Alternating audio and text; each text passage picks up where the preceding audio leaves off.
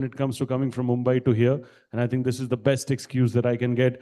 Kudos for all the spirit of Gujarat. Everybody, come on, Haat Tali, everybody. Yes, that is what it is. Thank you. Like I mentioned, ladies and gentlemen, the 18th edition of the Realty Plus Conclave 2026 Gujarat.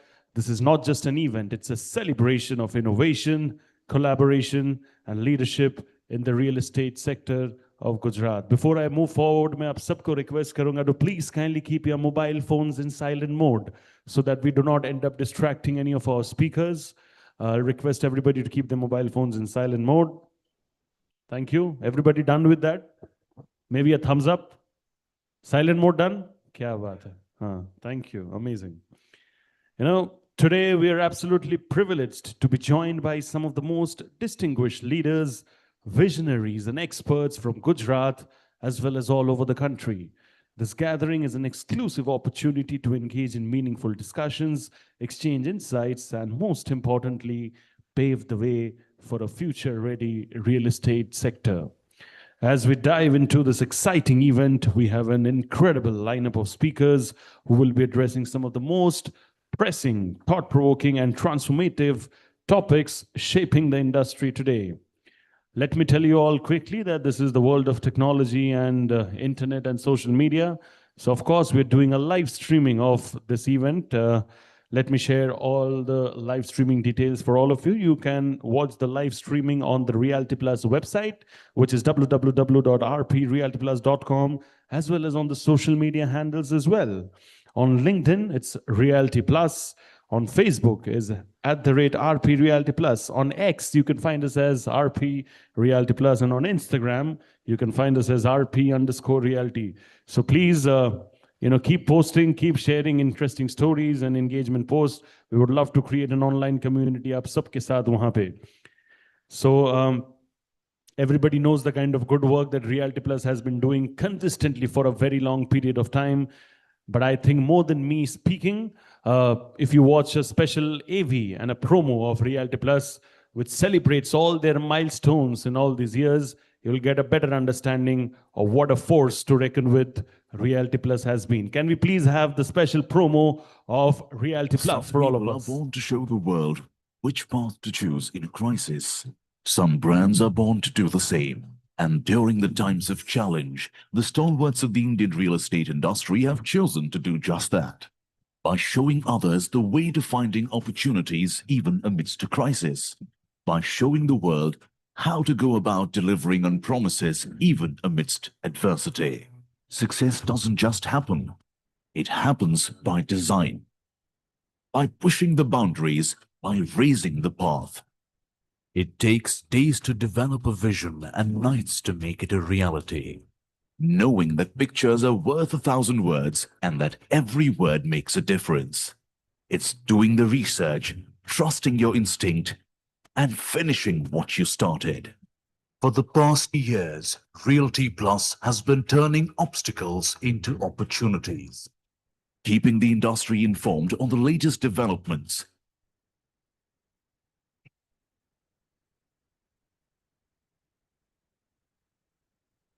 Innovating to inspire debates and discussions.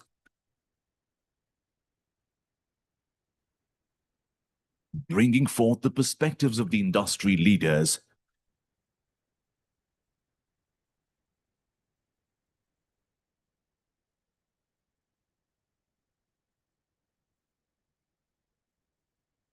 Honoring hard work and achievements.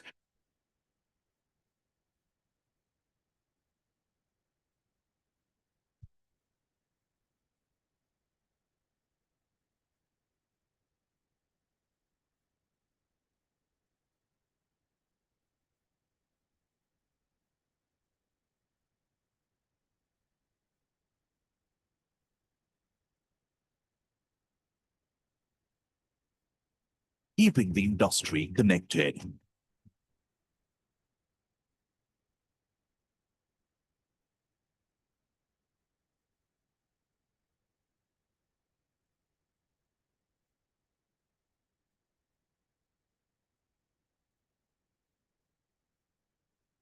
This is what we are built on. This is what we are building.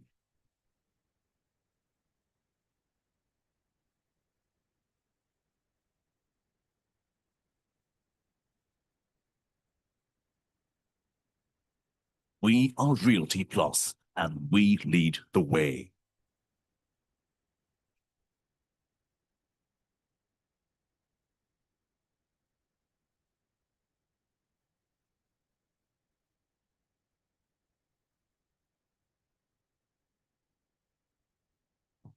यार एक मस्त punch line देने का सोचा था, mood ही खराब कर दिया. Anyway, jokes apart, if you all have seen the promo, ladies and gentlemen, you all have seen this turning obstacles into opportunities. This is why Realty Plus, ladies and gentlemen, for the longest period of time has been an absolute front runner and a leader. Nobody close to them, which is why they are an absolute pioneer in the space. A huge round of applause for Realty Plus, please, everybody. We have Tripti, we have Sapna, the entire team of Realty Plus. Every year they keep doing this and ensure that जो experience होता है all the real estate experts का वो 2x 3x करके double up होता रहे. It only gets bigger and better. So thank you so much. Kudos to once again to the entire team of Realty Plus for doing this so wonderfully. No event is genuinely successful or possible without blessings of the Almighty, right? We are a land of culture. We have our own belief systems, right? Which is why we are proud Indians and we celebrate that fact. So this event as well, we are going to be doing exactly that. We are going to be taking the blessings of the Almighty. Ganpati Bappa ka Ashirwad leke hum aage badhenge. So we are going to be doing the Ganesh mantra right now and the lamp lighting. And for that, I'm going to be calling some really, really special names on stage. May I please have the esteemed presence of Neerav Kothari, Director, Godwick Construction Private Limited, Dr. Abhishek Sharma, Executive Director and Head of Operations, Commercial Leasing and Advisory, Anurag, Chirag Doshi, Chairperson, IIIT Ahmedabad, Narendra K. Patel, Chairman, Sun Builders Group, Suresh Patel, Chairman, Naritco Gujarat, Mr. Manan Mehta, Co-Founder and CMO, House Activity, Chintan Vasani from Wisebiz, if you're around as well, Chintan Bhai.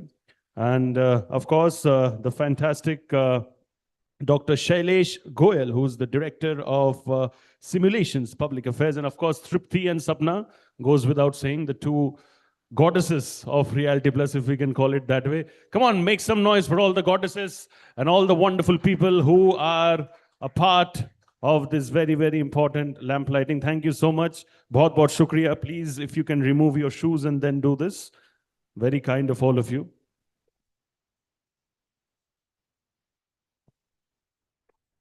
Vakratunda महाकाय सूर्यकोटि समप्रभा निर्विघ्नं कुरु मे देव सर्वकार्येषु सर्वदा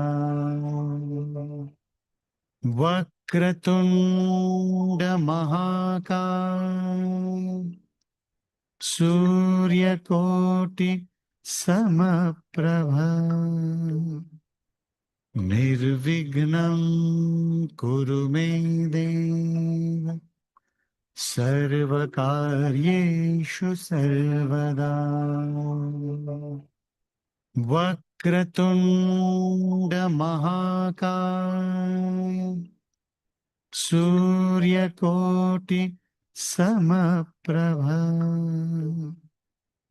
निर्विघ्नं कुरु मे देव सर्वकार्येषु आप सबका बहुत बहुत शुक्रिया. Ladies and gentlemen, can I request all of you to give them a bigger round of applause, please, everybody? बहुत बहुत शुक्रिया for helping us start the event on a very prosperous and auspicious note. I hope we have got a really, really nice group photograph as well. And thank you so much to all these team dignitaries for joining us over here for this.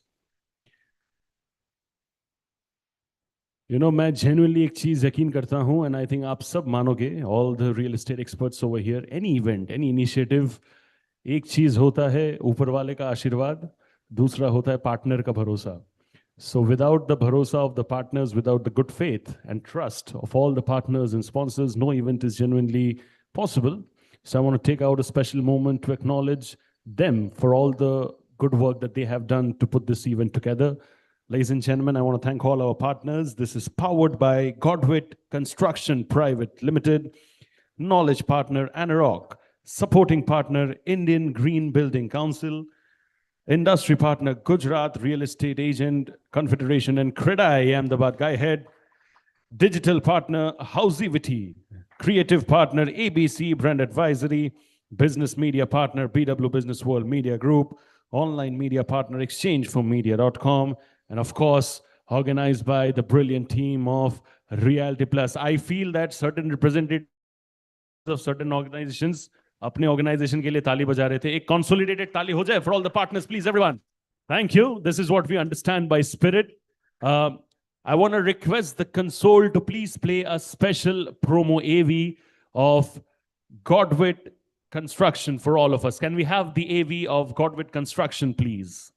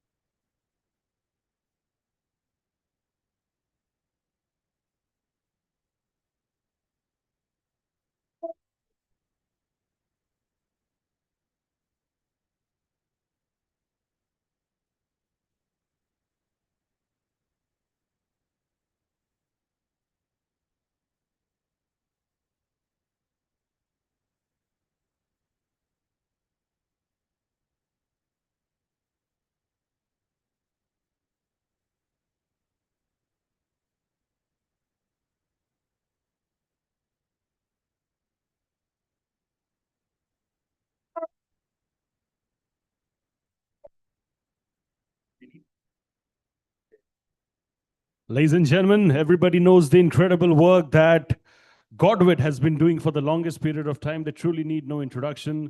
Unka khud ka mehnat plus God's blessings, I think together, their wit and God's blessings, Godwit, that's what it is. But can you all give Godwit Constructions a big round of applause, ladies and gentlemen? Thank you. And on that note, we will now be beginning with the first session, which is a special Realty Plus Real Talk. You know, normally we do this at the end, but then we wanted to do this in the beginning. There's a special purpose which Sapna will only explain to all of us. Can we have the chairs on stage, please, for the session? Let me quickly introduce to you our eminent speaker who will be taking forward the conversation, ladies and gentlemen. She's an architect by qualification, and after an active architectural practice of more than a decade, she forayed in the field of journalism in the year 2006. Her work has been published in some of the most incredible national newspapers, and she has also been a regular guest expert for real estate shows. Ladies and gentlemen, I want to talk about this lady who's an absolute force to reckon with when it comes to Realty Plus. And एक चीज मैं उनके बारे में कह सकता हूँ, given the kind of equation that I have, is that anybody in this room who wants to master the art of aging backwards, maybe she's the person to go to. Ladies and gentlemen, Sapna Srivastav ke liye zor se bajaiye tali, please, as she makes her way to the stage to conduct this conversation. Thank you so much, Sapna. And joining Sapna on stage is somebody who looks after the execution of projects and has been there since Godwit's inception. He's developed more than 3 million square feet of industrial space. He has previously worked with JLL in strategic consulting department and went on to head the industrial warehousing department, later heading the Ahmedabad offices and taking it to new levels. Ladies and gentlemen, the esteemed director of Godwit Constructions Private Limited, the man who needs no introduction, Mr. Nirav Kothari. Please, everyone, zor se bajaiye tali for Mr. Kothari as he makes his way to the stage. Thank you so much, sir. What a pleasure it is to have you. Swagat hai aapka. And can we have the mics quickly, please?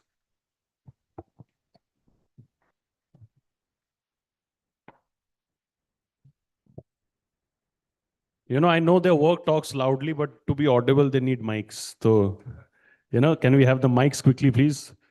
Thoda sa fast. Huh? Yes. Thank you. Here you go, sir. Thank you. Here you go. Can I have a big round of applause for them before they begin? Thank you. Yes. Over to you, Sapna. Thanks, Shubhajit, for those nice introductions, and I really loved the part where you said aging backwards. So, so thank you, Neera, for joining us. And this is the first session of the day. So context setting for the entire conclave, uski zimmedari hamare upar aa gayi hai. So let me start with you, with my observation of the city. Uh, Infrastructure is considered the backbone for Gujarat, and especially now that it is gearing up to host two major sports events. It is, preparing its infrastructure for that. But we have also seen at the city level, abhi jaise recent barish hui, the drainage problems. So we have seen both the sides. Your unfiltered view of what more can be done, for not only the physical, but also the utility level, the social level for the state. So first of all, good morning, everybody. Thank you for inviting me here to share my views and thoughts on real estate in Gujarat in general and infrastructure in particular. So first of all, like you mentioned, we had a huge round of rains over the last couple of weeks. And talking about drainage infrastructure, one of the basic things in the city. What is surprising is the area which was within the city, the municipal corporation limits. I don't think so. We did see a lot of flooding. It is the areas which are outside the city, the newer areas which are being developed. That is where the real challenge was, where development preceded infrastructure development. So only the roads were done, but the drains, the power lines, etc., are still work in progress. That is where we saw a lot of challenges. But the core of the city, the heart of the city, I don't think so. We faced a lot of challenges. What we need to do is like Gujarat has been doing over the past few years is that infrastructure development should precede the real estate development, where we not only just do the roads, but you do the electrical infra, you do the stormwater drains. Going forward, we need to do the digital infra as well. We need to do the green infra, the charging stations, etc. All that also needs to be done up and then succeeded by real estate development. I think that's the way forward. And then we can call ourselves the model development city in the country. I think that's right. I think, and that is the pain point for almost all cities in India. Putting cart before the horse. First, real estate development comes, then the infrastructure comes there. So that's, I think, what Nirav is saying, that in Gujarat, if we can do that, and city centers, you said was doing pretty okay. It is the new developments that saw the effect. Now, also. Small correction here. We would not like to compare ourselves with all the rest of the cities in the country. We are way better off than the rest of the cities. I agree. I agree. The Bombays and Delhis and Bangalore's of the world, we are way better than that. Our quality of life is very, very different as compared to those cities. Yes, so I do not compare my city with the cities, the big cities of the country. I agree to that. We have seen Bangalore and Mumbai also, how, it kind of gets flooded, but this was much, much better than other cities. Also, apart from, becoming very infra ready, Gujarat is also emerging as the industrial hub for the country. And you are the industrial real estate veteran. So I have to ask you, what is it that is making Gujarat attractive for foreign and even domestic capital coming in here? That's my sweet spot. I can speak for the entire day on that. A few things. It's not that Gujarat has been attracting investments, domestic and foreign, recently. It's a process which has been going on for last 30 years. It's just that now the country has started talking about it, and that is why this getting noticed. Few things. One is we have the longest coastline. As a result, we have excellent port infrastructure. And why this is key is we are the closest to the northern hinterland and the central part of the country. So all the logistics movement to these parts of the country happen from this place. That is one. Secondly, we've built decent infrastructure, even though if you ask me, I'm still not happy. We've built decent expressways, highways to connect the state itself and the rest of the country, which enables a lot of movement of freight, development of industrial parks, etc. Third is political stability. We've been having a government from the same political party for the last 30 years, which ensures there is continuity of policies. People don't go back and forth. So there is only movement in one direction and not the other direction. That's the third part. Over the years, what has happened is there has been a lot of industrial infrastructure which has been developed. Things like GIDCs. If you for example, drive from Ahmedabad to Vapi, all along you will find a GIDC every 50 kilometers. Now that is something which is an enabler for development of factories, industrial units, etc. And that's where the investments come in from. Another point is plug and play infrastructure. People like us who develop ready-built factory buildings where people just come in, lease, and you can start operations in 3 months. Vis-a-vis, if you were buying a piece of land, you would need to get a whole bunch of approvals, do the construction, do your machine installations, and start commercial production, which would take 2.5, 3 years. Today, people like us ensure that you can start production in 3 months. Over the years, if you look at Gujarat versus other states, if Gujarat did not focus on one city as the economic hub or the industrial hub. If you look at it, there are Ahmedabad, Baroda, Ankleshwar, Bharuch, Dahej, Surat. All of them have their own economic activity. Whereas if you look at Mumbai, Maharashtra is the industrial investment destination, and then there is nothing else. Now they're trying to push Aurangabad, Nagpur, etc. If you look at Karnataka, there's only Bangalore, nothing else. If you look at Tamil Nadu, there's only Chennai, there's nothing else. Coimbatore is still rising, maybe just waking up.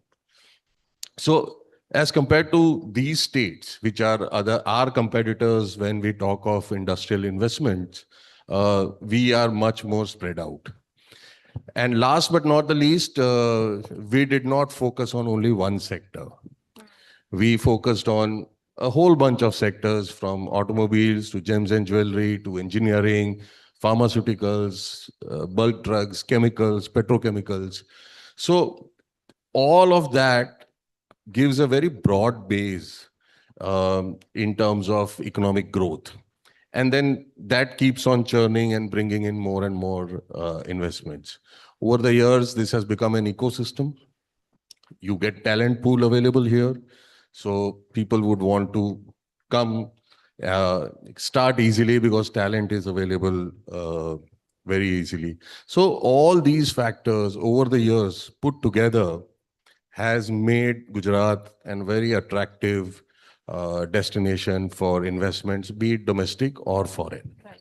No, very good points. I think you covered all aspects from, multi-focus, not only on the segments, the sectors, but also cities. So Gujarat as a whole, they are developing it and focusing it, and also in terms of not only infra, but also the policies. Like you said, the continuity of policies is something all businesses want, so that's fantastic.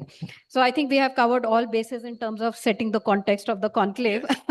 So let me, you spoke about Godwit giving plug and play kind of infrastructure.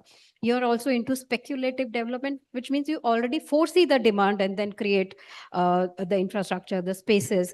How has that strat, because it's quite a risky strategy as well, capital intensive as well. How has this strategy worked for Godwit and most importantly for the clients? So since our inception 10 years ago, we were very, very clear that we wanted to do speculative development based on a couple of things. Our experience, working as the head of industrial real estate at JLL, that gave us a lot of insight into where, what are the locations, what kind of an industrial building would work, and then let's go ahead and build it ahead of time. What it essentially does is, when a customer or a client comes to visit and he sees that the building is ready or nearing completion, that gives them a lot of confidence on the delivery date. Anybody going to the site would go and see that, okay, it's only 2 months away, or maybe a month away, or maybe it's ready. And that kind of gives them a lot of confidence. I remember in the good old days, 15, 20 years ago, there were, companies who used to come, give out LOIs. The developers would go and then buy land, get it converted, get approvals, then build it and hand it over. It was a 15, 18-month time cycle. Companies today don't have that time. Very, very clearly, the pace at which the country is growing, the pace at which the companies are growing, their line of sight, unfortunately, is only 3 to 6 months. And they would come and tell us that we want a building in next 3 months, or we want a building in next max to max 6 months. What is it that you can offer us? And that is where our strategy of doing speculative development works very well, because then we have the negotiating power, that there is a ready building, and in terms of rentals, we would fetch a better rental as compared to a build to suit or maybe an LOI and go buy land and things like that. So that negotiating power then rests with us, and which kind of ensures that the customer gets what he wants at our prices. So that's the strategy that we've followed. So far, it's worked well for us, touch wood. And it's all about getting the pulse of the industry, where they want to go, where they want to expand, what sort of buildings that the customers would want, and building it ahead of time. No, I think that's right. It's a win-win situation for both the client and yourself.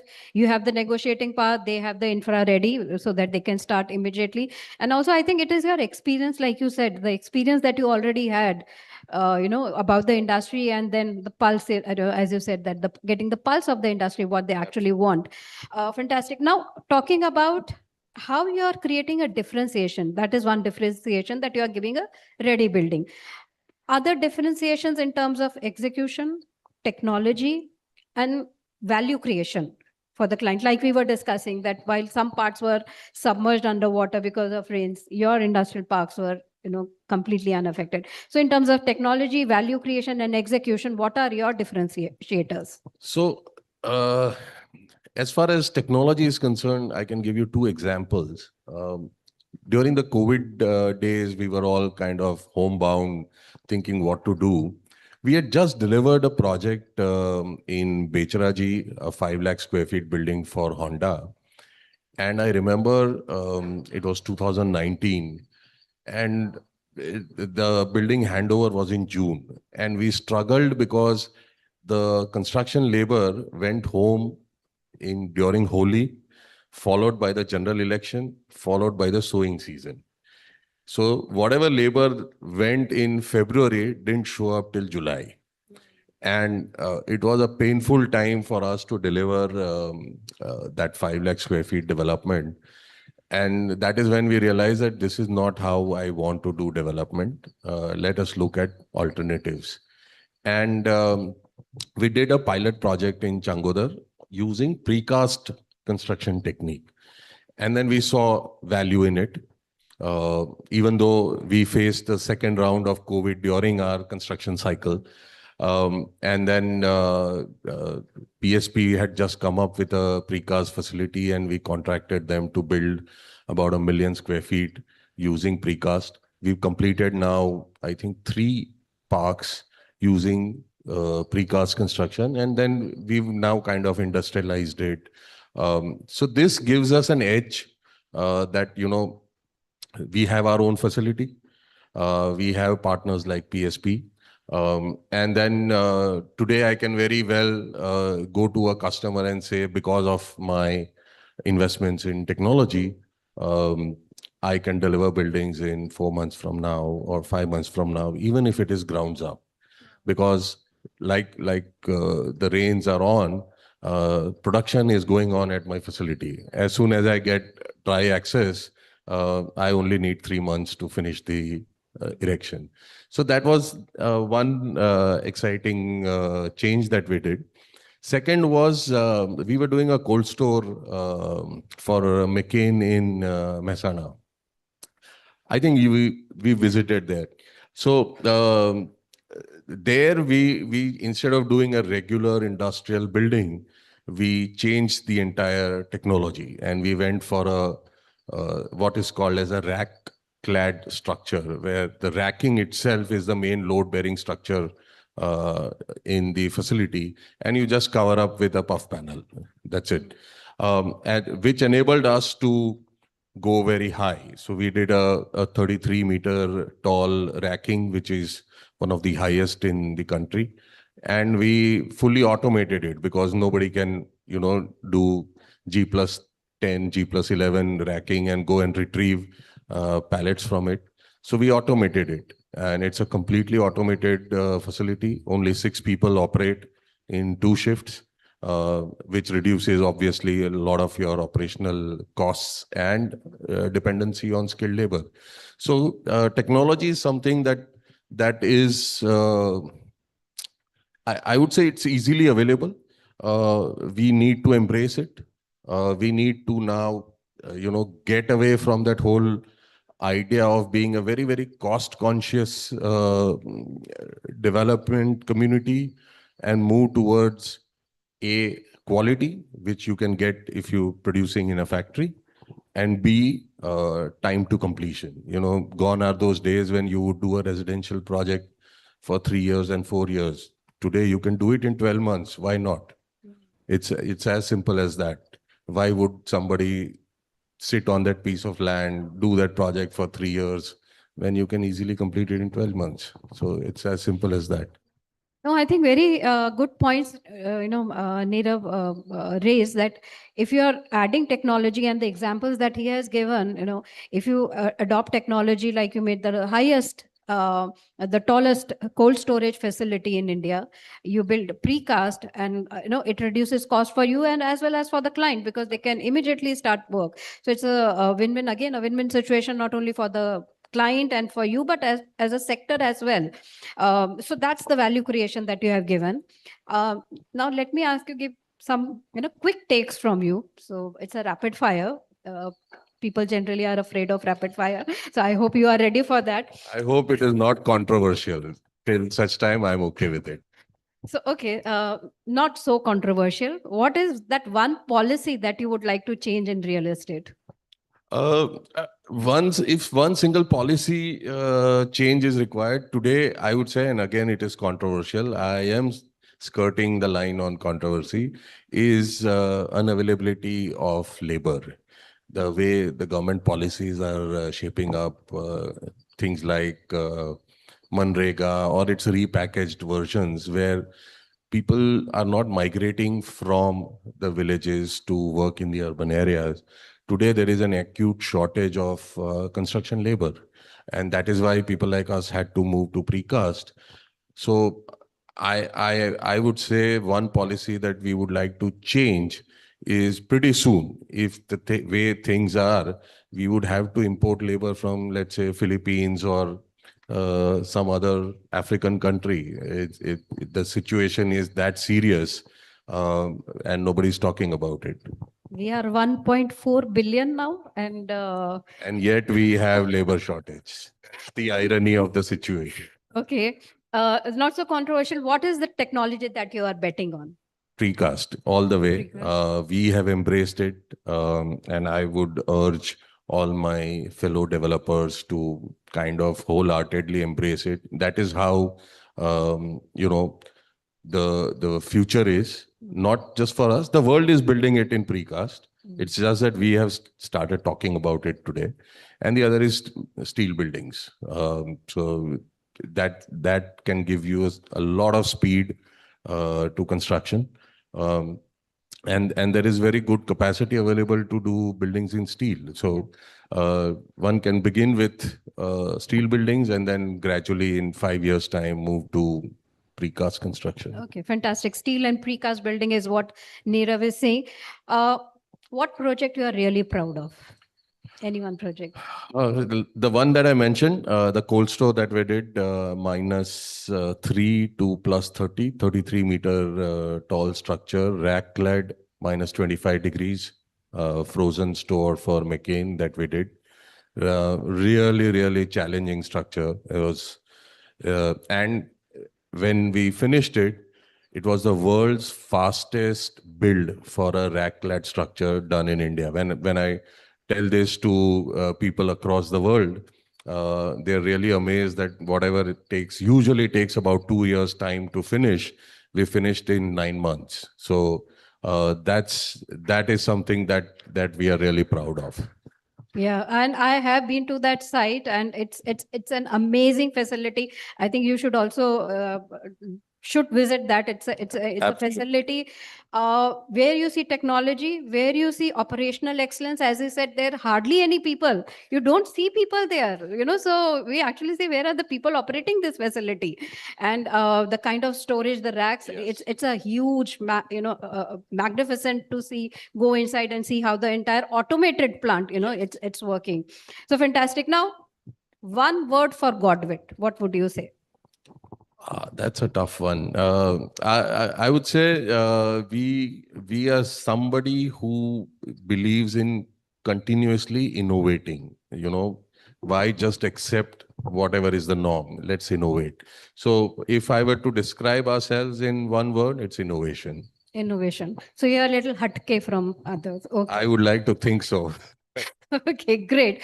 One word for Gujarat growth story. Oh, there can't be one word. I mean, I spoke about 5 minutes for the Gujarat growth story. So we are firm believers of the Gujarat growth story. A lot of people keep saying that you've done some fantastic work in Gujarat. Why don't you come to Pune? Why don't you come to Chennai and do projects there?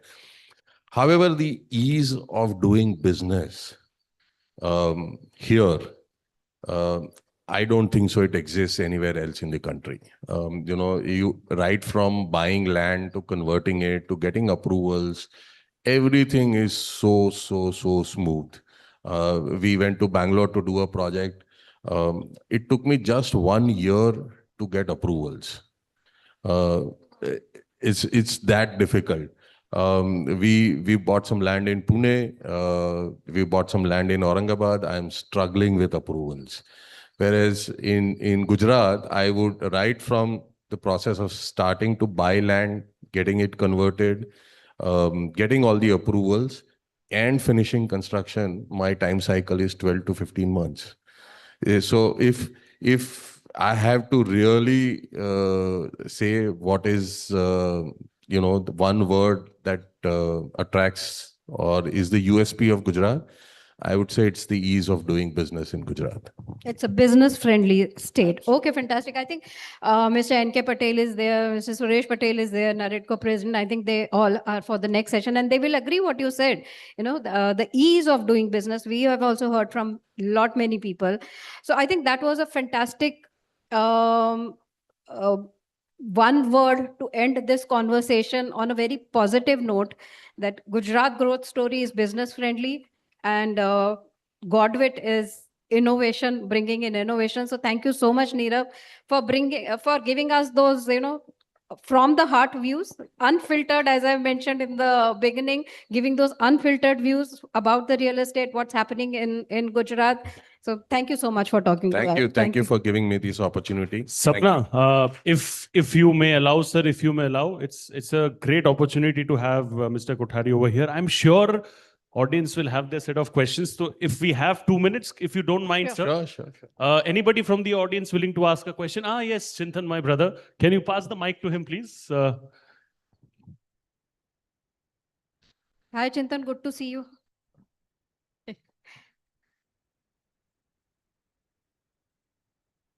Very very good morning hello सपना जी नीरव भाई pleasure to here you क्योंकि जितने real estate conferences में जाते हैं सब लोग खाली डेटा सेंटर की बात करते हैं एआई की बात करते हैं but you spoke about one industry which is actually booming and very few people are talking about it you mentioned a lot about the features about Godwit, what you were talking about, but I love market research. I want to understand अगर अहमदाबाद में Godwit को next एक साल में एक amazing warehousing का facility बनाना हो तो कौन सा वो लोकेशन होगा which you would select in and around Ahmedabad and what would be the feature that would 100% have So one thing is today, if anybody asks me which is the next big location today, I would say it's Sanand.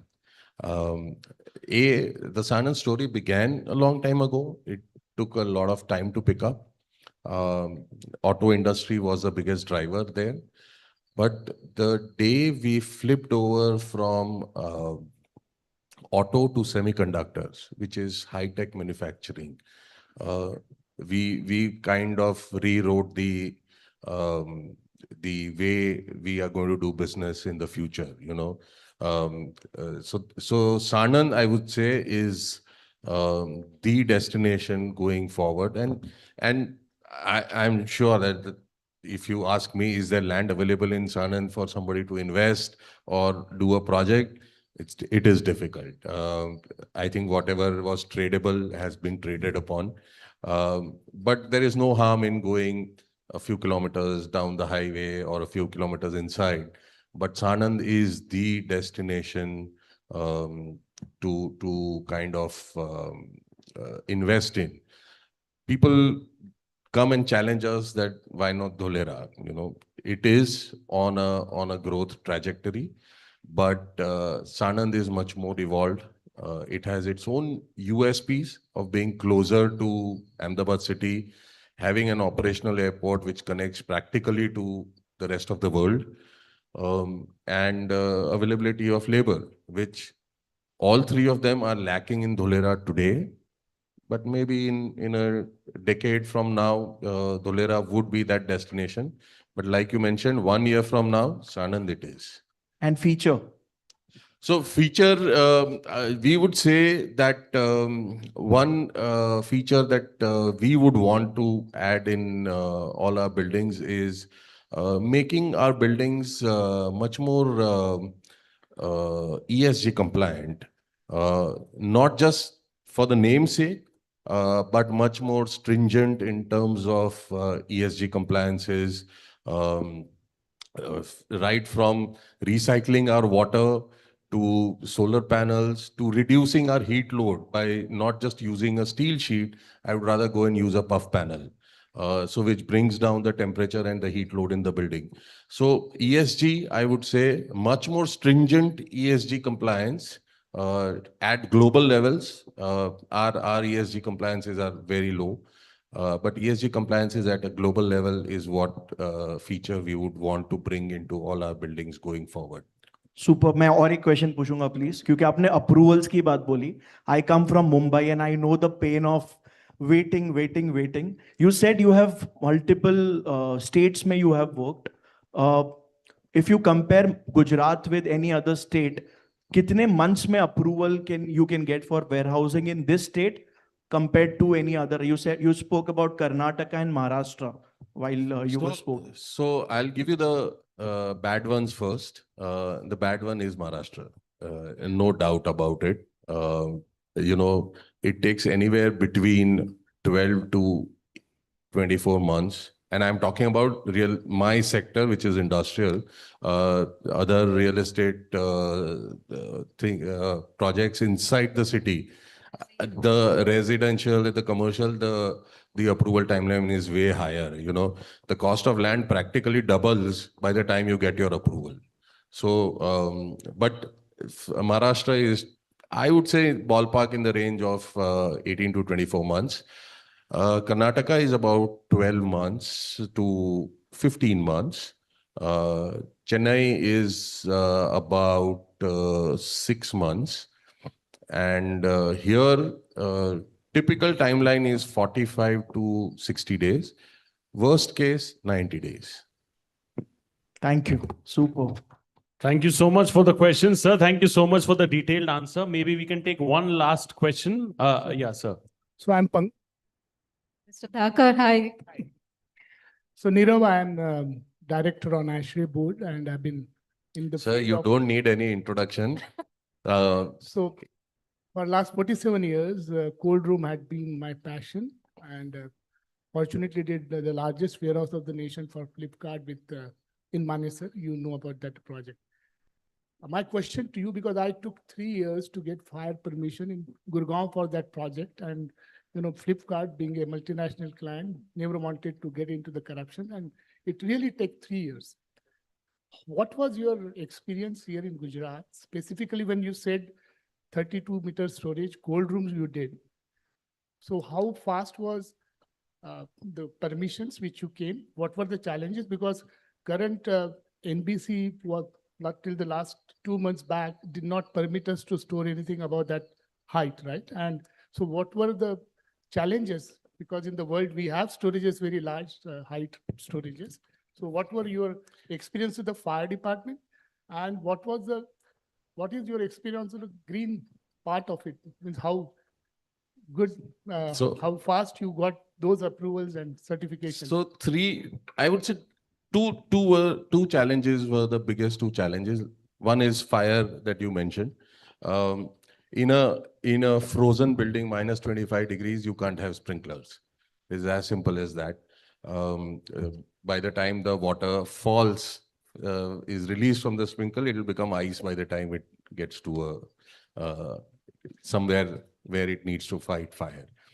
So the world does what is called as oxygen reduction. So you bring down oxygen to less than 16 degrees, and which ensures that there is no spark that happens inside the building, because you need oxygen for the spark to become a fire. The fire department did not understand this technology. Really? Because I thought that is the best way of... That's the best way. That's the technology by which you can control fire in a frozen building. The fire department did not understand that technology. We had to really sit down with them and convince them this is what it is, and give a lot of undertakings before they said, okay, go ahead and we will issue a fire NOC for that. The second and the funny thing... Did you implement this here? Sorry? Did you implement the oxygen reduction process? Yes. We saw that. Yes, Yeah. yes. Fantastic. I think this will be one of the first of that size then. Yes. Yes.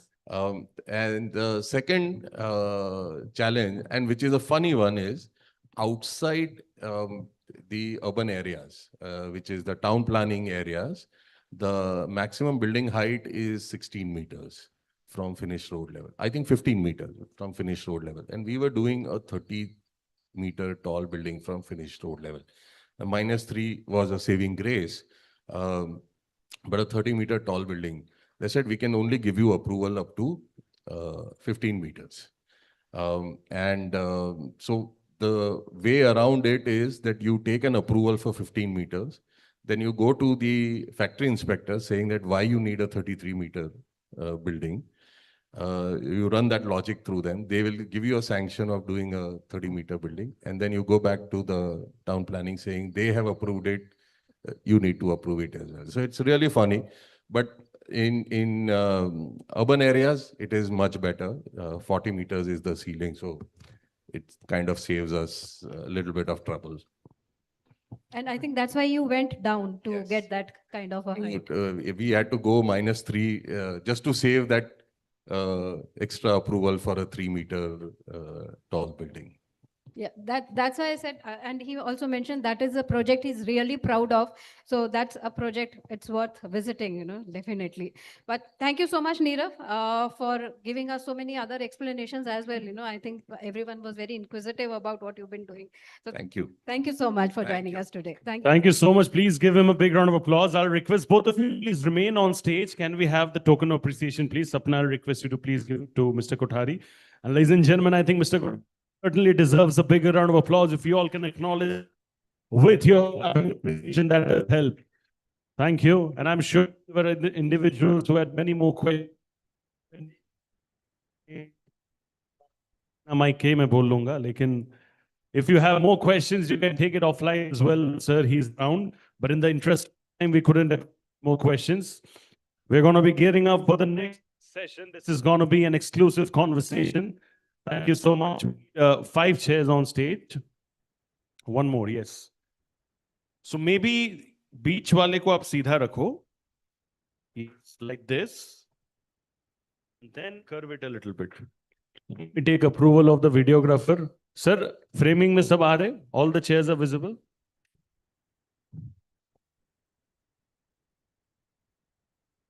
And leave a bit of space in between the chairs, please.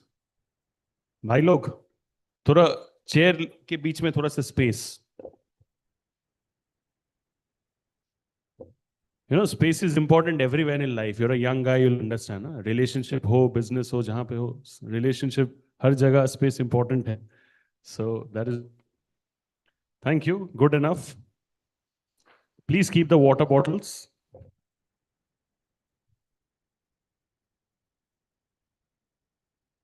So this is going to be an exclusive conversation on the Gujarat advantage. What makes Gujarat India's most investor-friendly real estate destination? The topic in itself is very exciting because it oozes truth in the true sense of the term.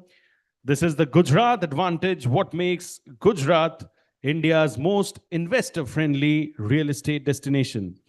This session is going to be chaired on stage by someone who has 2 decades of experience across real estate consulting, occupier portfolio management, developer platforms, and institutional real estate ownership. He has held leadership roles with organizations including Brookfield Properties, CBRE, and of course, Cushman and Wakefield. And his experience includes managing complex corporate real estate portfolios, advising leading occupiers, and contributing to institutional real estate and related initiatives. Ladies and gentlemen, the esteemed Executive Director and Head of Operations, Commercial Leasing and Advisory, Anurag, Dr. Abhishek Sharma. Can we have a big round of applause for Dr. Sharma, please? Sir, swagat hai aapka. Thank you so much for being with us over here. Welcome. I'll request you to take the seat over here at the corner. And I'll request all my speakers to please kindly take the seats as per the photo arrangement that you see on the slide. Aesthetics are important. So I'll request all of you to take your seats accordingly. Sir, you may take your seat. Thank you.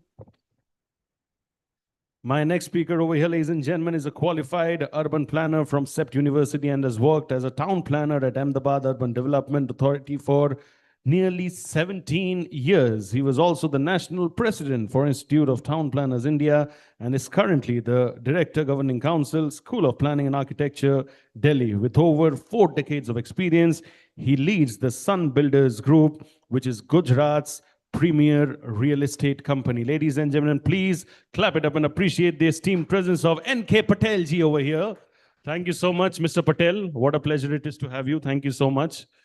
Truly value your time over here.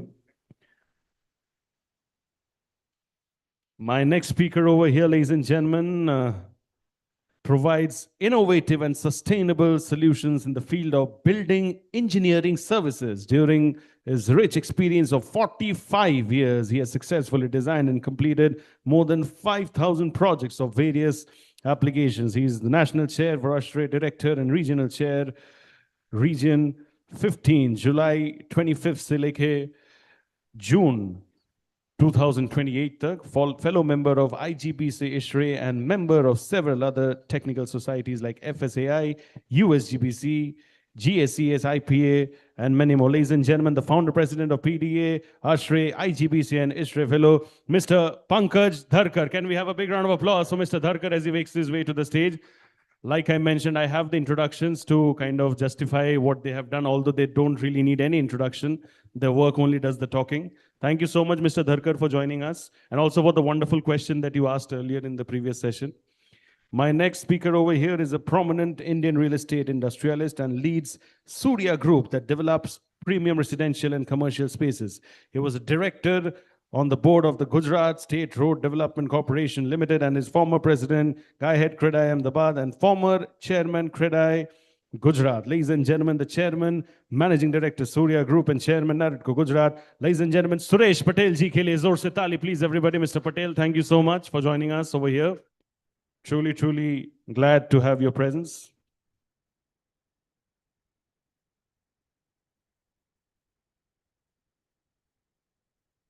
Thank you. And ladies and gentlemen, my next speaker over here, ladies and gentlemen, an interior design studio that's named Chirag, co-founded by him, Ego Designs, in the year 2006. It has since then completed more than 450 projects across the country of varied scales and segments. Over the years, he has been associated with academics with various universities as a visiting faculty like the CEPT University, Anand University, LG University, and many others. Since the year 2019, he has been a regular visiting faculty at the Faculty of Design, CEPT. Please make some noise for Mr. Chirag Doshi, Principal Designer, Partner, Ego Designs, and Chairperson, IIID Ahmedabad. Thank you so much, sir. What a pleasure it is to have you. Ladies and gentlemen, can we have a big round of applause for all of them, please? It's not every day that we get all these stalwarts all under one roof. So we need to truly acknowledge and appreciate their presence. So we have the timer for you, and we look forward to hearing all of you. Thank you.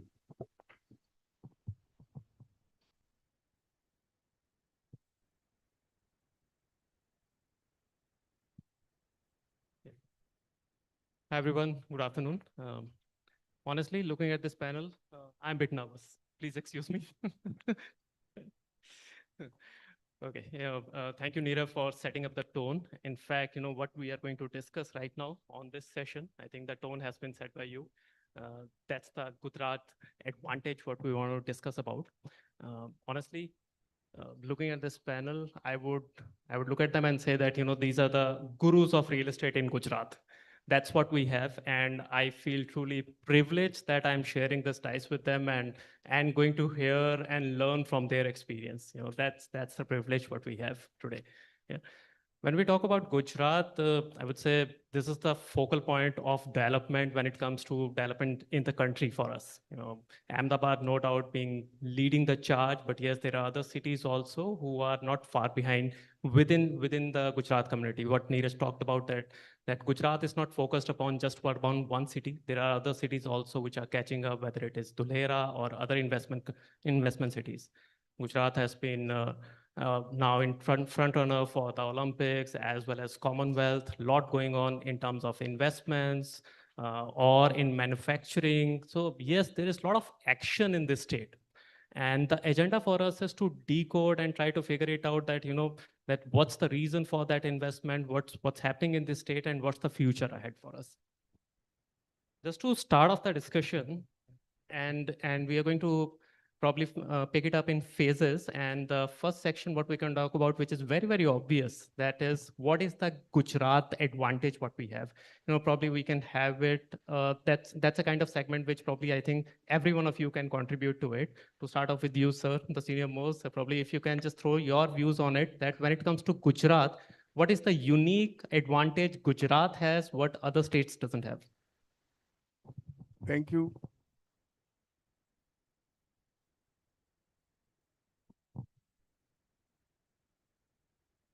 Hello. Yes.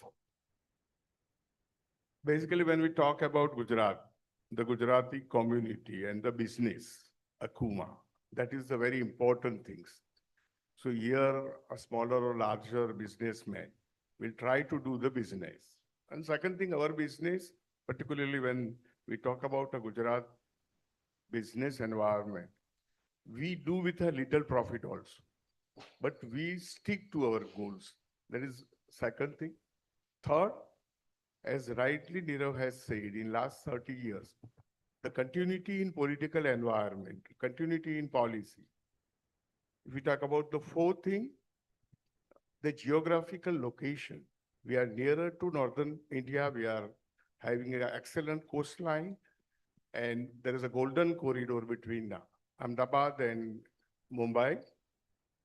The fifth thing is, you are safe and secure. If you buy a land here, forget about it, there will not be any encroachment. Or if you put a investment or a startup factory, your labor forces or other things will be more safe.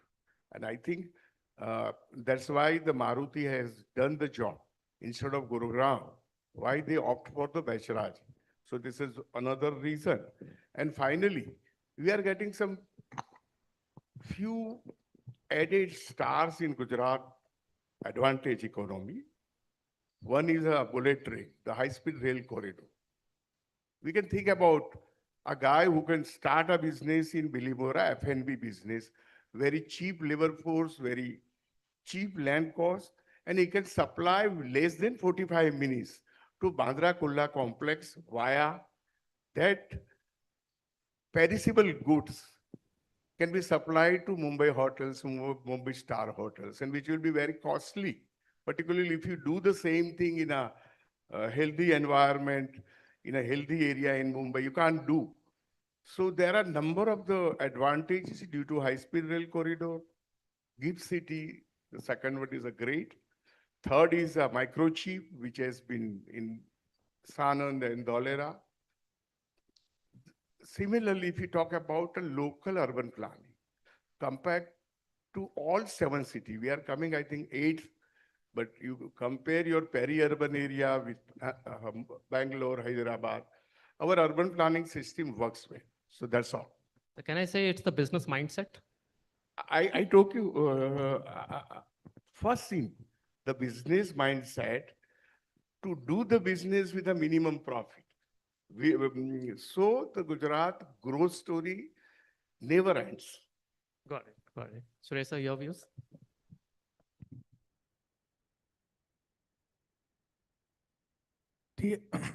Realty plus के इस conclave में सभी देखने वाले और बाकी श्रोतागण को बहुत बहुत बधाई हो, क्योंकि इतना अच्छा रियल एस्टेट सेक्टर का और इंफ्रास्ट्रक्चर का हम ये कॉन्क्लेव कर रहे हैं। अभिषेक भाई, गुजरात में जो सबसे बेहतर पॉइंट है वो ये है कि इतना एप्रिसिएशन होने के बावजूद भी आज का real estate market of Gujarat, specially Ahmedabad, it is the cheapest and most affordable real estate property market. अगर जिस तरह इनके पटेल सर ने बोला कि यहाँ पे बुलेट ट्रेन आ रहा है तो हम बॉम्बे से 3 घंटे में यहाँ आ जाएंगे, देश का सबसे बेहतरीन रिवर फ्रंट हो रहा है, तो हम कुछ ही सालों में एलिस ब्रिज से बोट में बैठेंगे और गांधीनगर सरिता उद्यान उतरेंगे। ये कुछ ड्रीमिंग बात नहीं, एक्चुअल होने जा रहा है। हमारा जो पोर्ट है, नंबर ऑफ पोर्ट्स है, वो देश का सबसे लंबा 2300 किलोमीटर का मरीन कोस्ट है। यहाँ पे दिल्ली मुंबई का जो फ्रेट कॉरिडोर है उसका 37% लेंथ गुजरात में आ रहा है। तो इतने सारे इंफ्रास्ट्रक्चर होने के बावजूद हम अगर एंटरटेनमेंट के एंगल से देखें, स्पोर्ट्स के एंगल से देखें, तो गोल्फ का हम कैपिटल है। कॉमनवेल्थ गेम 2030 का भी आ रहा है। इट इज पॉसिबल दैट कि 2036 का ओलंपिक भी गुजरात और इंडिया होस्ट करें। तो ये सारी चीजें होने के बावजूद और गुजरात को सबसे बेहतर रियल एस्टेट डेस्टिनेशन होने के बावजूद we are most affordable. That is the biggest plus point. So it's the sustainable infrastructure. Yes. और जैसे इनके पटेल सर ने बताया कि टीपी स्कीम का बेस्ट इम्प्लीमेंटेशन गुजरात में हुआ है। There is pros and cons, मगर उसको मैं अगर इन्वेस्टमेंट फ्रेंडली एंगल से देखूं या तो मैं उसको एंड यूजर के एंगल से देखूं, तो मेरे हिसाब से in last 20 years real estate market का जो क्वालिटी कंस्ट्रक्शन है और जिस तरह के नए नए इनोवेटिव टेक्नोलॉजी का गुजरात में उपयोग किया जा रहा है, मेरे हिसाब से किसी भी इन्वेस्टमेंट के एंगल से, चाहे वो बड़ी कंपनी हो, चाहे प्राइवेट इक्विटी सेक्टर हो या तो छोटे एंड यूजर हो, सभी के लिए रियल एस्टेट मार्केट अहमदाबाद का बहुत बड़ी अपॉर्चुनिटी लेके आ रहा है। Interesting thoughts. So, Pankaj sir. Sir, मैं सोचता हूँ कि सबसे जो खूबसूरत बात गुजरात की है कि यहाँ की जो लोग हैं वो किसी भी आउटसाइडर को जिस तरह से अडॉप्ट करती है और यहाँ पे किसी भी तरह का डिफरेंशिएशन नहीं है। जैसे कि मैं आपको एग्जांपल दूं, मैं खुद इंदौर का रहने वाला हूँ, मैं नॉन गुजराती हूँ, पर मुझे मैं 1984 से यहाँ पे हूँ. ऑफ कोर्स लेटर मेरी डॉटर की शादी भी एक पटेल से हुई है. तो but the way you work, you go outside, you will never ever get a feeling कि आप बाहर के हो. तो शायद उसी वजह से जो डेवलपमेंट हुआ है, ये उसी के वजह से हुआ है क्योंकि लोगों में उन्होंने कहीं ये ना देखा कि ये केरला का रहने वाला है, ये आंध्रा का रहने वाला है, और इसने जो भी आया यहाँ पे अडॉप्ट, जो भी आया इस स्टेट के लिए कुछ काम कर रहा है, उसने उसको अडॉप्ट किया. तो सबसे बेहतरीन बात ये है. And the kind of work which is happening today in Gujarat, यदि मैं एक MEP फील्ड से आता हूँ, मेरा काम इंजीनियरिंग का है, तो शायद ये जो 5 साल आ रहे हैं और जो 5 साल गए हैं, इस डिकेड में जितना काम गुजरात में हो रहा है वो कभी हुआ ही नहीं है सर. मैं आपको एग्जांपल दूं कि आज से यदि हम एयर कंडीशनिंग की बात करें तो मैं शायद 20 साल पहले एक आध हजार टन का कोई जॉब आता था तो पूरे सिटी में माहौल हो जाता था कि पंकज भाई ये 1000 टन का जॉब कर रहे हैं. You must know today my in globe I am not talking about India, जिस तरह के मेरे यहाँ माइक्रो चिप्स बन रही हैं, जिस तरह से रिलायंस और कडानी का सोलर आ रहा है, each project cost, each project tonnage is 250,000 tons, 3 lakh tons of air conditioning. You have to then connect it to various other areas. जो हमारे चिप मैन्युफैक्चरिंग में जो क्लीन रूम्स लगते हैं, उसमें जो जिस तरह का क्वालिटी का काम हो रहा है, ये कभी हुआ ही नहीं सर, इंडिया में कभी नहीं हुआ. तो मेरे यहाँ पे जो अपॉर्चुनिटीज हमारे प्रोफेशनल्स को है इज अनपैरेलल्ड. जैसे सर ने बताया, और I M fortunately involve with the Commonwealth development which is happening for the infrastructure of stadiums. अभी उसमें जिस तरह का गवर्नमेंट का इंटरेक्शन हो रहा है, जिस स्पीड से वो इम्प्लीमेंट करने जा रहे हैं, दैट इज ऑल्सो यूनिक. यानी कि आप समझे कि 30,000 करोड़ का डेवलपमेंट इसी रिवर फ्रंट पे आगे जाके होने वाला है. अब उसके साथ में कई चीजें होगी, उसके साथ टाउनशिप बनेगी, and they are also thinking how does that infrastructure gets used later on. और आज की नए जनरेशन में मुझे पता है कि चिराग भाई के बच्चों को वो चाहेंगे कि स्पोर्ट्स एक्टिविटी में डाले. हमारे समय तो कुछ पोटेंशियल ही नहीं था, पर आज जो हो रहा है उससे आने वाले समय में यहाँ पे रहने का जो कंफर्ट लेवल होने वाला है, और जो आज हम अपने बच्चों को देना चाहते हैं, आज केवल क्रिकेट की बात नहीं हो रही.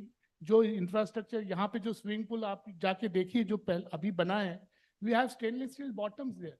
We are preparing them for Olympics, not for Commonwealth. ये कॉमनवेल्थ स्टैंडर्ड से नहीं बन रहा है. We are talking about district cooling happening. For me it is one of the biggest proud, because हमने गिफ्ट सिटी के पहले बनाई जो डिस्ट्रिक्ट कूलिंग था. सेकंड डिस्ट्रिक्ट कूलिंग हमने अडानी शांति ग्राम में बनाया, और ये शायद तीसरा होगा अडानी के एयरपोर्ट पे, वहां भी डिस्ट्रिक्ट कूलिंग हो रहा है. ये एक ही सिटी है सर, एक ही स्टेट है, बाकी सब जगह बातें हो रही बड़ी बड़ी, पर कहीं इंप्लीमेंट नहीं हुआ. It is only Gujarat which has first district cooling, second getting commission any time on next month. There are 3 more in planning. And so एक इंजीनियरिंग फ्रैटर्निटी में जो एक प्राइड मिल रहा है, ये कभी नहीं हुआ. और ये जो पोटेंशियल है ये अनपैरेलल्ड है. और कल ही सर मैं जयपुर में था, तो एक डेवलपर ने मुझे ये पूछा कि धारकर साहब ये बताइए कि आपके यहाँ के डेवलपर इतने कम कंस्ट्रक्शन कॉस्ट में कैसी बिल्डिंगें बना लेते हैं और कैसे इसको मार्केट कर रहे हैं इस प्राइस में. हमको तो जयपुर में होते हुए समझ में नहीं आता है. मेरे यहाँ पे कई आर्किटेक्ट्स और डेवलपर्स, क्योंकि मेरा 90% काम बंबई में होता है सर, तो बंबई के कई लोग आके ये देखना चाहते हैं कि ये मैनेज कैसे होता है. I think all credit to all this guys, because this is phenomenal which is a key, because जिस बिजनेस एक्यूमेन से ये सब होता है यहाँ पे, ये सीखने जैसा है sir. So that means the acceptance of progressive ideas, वो बहुत open है. Absolutely. Got it. Chirag, your views? Yeah, I think all the points have been already discussed, whether it's a stable government or whether it's a connectivity factor. I think the primary, if you go back to the basic thing, it is about the mindset of the people here. People don't like to be stagnant over here. They're not happy with being at the same place. And there's a constant need for development, that each Gujarati, and by Gujarati, I mean everyone living in Gujarat, they need that kind of a progress continually in their life, with a good lifestyle, whether it's work or the private life. I think that is the driving factor, which makes, the entire Gujarat story the way it is. And so that makes it more sustainable. That's the most sustainable factor, Got is this mindset. You Mhm. know, other factors may be sustainable or not, but if you have this kind of a mindset, we are always going to grow. Uh, the icing on this cake would be is that the same people would probably get a more better civic sense than all the infrastructure that we are building would be able to sustain more, would be able to be more presentable in the future. So I hope that little part gets a bit of a course correction. Got it. Yeah. That's a good point to have. Suresh, sir, you talked about the infrastructure in the city or the state. Yeah. So that is something we have seen throughout the country, that infrastructure projects would be announced. Some will start, some will not start, some will fail. So in terms of success rate, that's low, especially from the government side, right? So what makes Gujarat as an exception where the infra projects are largely successful? Main reason जो हम बताते हैं 30 year से एक ही government और पंचायत से parliament तक एक ही थॉट प्रोसेस से इंफ्रास्ट्रक्चर का थॉट प्रोसेस आता है और उसका इम्प्लीमेंटेशन होता है. That is the biggest advantage. और उसके साथ मैं आपको बताऊं कि सबसे पहला रिवर फ्रंट अहमदाबाद में, सबसे पहला बुलेट ट्रेन का प्रोजेक्ट अहमदाबाद में, सबसे ज्यादा अभी पर स्क्वायर फीट देखा जाए तो क्रेन्स भी यहाँ पे लग रहे हैं. सेमीकंडक्टर का सबसे बड़ा यूनिट यहाँ पे लगने जा रहा है. गिफ्ट सिटी का फाइनेंस का जो कुछ सेंटर है वो है. यानी सभी इंफ्रास्ट्रक्चर, रियल एस्टेट प्रोजेक्ट और अलग अलग जो दूसरे कंट्री में सक्सेस हो चुके हैं ऐसे प्रोजेक्ट का इम्प्लीमेंटेशन, सोच भी जल्दी आती है और इम्प्लीमेंटेशन भी फास्ट होता है. बुलेट ट्रेन होगा तो क्या होगा, 3 घंटे में बॉम्बे का आदमी अहमदाबाद से टच करेगा. तो this will become a Bombay का बैक ऑफिस बनने वाला है फाइनेंस का. सेमीकंडक्टर यूनिट जिस तरह से गुजरात में चाहे धोलेरा या सानंद में स्पेशली मिस्टर कोठारी ने बोला, आप सोच नहीं सकते कि किस तरह से लोगों की जरूरत पड़ेगी. और दूसरा जो है, चिराग भाई ने बताया कि नई चीजें एक्सेप्ट करना. एक ही वर्ल्ड में ऐसा सिटी है जिसमें सीबीडी चेंज होता है. आज मुंबई में नरीमान पॉइंट, मेकर्स चैम्बर आज भी वही है. हमारे वहां मानेक चौक में था सीबीडी, चेंज होके आश्रम रोड आ गया, आश्रम रोड से सीजी रोड आ गया, सीजी रोड से एसजी रोड आ गया, एसजी रोड से सिंधु भवन रोड, सिंधु भवन से अभी जाएगा सानंद. कहाँ जाएगा? यानी CBD change.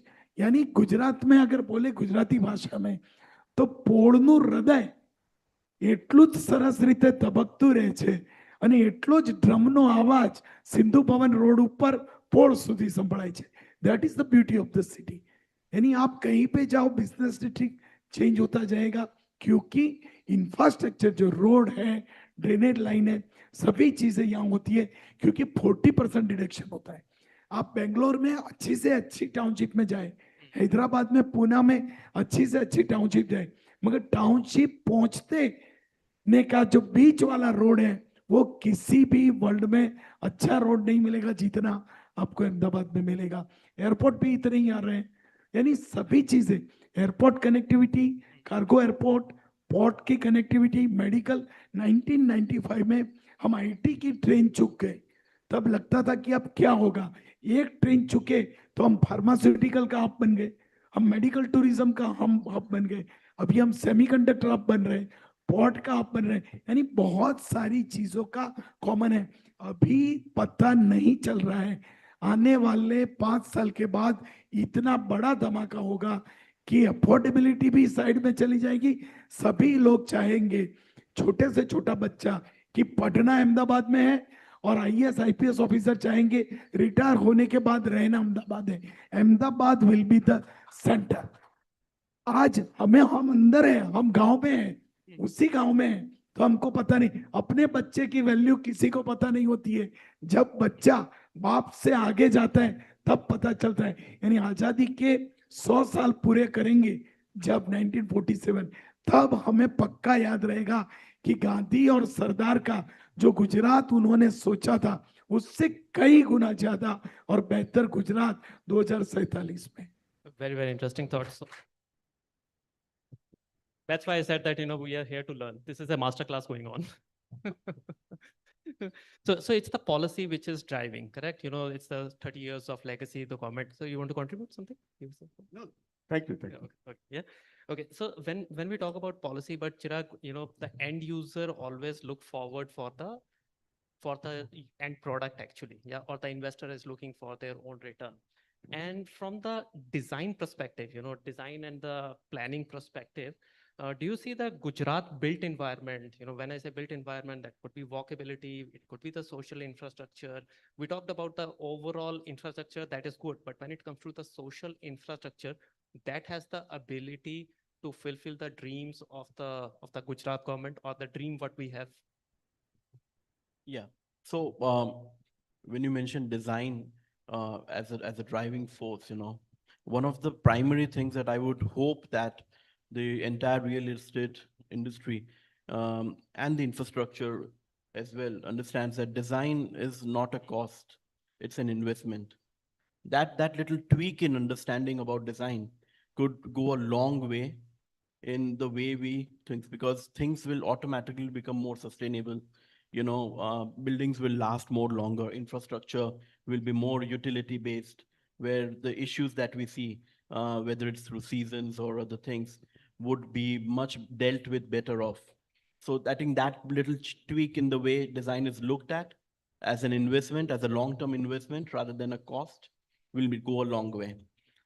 As far as the continuity and the social infrastructure is concerned, I think there is some kind of a missing link between, and I think it was in the previous session by Mr. Kothari, it was um, exampled very well, is that the real estate development is happening before and the infrastructuring is following later on. And that I think is something that we need to look at, that kind of a scenario does not happen with some of the localities that we see in our city. Because imagine I have a 5 crore house, right? And I have a 3 crore office.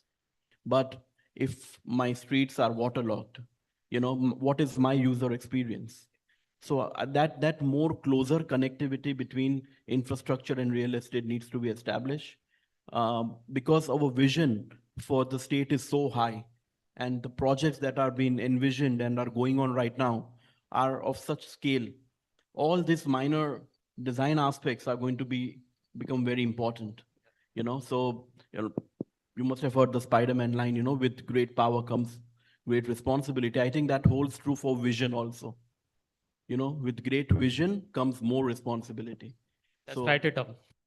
yeah, that's a punchline. Yeah. So I think that's the way to look at design as a driving force, and I hope that is done more and more. Interesting. Yeah. Let's move on and talk about some growth corridors of Gujarat. And I think the best person, sir, to talk about this would be you over here, because you've been spent 45 years in the industry. You have seen so many growth corridors coming in. So for someone new coming in and start making investments, for them, what kind of indicators what you should suggest, which they should look before making any investments, especially considering that Gujarat has so many avenues to invest, right? So what kind of, those particular indicators which you will pick it and say that, this is something important which you should consider before investing in Gujarat? Yes, if we are going to talk about a growth area for coming next 20, 30 years, first, you should think about a transit line, a commuting line. Is it on DMIC corridor? Is it on Ahmedabad-Mumbai Golden Corridor? Is it on expressway? So location is one of the important criteria. And second thing, particularly, what are the avenues? If we talk about Sanand, Nirav has told lots more about the Sanand. So Sanand and Dholera, that West Ahmedabad region, which is nearer to Rajkot also, which is nearer to airport to Rajkot, New Dholera Airport, DMIC corridor. So that is the area where the activity are going. So it is a very active region. So one has to invest in that. Similarly, if we talk about other things, which are low investment and other things, so I just said, choose some small location which can cater to Surat or Mumbai.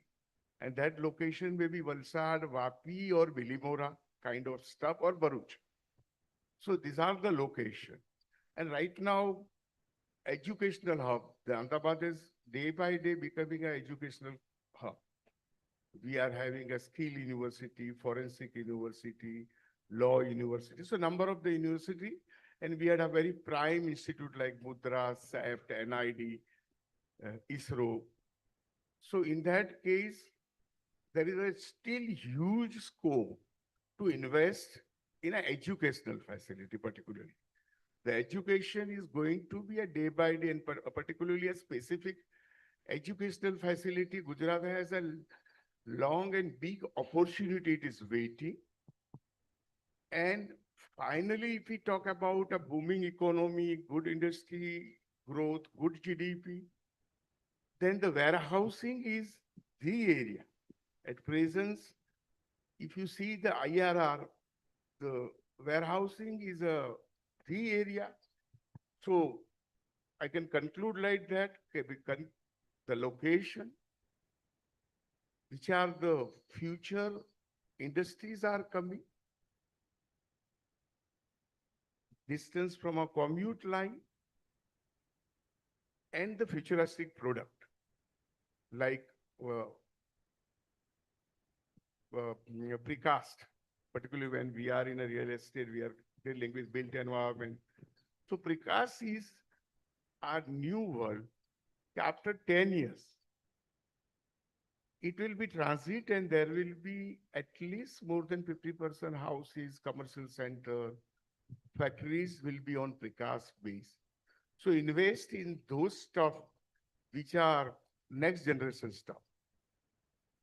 Nice, nice, sir. So please make a note. This is the cheat code what we have. Okay. Suresh sir, look, Gujarat has been traditionally built on local capital. The people over here who has pumped in money and built up the state over here, right? So, but yes, in last decade or so, overall in India, we have seen a lot of institutional capital coming in from, or the foreign capital coming in and investing in India. Most of that money is going towards either in Mumbai or Bangalore or Hyderabad, those kind of cities, whether the likes of Brookfield, Blackstone, GIC, all of them are investing over there. We have quality projects here in Gujarat also. So what's lacking over here that, how we can attract that foreign investment here in Gujarat?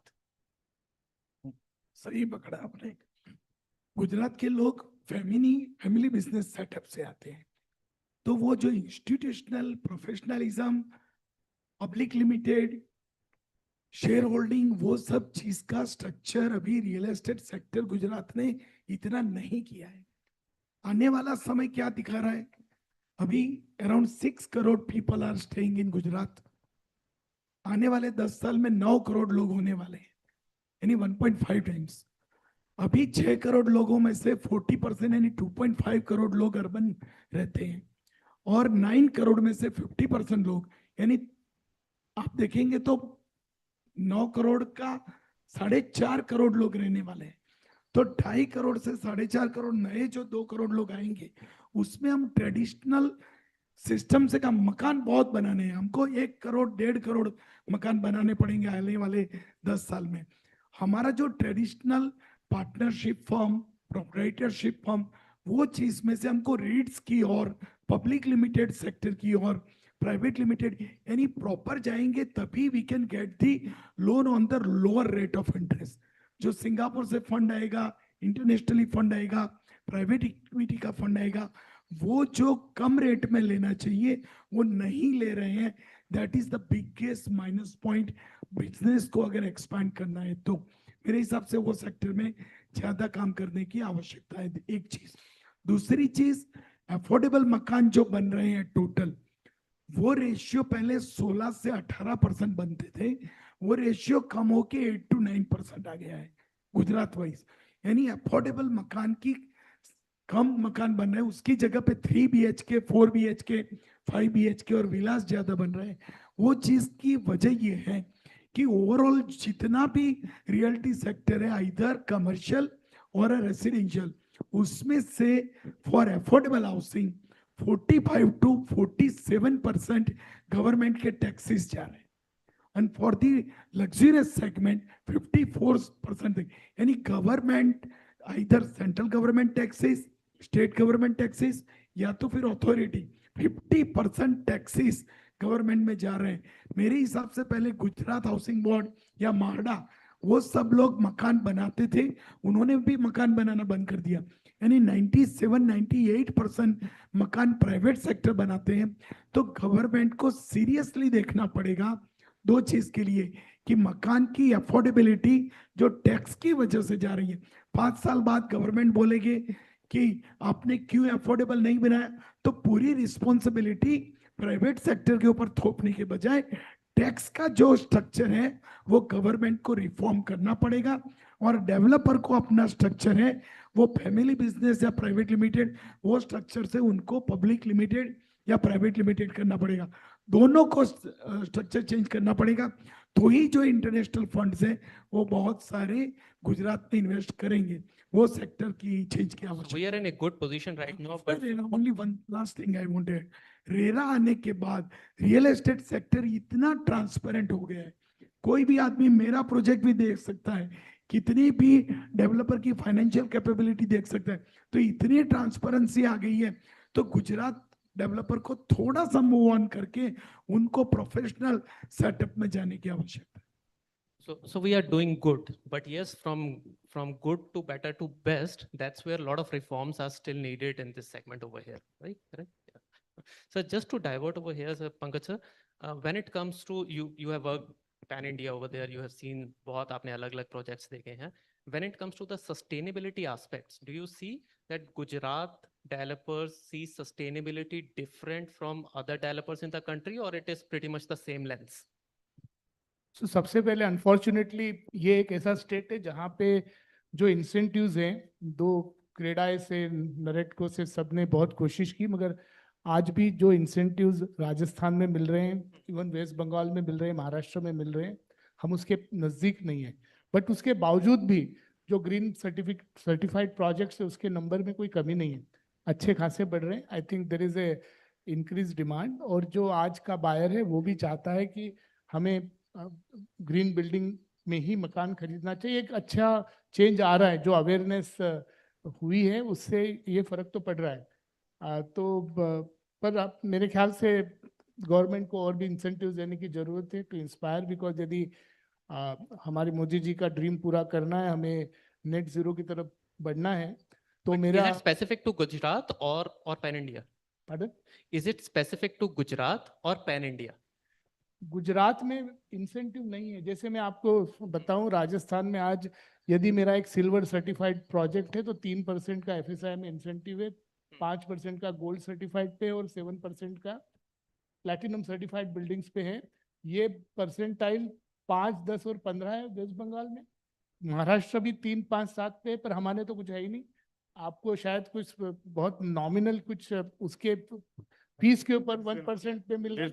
So there is absolutely no benefit to developer, but developer are doing it because they feel that this is a way forward for creating sustainable buildings, which is going to be beneficial to the end user ultimately. So this is another opportunity for reforms.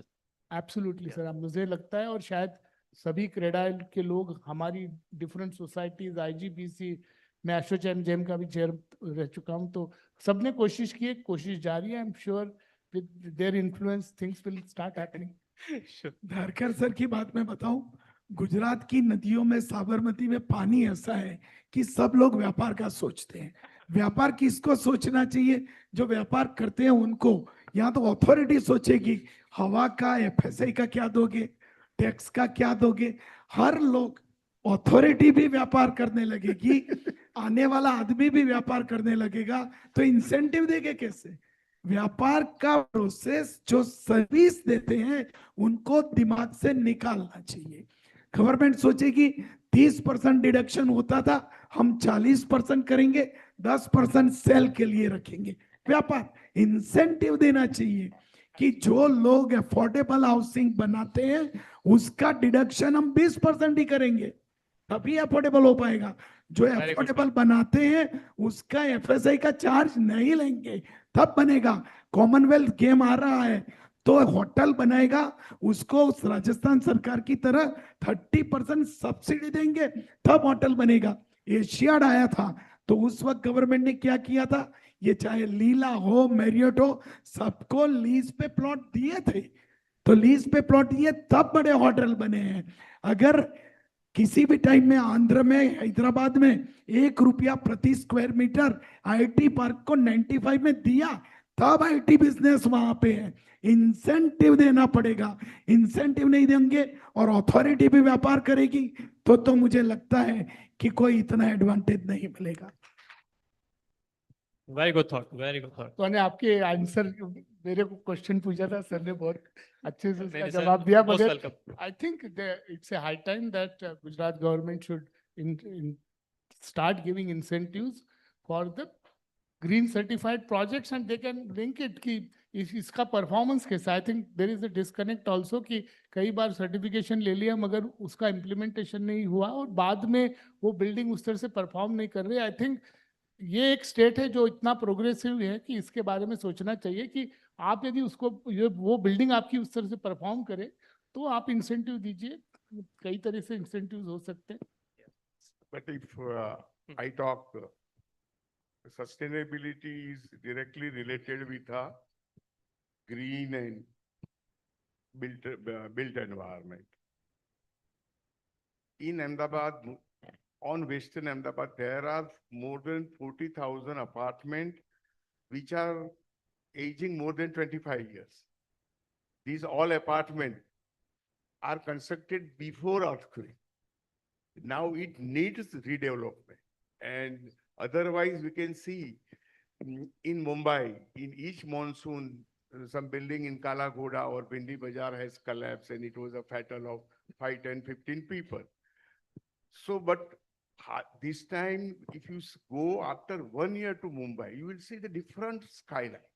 So redevelopment is a buzz for a real estate industry, particularly in Mumbai. Right now, the supply of residential housing is through redevelopment is more than 50% or 60%. So do you see a scope for redevelopment in Gujarat or specifically in Yes, Ahmedabad? particularly in Ahmedabad, after 50 or 60, particularly in Paladi, Navarangpura, few micro markets, the building has been constructed, which are ground plus 2 construction. At that time, the lifestyle also does not permit the attached toilet and other things. There were no lifts or such facility. Parking was not there. And it was constructed before the IS code, the earthquake resistance code. So it is socially required in such a devastating earthquake, we have to save the life. So there should be a redevelopment policy. But in that policy, the FSI is saying, while you go to Mumbai, so 1, 2, 3, as per the area, Mumbai FSI is there. But when you do redevelopment, it is doubled. So it is not like that. So here you can see there are few redevelopment projects are going. But the big company, the branded company does not go. So it is very tedious and you have to compare yourself with a smaller developer. So redevelopment is going to be a buzz after 2035. And for that, we should be ready and there should be some amendment for redevelopment. How to initiative for the redevelopment. Wow, we have one more opportunity for a reform. Sheikh जी मैं time खा रहा हूँ। नहीं, please, please, sir. Redevelopment की policy 2016 में आई, 10 साल हो गए, 10 years। 10 years में 1000 से ज्यादा सोसाइटी ने ऑलरेडी रिजोल्यूशन पास कर दिया कि उनको रीडेवलपमेंट करना है। बने कितने बिल्डिंग? 47 लोग का ही रीडेवलपमेंट का, 47 सोसाइटी का ही रीडेवलपमेंट का कॉन्ट्रैक्ट हो पाया है और आउट ऑफ देम 27 या 26 सोसाइटी अभी रीडेवलप हो रही। क्यों? वी शुड थिंक, क्योंकि जो मेंबर रीडेवलपमेंट में जाता है उसका दोबारा स्टैम्प ड्यूटी लेने का, उसमें जो जीएसटी आता है वो जीएसटी माफ नहीं करना, नया मकान बनता है उसके ऊपर दोबारा स्टैम्प ड्यूटी की डिमांड करना, एफएसआई जो मिलता है उसमें भी चार्जेबल एफएसआई लेना, रीडेवलपमेंट भी चार्जेबल एफएसआई को 18% जीएसटी दोबारा लेना। तो 1000 सोसाइटी बनाना चाहती हैं, नए मकान बना पा, कॉन्ट्रैक्ट हो पाया है 47 का, 10 साल गुजर गए सर। तो 10 रीथिंक करना पड़ेगा कि क्यों नहीं हुआ, पॉलिसी लाने से नहीं, पॉलिसी क्यों सक्सेस नहीं हो रही है वो सोचने से बेहतर होगा। मगर बावजूद ये सब होने के बावजूद गुजरात आज भी रॉकिंग है sir. Moving ahead. Good. Sir Good thought. Just wanted to add. Chief minister तो आपके ही कम्युनिटी से आते हैं, थोड़ा GUJARAT, I please. just wanted to add a point about the sustainability factor. Um, for the previous generation like ours, and the millennials, sustainability, probably the whole aspect was a bit of a luxury to think about. But let me tell you, for the next generation of users, the Gen Zs and more, it's not going to be an option. They are a much more conscious generation. Those are the next set of users, so the entire real estate industry and the infrastructure has to have the aspect of sustainability for the future. It's not going to be an option. It's going to be a demand. So we might as well, start transitioning into getting more and more sustainable projects. So can we say that the sustainability has the opportunity to give better yields and capital appreciation? I'm pretty much sure your answer would be yes to that. But if you just peel it out, give more reals to peel out more into it and give more context to it, that would be helpful. Yes. So what does a new set of user want? Does not want very well-made buildings. They need an entire ecosystem. With growth, there are going to be challenges about traffic, about services and everything. And that is where a good ecosystem build around, whether it's their leisure, whether it's a work environment, or whether it's a residential, it has to go hand in hand, right? And that is why that entire ecosystem has to be very, very well developed and sustainable, not something which is kind of based on trends, where for the first 5 years we see a lot of incentive for going into that thing, but a more sustainable environment to be built, where connectivity and the basic services are very well made.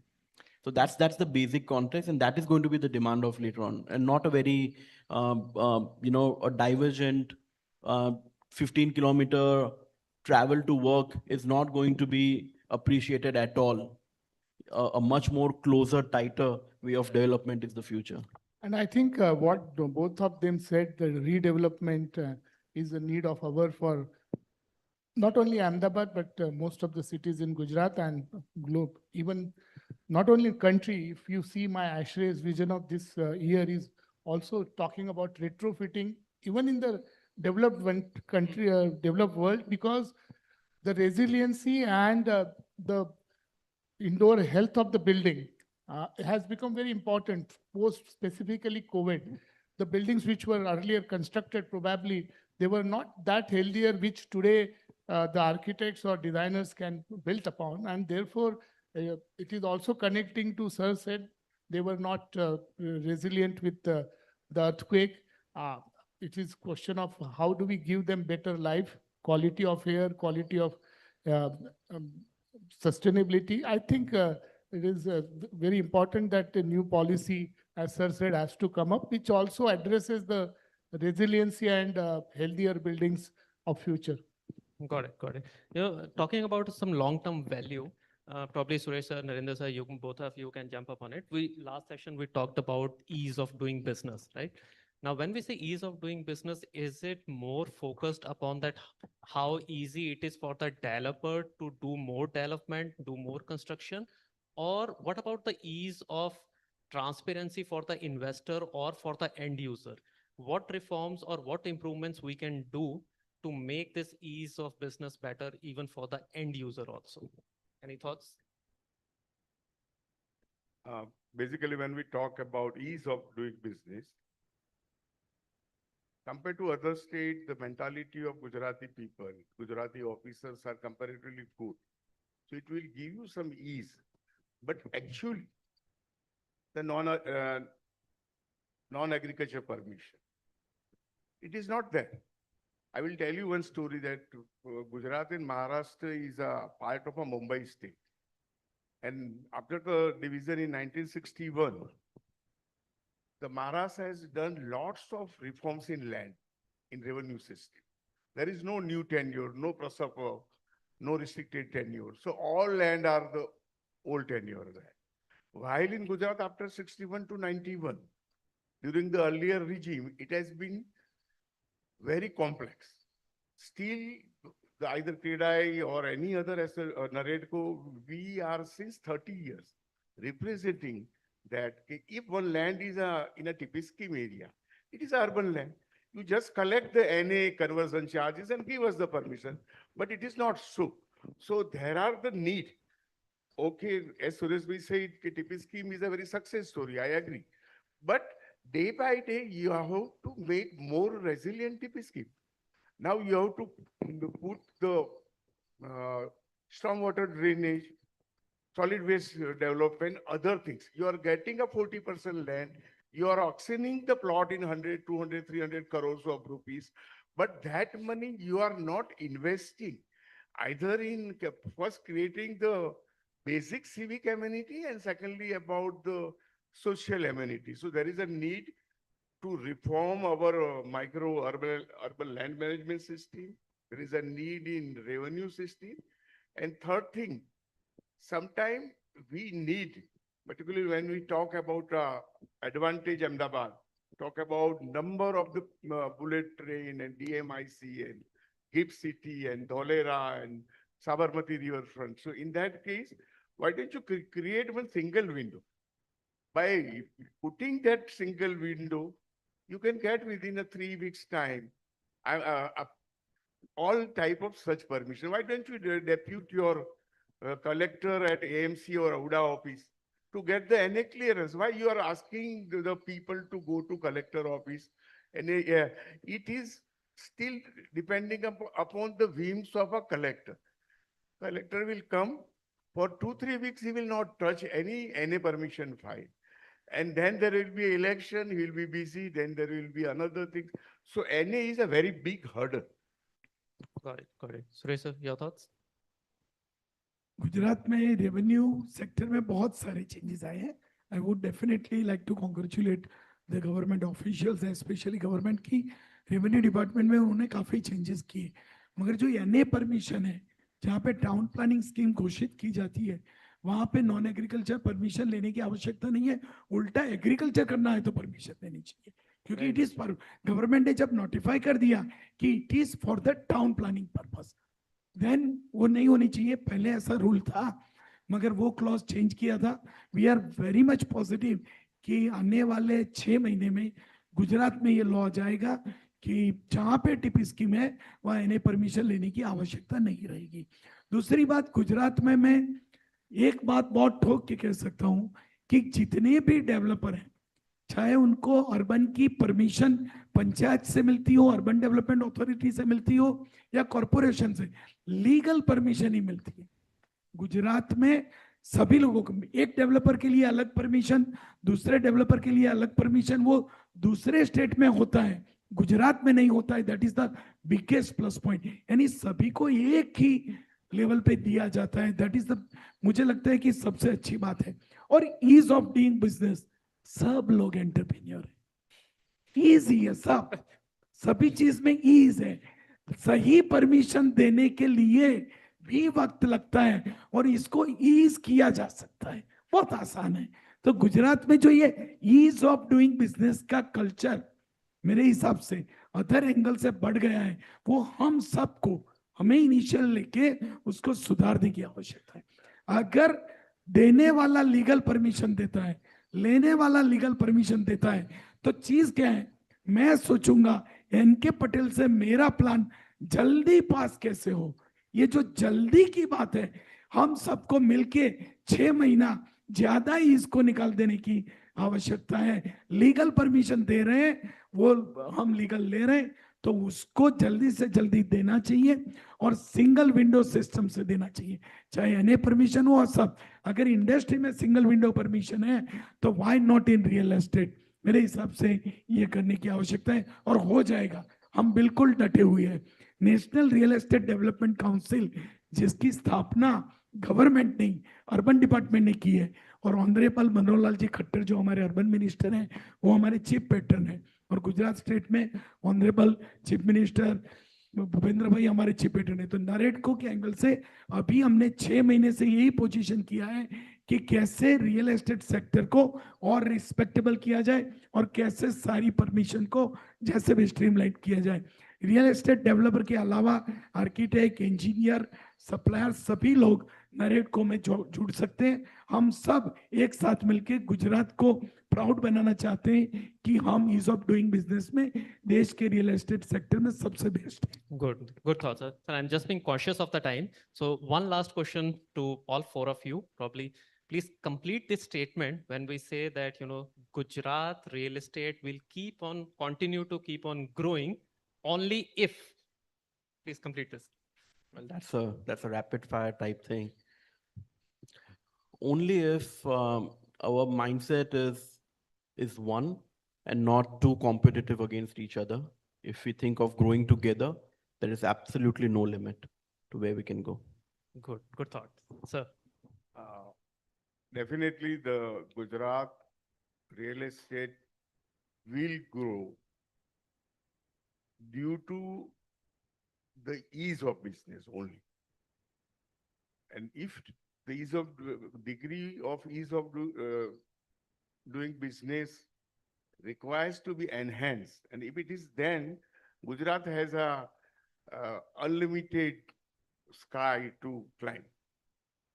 Interesting. Pankaj ji? They start producing more resilient and healthier buildings as we move. Gujarat will definitely grow, and user से लेके government तक, और बीच में developer bridge बनते हैं, government official बनते हैं, सभी लोग एक साथ गुजरात में जो आने वाला 10 साल है, सभी सेक्टर से, इंफ्रास्ट्रक्चर से लेके सेमीकंडक्टर से लेके बुलेट ट्रेन, सभी चीजों में हम सोचे कि गुजरात को देश का सबसे नंबर 1 स्टेट बनाना है, और उसमें मैं क्या दे सकता हूं, व्हाट आई कैन गिव, वो गवर्नमेंट ऑफिशियल से लेके इंडिविजुअल और डेवलपर सभी लोग सोचेंगे तो गुजरात को नंबर 1 स्टेट बनने से कोई नहीं रोक सकता। Very, very, very interesting conversation. I think we hit the nail.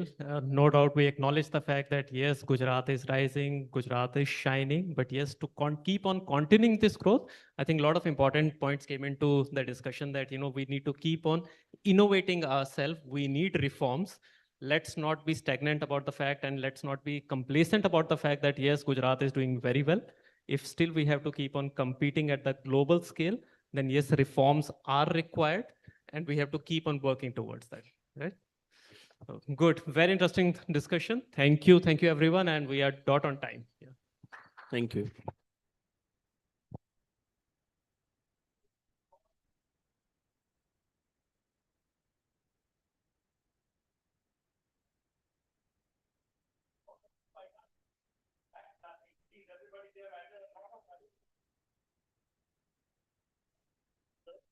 I'm going to request all of you to please remain on stage, and I'm going to be calling up on stage right now somebody. I believe you all can hear me already, but still, let me use the mic. I'm going to be requesting the presence of Dr. Shailesh Goel, the Director of Simulations Public Affairs, to please kindly come up on stage and give all of them the token of appreciation. A big round of applause for Dr. Goel as well, please.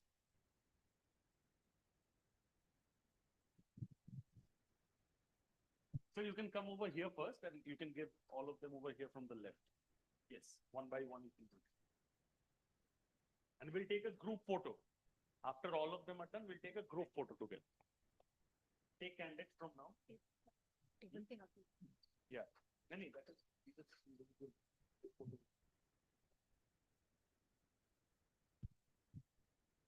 Now Of course, the social media ka zamana hai. We don't want any photo bombing. Everybody agrees to that. So once all the giveaways are done, we'll do a group photo over here in front of the tables.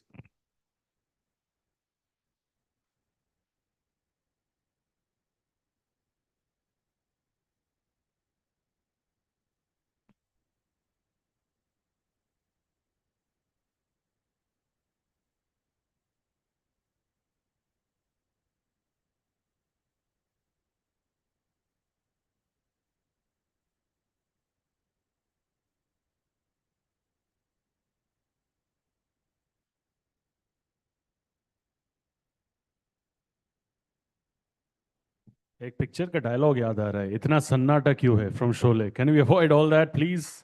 Yes, this is how we do it. I'll request all of you to please come forward over here ahead of the tables so that we can do a nice group photograph with all of you over here. And एक और चीज which I always say in every event when a group photo is being taken, if you clap and appreciate, you see the smiles magically widen and become better, more photogenic. That's exactly what we want. Thank you, sir. बहुत बहुत शुक्रिया. Thank you so much to all 6 of you, all of you. I'll request all of you to take your seats. Thank you so much. And of course, in the interest of time, we couldn't accommodate questions. आप लोगों के पास सवाल है, please feel free to connect with them offline. They're all legends in their space, and I'm sure they're more than happy to connect with all of you regarding questions and queries. तो बहुत बहुत शुक्रिया. Thank you so much. And on that note, we will be now going ahead with the next one.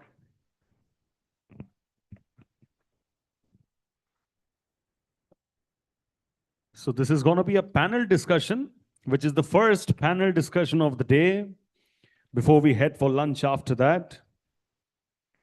This is going to be a panel discussion, ladies and gentlemen, on the topic, Beyond the Skyline, Can Gift City Become India's Singapore? I'll repeat the topic for all of you. This is Beyond the Skyline, Can Gift City Become India's Singapore? My moderator for the session is a distinguished leader in the Indian real estate sector, dedicated to elevating the standards of real estate through innovative practices. He was also recently appointed to the National Steering Board Committee of the Indian Green Building Council, where he collaborates closely with the Government of India to promote green construction practices. Ladies and gentlemen, the partner at WiseBiz Developers, Joint Treasurer, Naredco NextGen National, Mr. Chintan Vasani, a very dear friend of mine as well. Thank you so much. Always good to see you, Chintan bhai. How are you? Rocking questions, rocking sessions. Please take your seat. Thank you. Give him a bigger round of applause, please. Everybody deserves it. My first speaker for the session, ladies and gentlemen, has over 25 years of professional experience in international business, project development, corporate affairs, corporate law, and policy matters. He heads the development and international relations at IFSCA and is responsible for the overall development of IFSC in India. Ladies and gentlemen, the Executive Director, International Financial Services Centers Authority. Please welcome Dr. Dipesh Shah. Dr. Shah, thank you so much. What a pleasure it is to have you. I'll request you to take the seat beside Mr. Vasani. Bahut bahut shukriya. My next speaker, ladies and gentlemen, having more than 20 years of experience, he is recognized as a leading real estate professional in the Gujarat region. He has been involved in delivery of various service offerings, tenant representation, investment sales, disposition strategies, and lease and sale of office spaces, along with the sale come lease back for clients. Ladies and gentlemen, his experience in transactions ranges from office and retail space, projects to warehousing, to land and capital markets as well. The Senior Director and Head of Transaction, Gujarat, Cushman and Wakefield, India Private Limited, Mr. Jigar Mota. Can we please have Mr. Jigar over here on stage? Thank you so much. Good to see you again.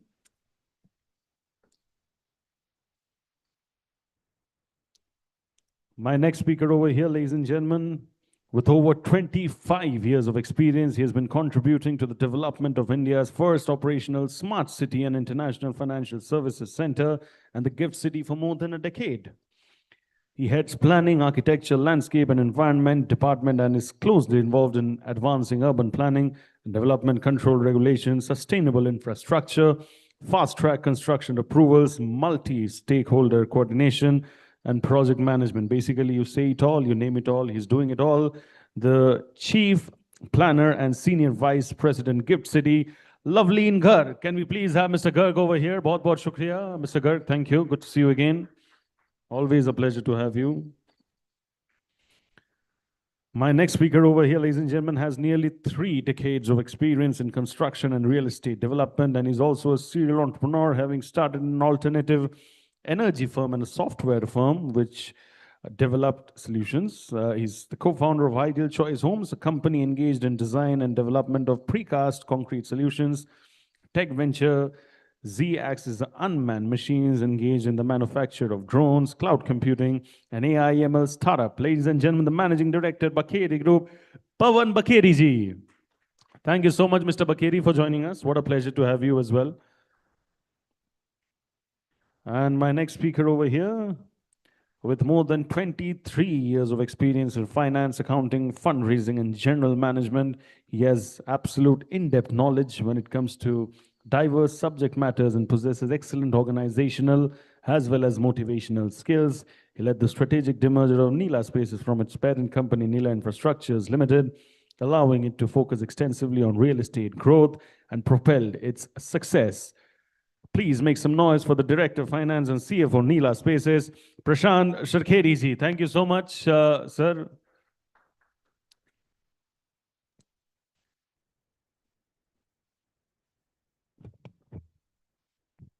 much. Come on, Ahmedabad, show us what you got. All of you clapping and praising for all these stalwarts over here. Chintan Bhai, over to you.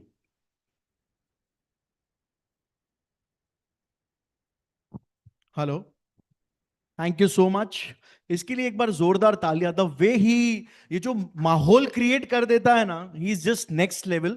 और जो भी इसको follow नहीं करता, you just have to go on Instagram and check his account. Bollywood का ऐसा कोई celebrity बाकी नहीं है जिसके साथ उसने पॉडकास्ट नहीं किया हो. Let's give him a round of applause and thank you Realty Plus for always having him. I was coming before panel discussion, Tripti ji बोल रही है, अरे मतलब मॉडरेटर के लिए तो बहुत इजी होता है, खाली क्वेश्चंस पूछने होते हैं. हाँ, बहुत इजी होता है, पर जब ऐसा पैनल हो इतना स्ट्रॉन्ग, तो यार थोड़ा और डिफिकल्ट हो जाता है, क्योंकि मेहनत ज्यादा करना पड़ता है. But I am very happy today. I have been given this topic which is an interesting fact again. The third most trending thing in India in real estate. Number 1 is Delhi NCR. सब लोग online जाके क्या search कर रहे हैं India में, Delhi NCR के बारे में सर्च कर रहे हैं. Second, which is the costliest home in India, उसके बारे में सर्च होता है. और थर्ड, सबसे ज्यादा सर्च आज इंडिया में अगर कुछ होता है तो गिफ्ट के बारे में होता है. बट इसका एक बुरी भी चीज है, गिफ्ट के बारे में आज भी बहुत कम मटेरियल है देखने के लिए. तो मैं बहुत एक्साइटेड हूं. Thank you Realty Plus. There is a chance for a 1 million YouTube coming out from this. So I'm very happy to be part of that. Again, a strong panel. Let's give a round of applause to each one of them. Over the next 45 minutes, we'll try to understand what the tenants and investors want, to what developers need to deliver, and to how regulators are enabling cross-border business. That is the target out of this panel discussion. I've got a 15-minute call yesterday from a very dear friend whom I call my mentor also, Jakshay Shah, and he has told me, make sure gift के ऊपर तो जो भी content बना रहा है वो बहुत तगड़ा होना चाहिए. मैंने बोला मेरे को इतना बड़ा तगड़ा पैनल मिला है तो 100% I'm going to do the best on it. Jigar, I want to start with you because I've got a lot of chance to interact with you on CNBC Property Guru. हम लोग हमेशा online मिलते हैं, पर आज physically मिल रहे हैं. Gift City's leasing and transaction activity is often cited as the thermometer of its commercial viability. How would you describe current demand dynamics in Gift City? Which sectors and occupiers are driving the transaction today? And how sustainable is the demand for the next 3 to 5 years? First of all, when we really talk about Gift, as you rightly mentioned, this is a sort of a moment of proud for not only Gujarat as a state, but India as a country. This is India's first IFSC, which is shaping up. When we really talk about the current level of demand is really good. There are a lot of interest coming out from a lot of international players. When we say international players, and you rightly mentioned in some of the cases, there is a less being spoken for GIFT City. I won't say there is not much of to look at it, because then it is already being shaped up as India's first greenfield smart city. And all these amenities we can really witness to, we can go there and we can see that practically. So there is a lot to see there. But when we really talk about the real demand, there is a good amount of demand coming in from the lot of international players, be it semiconductor industries, be it semiconductor designing companies. There are a lot of semiconductor manufacturing companies also who are really, really interested to set up their large scale offices in GIFT City. Again, like there is a lot of traction which is coming out from a lot of R&D, companies. ITITES is another kind of set of people who are really willing to set up their large offices in GIFT City. And the only reason to it, that you get a world-class grade A office space in GIFT City. And that normally you always miss out in, at least apart from the metros, you will miss out on all the smaller cities across India. So that kind of infrastructure and deliverables already been delivered on ground. And that's where we see a lot of demand coming in. Now, just to answer your second question, for 3 to 5 years demand, it seems really, really good demand. But yeah, I mean, if we really look at, there is a lot to do. So what we see today and where we are really supposed to go, it's really a little far. So we see a lot of demand coming in for GIFT City, especially when we really look at the nearby cities like Ahmedabad. There is a dearth of a grade A commercial supply. And that is really, really going to impact a lot, at least in another 2 years' time for GIFT City. So obviously GIFT really enjoying a good time, and it is going to have a very, very good time going forward. Interesting times ahead. Dr. Dipesh, let me come to you. IFSCA regulatory stance is central to positioning GIFT City as an international finance hub. From the IFSCA view, what priority regulatory reforms or incentive structures are being pursued to attract global financial institutions, funds, family offices to GIFT? Thank you. I think at the outset, I must compliment the organizers for choosing this very important topic. Can GIFT be the next Singapore? I think it's probably a dream way back in 2008 when somebody considered that it is possible to create Singapore in India. And Gujarat, I think most of you are Gujarati. So Gujarat mein kehવામાં આવે છે એ ટાઈમે everybody was saying આ તો daydreaming છે. સવારે તમે સપના જોવો છો, કશું થવાનું નથી અહીંયા આવું બધું. This was 2008. 2015, suddenly people say that અહીંયા કંઈક થઈ રહ્યું છે, but they don't know. They will say કે અહીંયા 2 ટાવર છે, 2 બિલ્ડિંગ છે, બીજું કશું નથી GIFT સિટીમાં. 2020, suddenly you see a financial regulated inside. People say કંઈક financial activities થઈ રહી છે, એનાથી આગળ કશું ખબર નથી. 2026, where we are now, suddenly you have 28,000 people there, 1,400 companies are operating there. Every year, 300 companies are entering the IFFC zone. So why this is moving? Why it is moving towards probably the original statement, which is how can this be a better than Singapore? It is moving because of the simple reason that there is an economic activity which is getting generated in GIFT City. I think most of you from a real estate would have traveled several parts of the world, including Singapore, and probably I will also like to give an example of Lavasa here.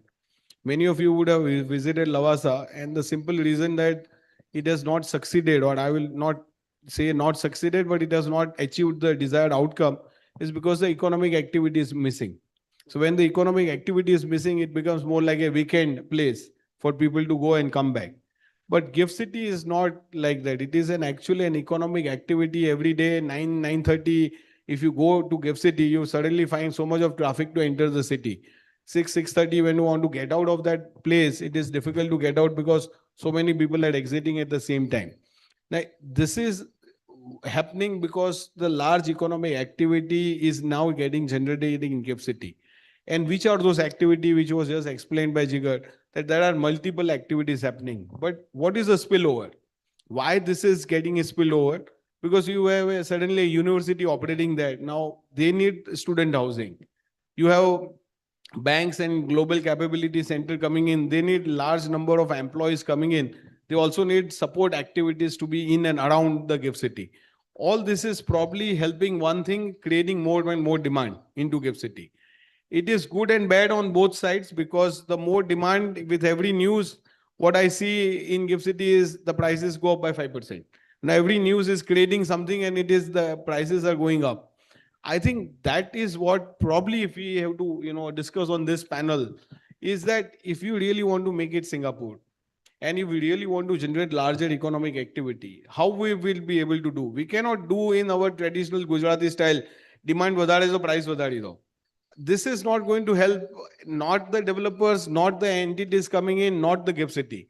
I think the best policy which the people on this panel can think of and probably deliberate is, how do we make it this real estate and affordable to make gift city really comparable? Because today our advantage of gift city is, when you come to gift, the cost is supposed to be lower.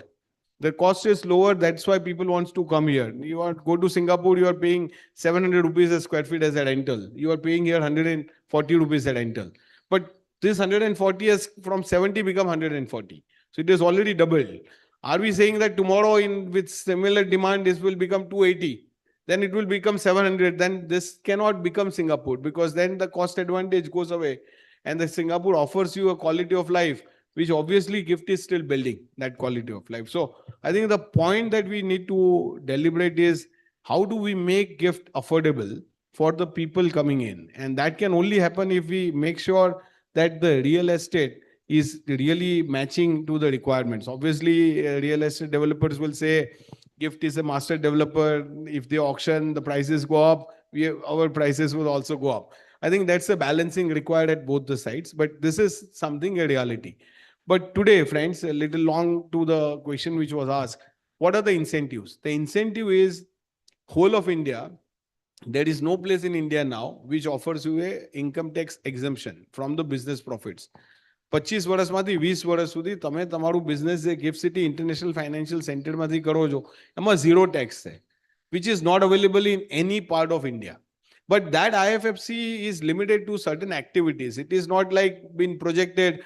Every business cannot come in the International Financial Services Center. That also has to be properly understood. So financial services, banking, insurance, asset managers, stock exchanges, finance companies, even universities, they all are operating there. The way we see it, this incentives, because it's not available, and India offers a lot of cost advantage, there will be a large number of companies coming to GIFT City in next 3 to 5 years. I think what we have seen in last 5 to 6 years is just a starting of the GIFT City now. Those 1,200, 1,300 firms can easily become 5,000 firms in next 3 to 5 years, because that type of demand is visible in the financial services group. Now, with that demand coming in, I think the whole ecosystem also has to, come together as a one piece. As they say, if you want to develop a city, you have to make sure that there is a people who are living there. And I think that's the part which I'm sure Lovelin and the team which are working towards to make this as a livable city is becoming more and more important now, from a point of view that how GIFT can become Singapore. If we make it livable like Singapore, I think the sky is the limit for GIFT City as we stand where we are today. Super. Doctor साहब बात कर रहे थे तभी एक dialogue याद आया बॉलीवुड का, अभी ट्रेलर है, पिक्चर अभी बाकी है मेरे दोस्त। Very well said sir. Prashant ji, let me come to you and I am taking forward the conversation, the discussion that we were having outside. Global institutions compare us with Singapore and Dubai before choosing a jurisdiction. In your conversation with customers, both nationwide and international, what perception of GIFT City do you encounter most? So let's start with something from my real experience with the customers. So when we have started this journey in 2016 with the GIFT City. थोड़ा नजदीक लोगे mic? Yeah. So in 2016, we have started journey with the GIFT City. We are just exploring those things, and rightly said by the sir, by 2015, people are just looking at what happening there. And 2020, we have been allotted our land, and 22, we have launched our first project at GIFT City. Our 70% time was, or 70 to 80% time was just spent for the convince customer that what GIFT City is. So, and people mostly coming from the Gujarat side and just want to hear about something and learn about something about the gift city. Now, with the new project we have just launched last year. Now, any of the people, it's from the click of the social media, from the globe or any corner of the India, have never asked us what gift city is. Now they are comparing our projects with the others.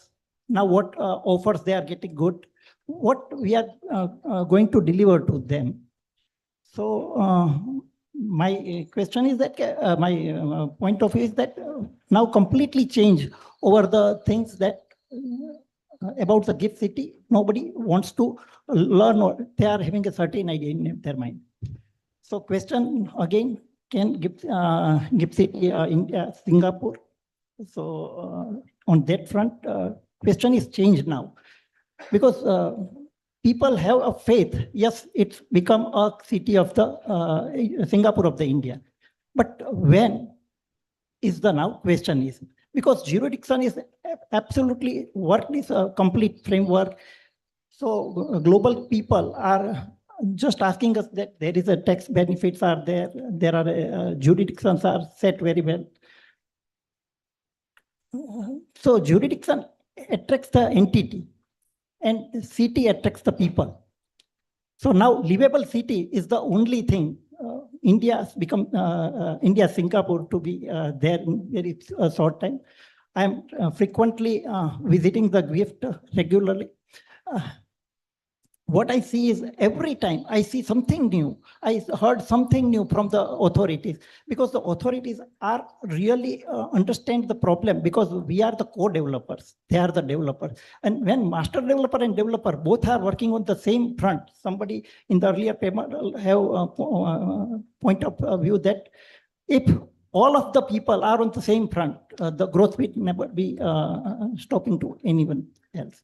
So I think Gift City is having all that things.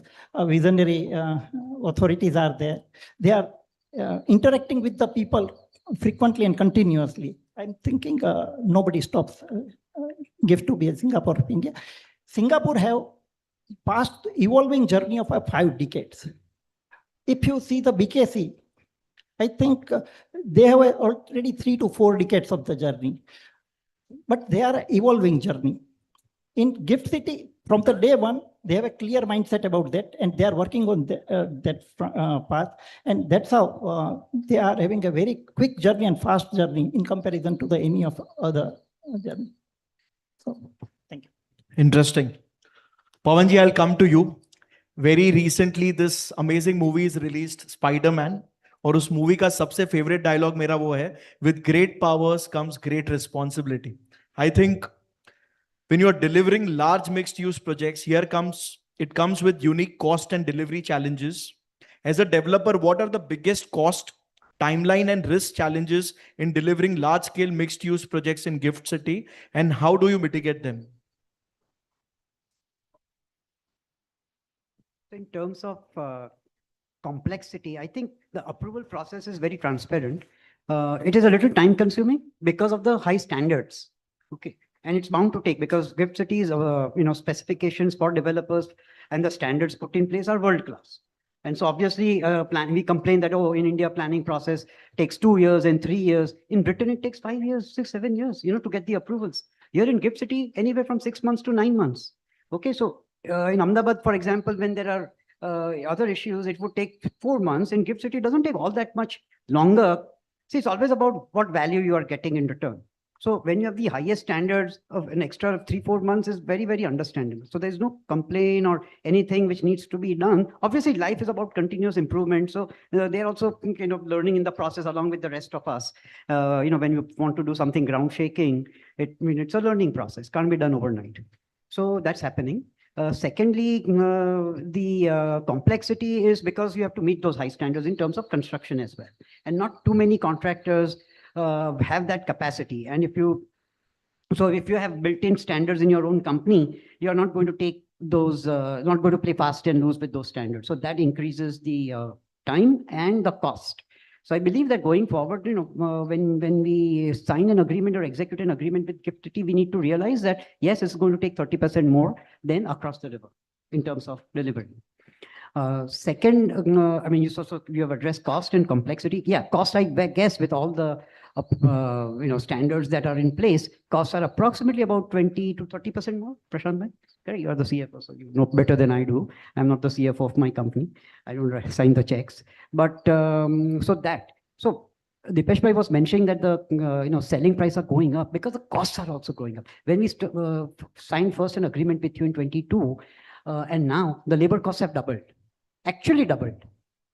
And material costs have gone up by around 20-30%. But that's fine. That's in keeping line with lower than actually the inflation, top line inflation in India. But the labor costs, which are directly tied to food costs and energy costs, because that constitutes about 60 or 70% of the take home of a laborer's salary.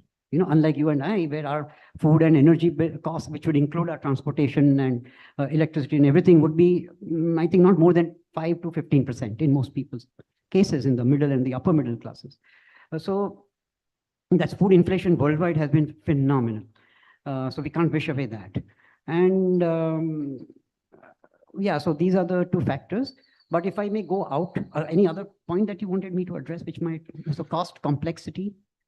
And so that is again a reason why, we have to sell at a higher rate. And the risk is that the land costs, again, I'm throwing this, bouncing it back to Dipesh bhai, the land cost which we are bidding has gone up substantially. So that has to be passed on to the consumer. So how do we not become another Singapore should be actually the title of this talk. How don't we become another Singapore? How do we do and address our own uniqueness, our own Indian uniqueness, our system of doing things in time at a very, very innovative, coming up with innovative solutions at a very, very ridiculously low cost, like the Chandrayaan moon mission. How do we have a moonshot for GIFT City? How do we address that? And how do we bring talent in? The risk is that's my second question to but that is what I want to address. That's addressing the risk. Yes, yeah. I want that feedback from each one of you. So should I stop here? Yes. No, not stop, but then yes. Till my turn comes again. Thank you so much, sir. Loveleen ji, urban design and last mile connectivity will determine whether people choose to live and work here. As chief planner, what are the immediate infrastructure and urban design priorities to make GIFT City truly livable and competitive? Thank you, Chintan. And then probably you have, is my job. So everything has been discussed. And thank you, Pawan bhai, very much. That he has. So the idea was सबसे मैं पहले निकलवा लूं और फिर आप बोलो कि यार इसके लिए already काम कर चुके हम लोग. He has brought up very, very important point. One is in terms of the global standard of GIFT cities.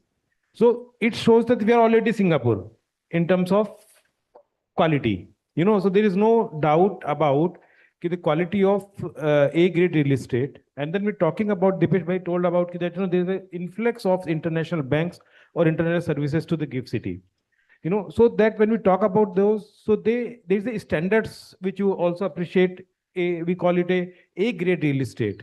So Pawan, don't worry, once your product will be in the market, so you will get enough rental, which is already established in the existing real estate supply. If you see, you will appreciate it much better in all over the country, whether it's Bangalore, Hyderabad or Pune, whenever that international companies comes, so they spend a lot in changing the existing structures. So you can consider those points, but whatever the organizations around 1100 entities and some big organizations who have occupied in the GIFT City, they have not changed even a single systems in the existing systems. In a few of the interaction by me with of the few international clients, they were surprised to see that our standards are better than those. And the another part which you told about, UK takes 6 to 8 years in high-rise construction. Take same example of USA also. In USA, we talk about the approval construction process. The high-rise construction, which you talk about, around 30 stories, just compare time from those countries. And as Pawan told, we took 6 to 8 months, but immediately after allotment, we start the mobilization. so that practically your construction will start from very first day. You save time on excavation, dewall, and preparation of the foundation.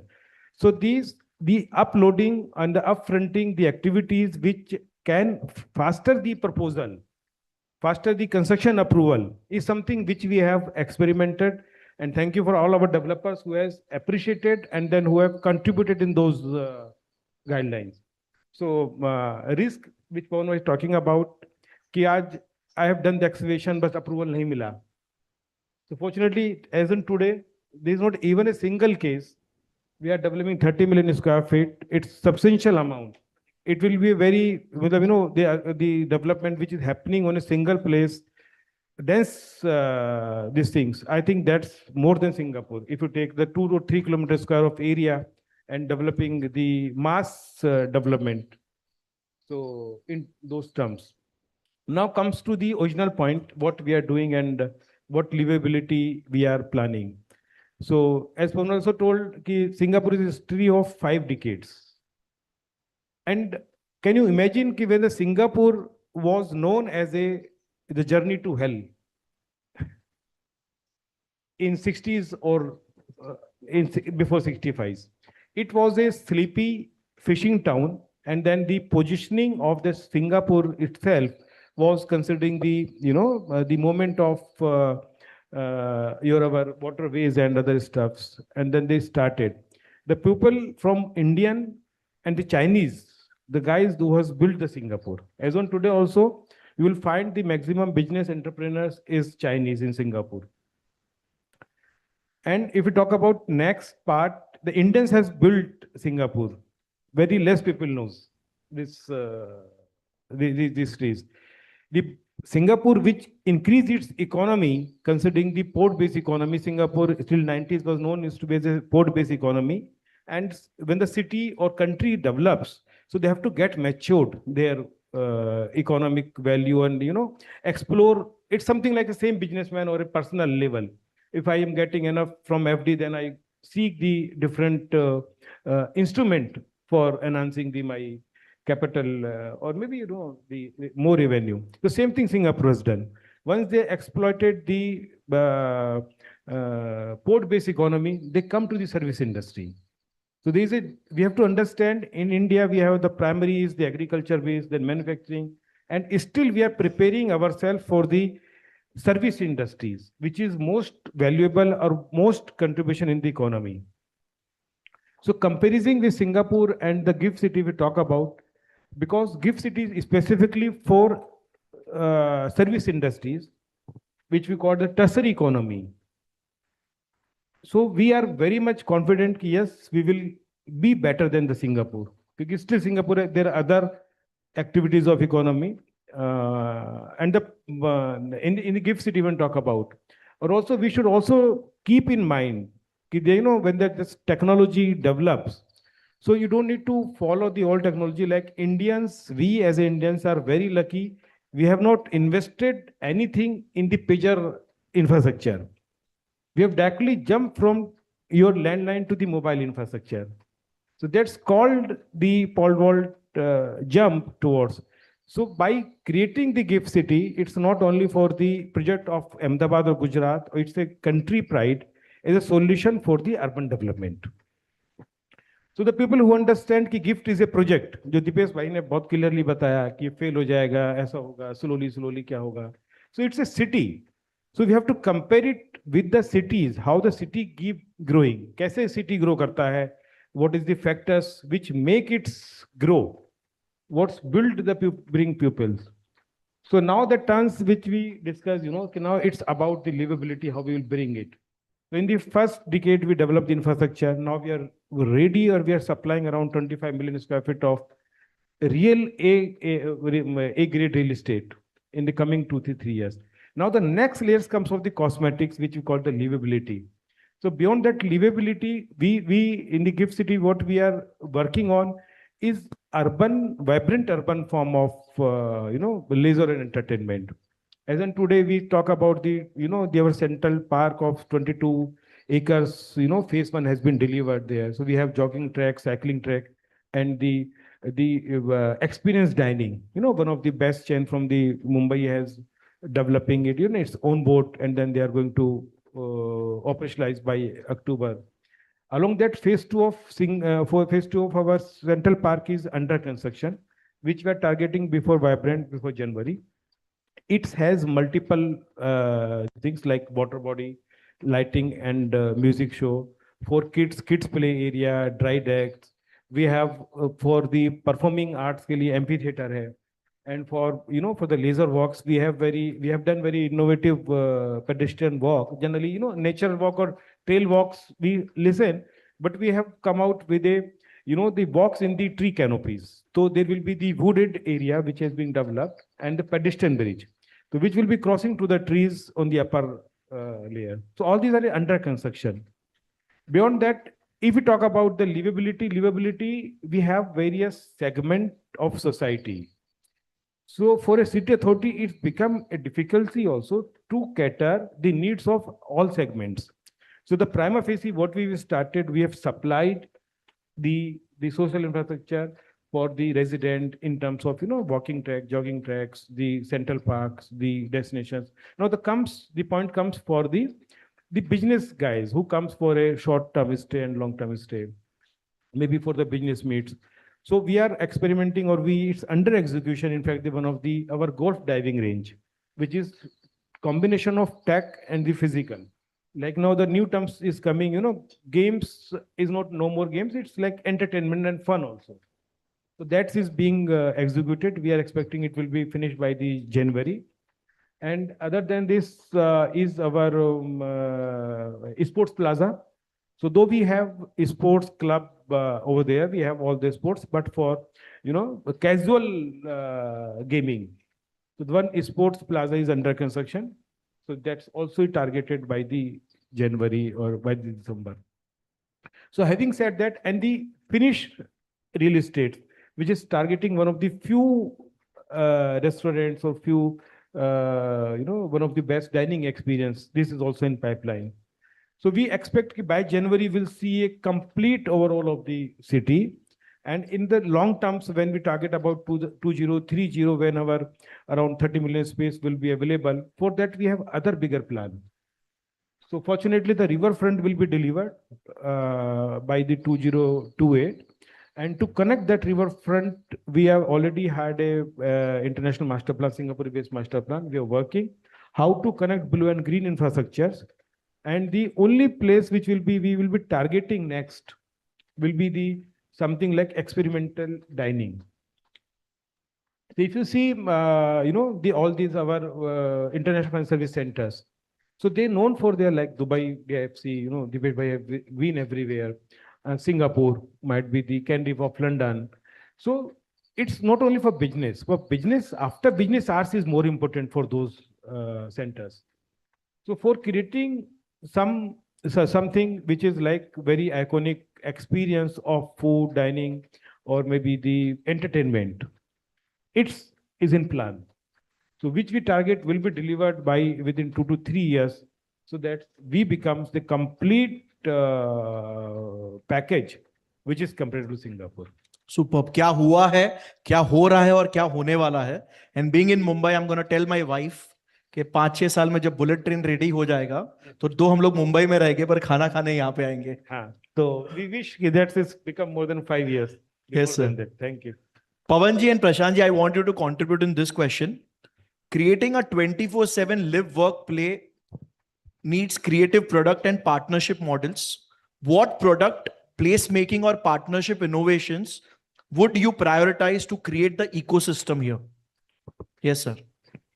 No, I've been mentioning this to several people at Gift City that first, if we can have a world-class performance center in the lines of say the Geo Center, the Nita Money Center in Mumbai, or the Sydney Opera House, the Opera House of the Opera of Paris, or the New York Metropolitan Space, and world-class museums. India has a huge amount of archaeological artifacts which can be displayed here. So why don't we do that here in Gift City so that it becomes internationally known? People are drawn to staying in London, New York, Paris, or Singapore, not just because of the great infrastructure, I mean, parts of New York and those guys, they don't have that great infrastructure, but yet people go there because of this human element, of family and intellectual activity and cultural activity. After all humans, we are more, more, I would say, carbon than silicon. So the silicon part has been addressed very, very well, the chemistry and the physics by the infrastructure. Government can't do more than this. But if they can build more silicon so that more biology can be attracted from across the world. And the other thing is enable the visa system. Government is doing everything. Gift City guys are doing everything. But if a person wants to migrate from any of these other vibrant ecosystems across the world, talent is going to be migrating, right? Singapore became Singapore because it attracted talent from all over the world. It didn't close its doors. Okay, very, very easy to get a work permit. So did Silicon Valley, so did all the great ecosystems, Hong Kong. But that unfortunately to get a work permit, even for a government official, I'm very closely involved with the Alliance Française. Just get a new director is coming in. Okay, their term is for 4 years. Then they have to move somewhere. They're employees of the French Ministry of Foreign Affairs and the French Ministry of Home or something, 2 ministries. It takes forever. The guy is coming on 1st of September. He just got his visa yesterday. Been trying for 6 or 9 months. And this is the French government employee with whom India has the best of relations. We are buying bloody their jets.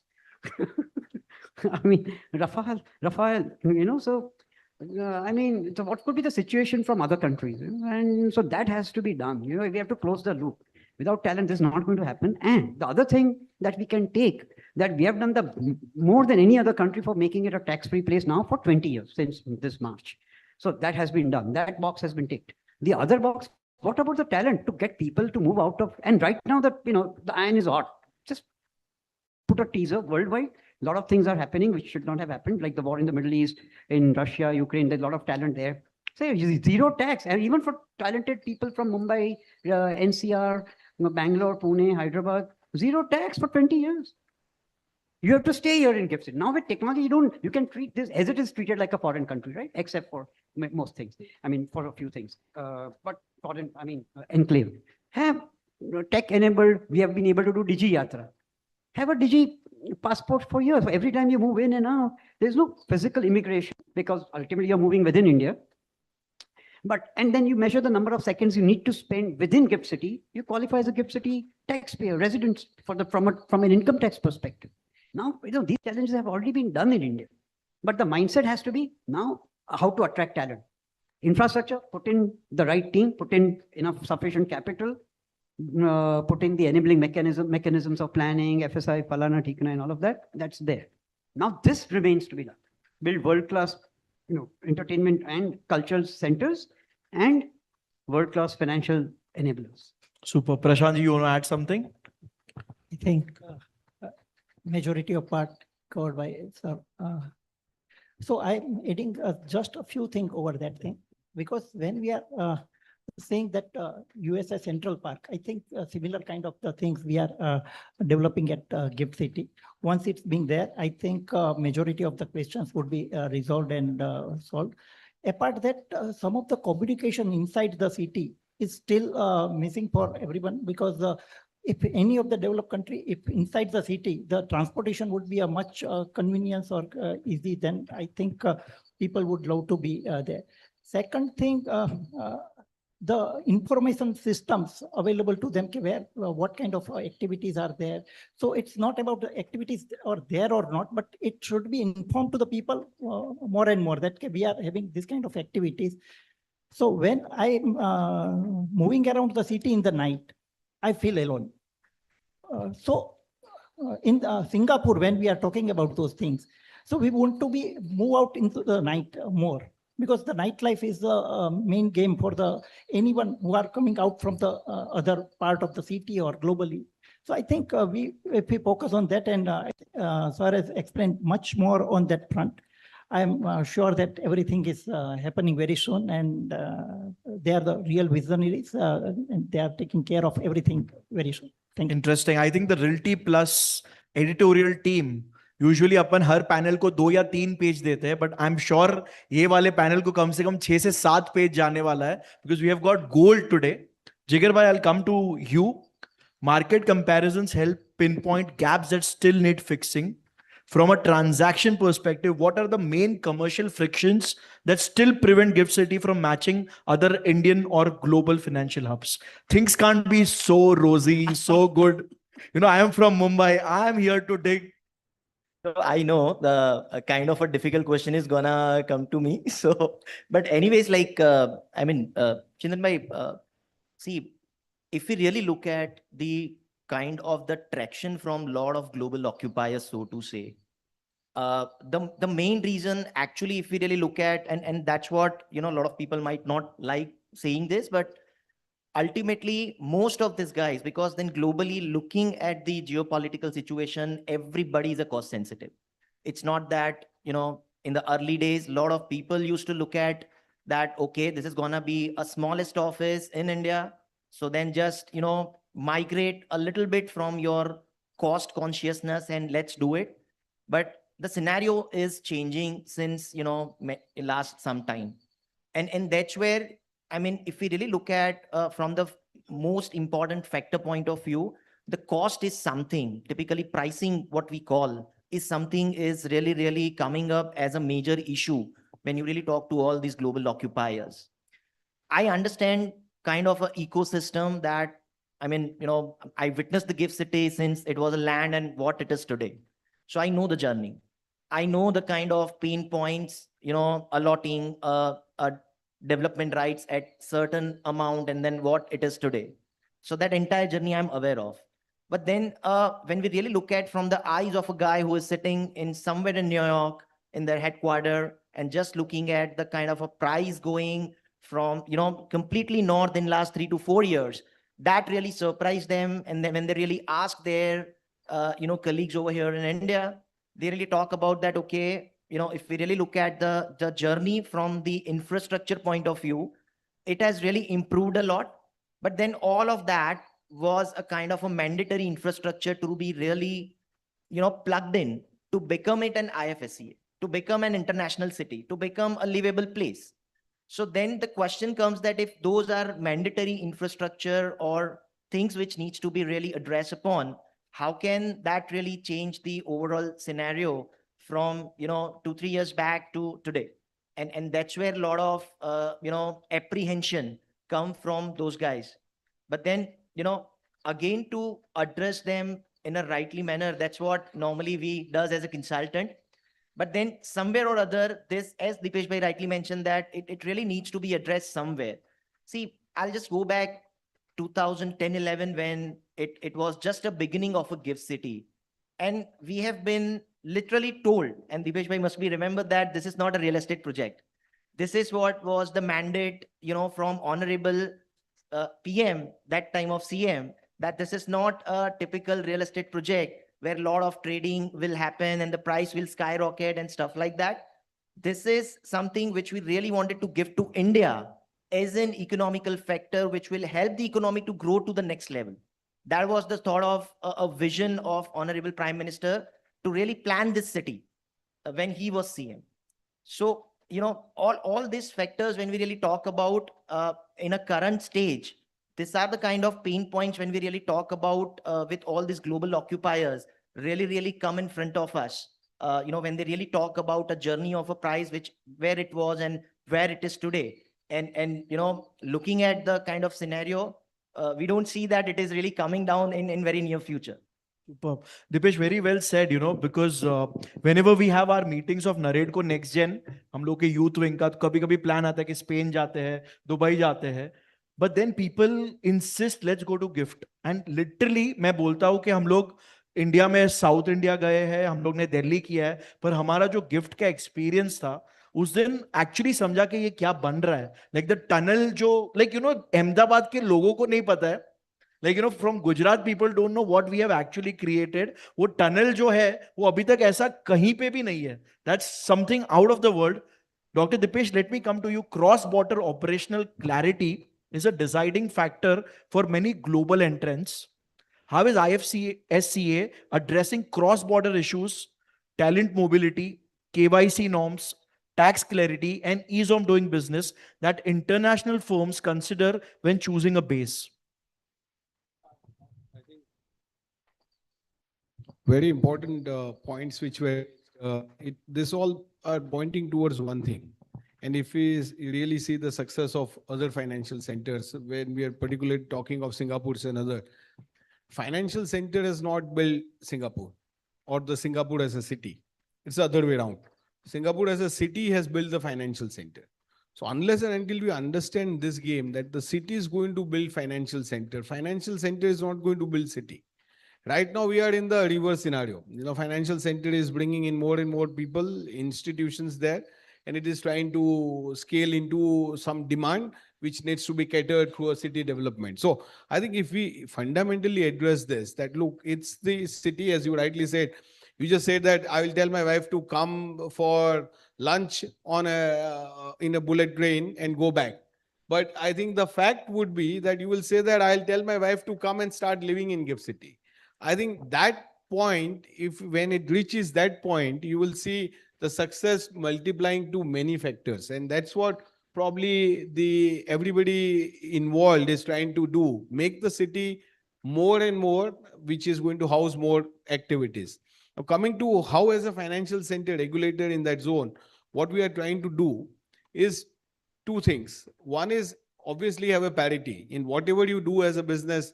Tomorrow you want to start new business and you find that I go to Dubai and I can do India business more efficiently. We are trying to do the same. You don't need to go to Dubai, Singapore, Mauritius. You can be in Gift and do the same. So cross-border business, dollar business, making payment remittances, KYC norms, make them at par with what is happening globally. Today, recently, we've issued several guidelines, including VSIP, which is a video-based KYC norms for NRIs, because ultimately you are going to solve NRIs in large number. We have 35, 36 million NRIs which are staying outside, and you want to connect them more efficiently through Gift City to invest into India. So for us, at the regulator, I think the single point mandate is how do we make life easier for the institutions operating in Gift City to connect with the global opportunities and investors. And that's all our regulation, whether it is a KYC norms, whether it is onboarding norms, everything is aligned to that as a structure. But I think we also have to understand that in India, they say that once you land in India, you land into a land of regulations. Okay, you don't do anything also, you will have violated some law at some point of time. So we have to make sure that when the foreign institution come and operate here, you remove that friction, that you are operating from one single unified regulator, all your licenses, all your regulations, all your compliances are inbuilt at one place. And that comfort is now bringing into those 1,200, 1,300 firms licensed there, are now finding suddenly in last 5 years, they have not seen any major impact of operating from Gift versus operating from Singapore. They are finding on the similar scale and size. With that precedence, I think we can very confidently say that from here, which is 2026 to 2030, where we will be hosting the Commonwealth also, you can easily see that 1,200 firms can actually multiply 2-3 times in terms of that zone. But the fact is, to make it more vibrant, it is the city which is going to make the success of the financial center and not the other way around. Very well said, sir. Lavleen ji, let me come to you. Long-term competitiveness requires embedding sustainability and digital resilience. And मेरे introduction के वक्त IGBC का mention हुआ था, तो मेरे IGBC chamber के president ने भी बोला था, please sustainability वाला point touch करना है तुझे. So protocol again. Climate resilience and digital infrastructure into master plan to create a safe, smart and 24/7 mixed use precinct comparable to global peers. What is happening with sustainability, sir? So if we talk about the resiliency, sustainability, and the technology, how we are utilizing. So I just start from the very first things. Probably we are the first authority in the country who do approvals in the 3D. 3D means like we also take care of the jet coordinates. So which helps us in avoiding the flood-like situations. So fortunately, we saw the last week flooded in the Gift cities. So generally, all the cities we see the TP schemes which being developed. So in the building approval systems, we just talk about the building approvals. We don't follow, we don't check what is the under the beneath or under what is the inside the road, where is the roads. So the Gift cities, the planning master plan which we have trying to do it. We have done all the simulations before we put in the master plan. So the city is not only about the buildings, it's about the interface. How one resident who is staying in the buildings have an interface with the city authority or with the city when we comes to the road. In the other towns, you see the other towns, you see that we create a very nice and excellent buildings. The moment I step out from my buildings, I saw again a khadda of the, the government or something like pani bhara hua hai. So that's a big challenge for us, how to tackle this issue. And fortunately, till today, we are able to tackle that issue. Though Pawan Bhai told that you take a lot of time. So the time goes in testing all these parameters, whether the levels, where the stormwater drainage, where the sewer line, where it is following. We don't want a sewer inspection chambers just in front of the building when you're coming out of the podiums. So these are the infrastructure is itself a structure which is inside. So no one see it, no one take care, but we take care of that infrastructure. So that it's combined gives you an experience. So the GIS-based master planning which we utilize, the coordination, the geo-reference drawings, the simulations, the third-party, insurance. So generally, when we do, building approvals outside, so we just see the master development plan, architectural drawings, and structural engineers ka approval bhi nahi hota, they just sign the drawings. You are the developer, you can understand. In GIFT City, we hired a third-party consultant for structural. It was surprise for MEP also. We are the city who gives MEP of approvals. So when we give the MEP of approvals, so we have to do the simulations, in terms of CFD analysis. We will be surprised to understand here, gift mein aap ye cheez bhi karte ho. If you are giving the 4 or 5 basements, we do the simulation and see ki in case of fire, how this storm is going, how this smoke is going to come and what is the kind of intensity. So we are trying to utilize all the available technology in our master planning as well as building permissions processes. In terms of technology, when we talk about technology, so we have integrated a C4 city control command centers. If a person get stuck in some lift, the city authority are getting a signal that your lift has got stuck on those. So for that, we cannot do alone until unless developers support that. So developers support karte hain and guidelines bhi karte hain, but ultimately they need regulations, So it's well covered in our GDCR development control regulations. We have very flexible GDCR. So everything which is engineered is acceptable in keywords. So like when we did the 7 basement, so people were asking kahin pe hua nahi hai, why you are allowing these 7 basements and what precedents you are taking or something like. We did the complete simulation of the structural failures, flooding, resiliency, and we approved it. And we had a third-party consultant over and above another third-party consultant. So the 3 review checks. If someone has done the minor mistakes, so at least a human error, we can find it out. But it's good for together that if it's the design which has been completely, vetted by the 3 guys, one is designer 2, another PCC. So we have to do it then. Because Japan, under the, earthquake Richter scale of 8, they are making the 300, 400 meter high-rise tower. So it is not like they are using rocket science. They are not using any rocket science. They are simply doing the things which is written in the codes and books and ensuring that whatever is written in codes and books is being implemented on the ground. So that's become our duty. In terms of sustainability, all the buildings are green in the GIFT City. City itself is a sustainable first city, which is, platinum rated, smart, operational city. So the sustainability is by default is built in our systems. So it's not something like I'm creating a system and then I am making it sustainable.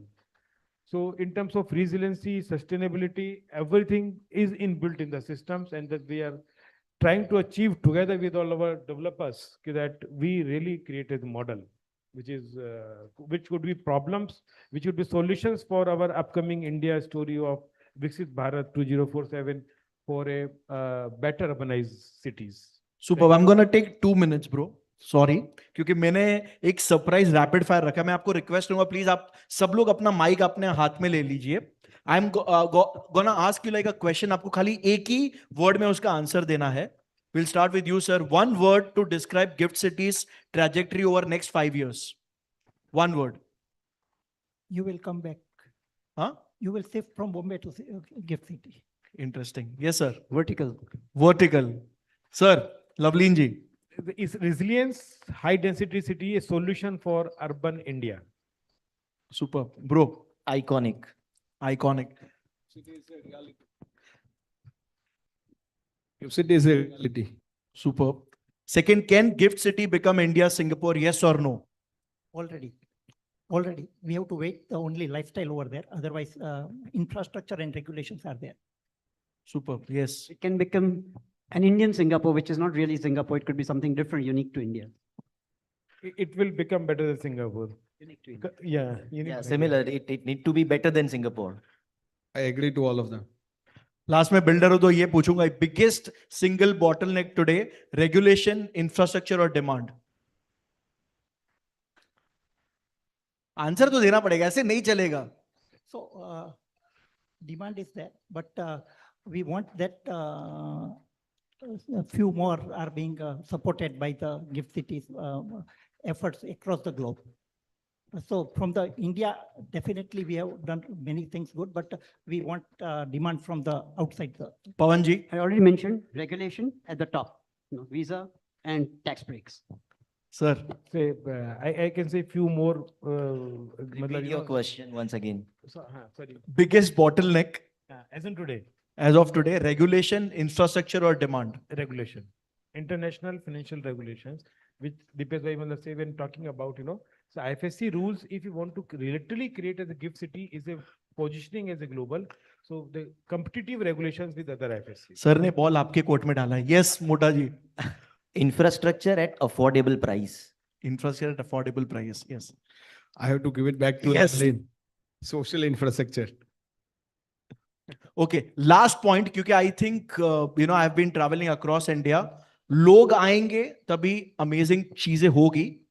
Best amenity to attract young talent, co-living, nightlife, parks or transit. Nightlife. Yeah, you told about night. Yes, sir. आज रात को मुझे किसको call करना है ना सपना जी I've got. Yes, ma'am. Culture happens in the night. So nightlife. Nightlife. Yes, the vibrant entertainment in the nightlife after business hours. I will not say nightlife. I will say the after business hours. Nightlife, certainly. Agree. सपना जी आज अपना जो Realty Plus का अपना plan है, I have few more people joining. I have to tell you, I have been doing panel discussions across India, but इतने influential लोगों ने मुझे एक भी question नहीं बोला कि ये मुझे मत पूछना या ये मुझे पूछना. Let's give them a round of applause. बहुत मजा आया और तृप्ति जी एंड सपना जी प्लीज नेक्स्ट टाइम मुझे ऐसा कुछ कराना होगा तो प्लीज one-on-one कराने दीजिए because I have so many questions to ask. पर बहुत मजा आया. Let's give them a round of applause. Thank you, bro. I think I took 120 seconds extra. That's it.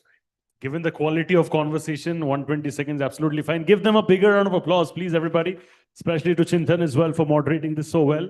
I'm going to request for the token of appreciations on stage.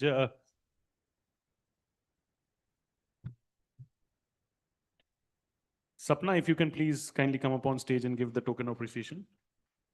Mananji is here. Is he around? Oh, yeah.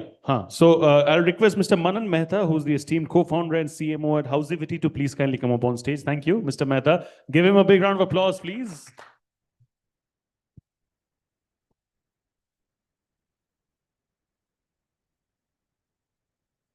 You can start from the left. Then I'll request him to join for a group photograph as well around.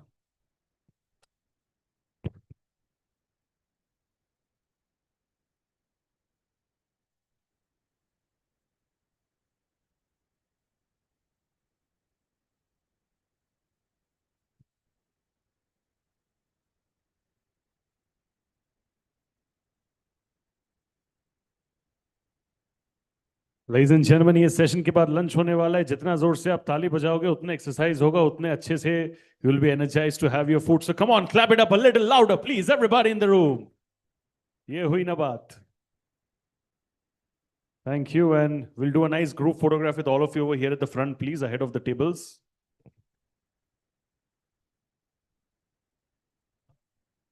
And group photograph के time पे is the most critical time. जब आप लोग ताली बजाओगे, the group photograph turns out to be a really, really nice and memorable one. See the way they're smiling, it truly speaks volumes of the kind of work that they have done and they are all set to do in the future. Thank you so much, all you incredible leaders, for adding so much of value to this conversation. We are very, very grateful to you. And we look forward to hearing you the next time when we do this, which would be the 19th Realty Plus Conclave and Excellence Awards in Gujarat the next year. Thank you so much. All right, so let me quickly announce a lunch break. This is going to be a lunch break for 30 minutes, ladies and gentlemen. We'll be resuming at 3:15 p.m. It's right now 2:45 p.m. We'll be resuming post-lunch at 3:15 p.m. So see you all on the other side post-lunch with many more panel discussions and conversations. Thank you.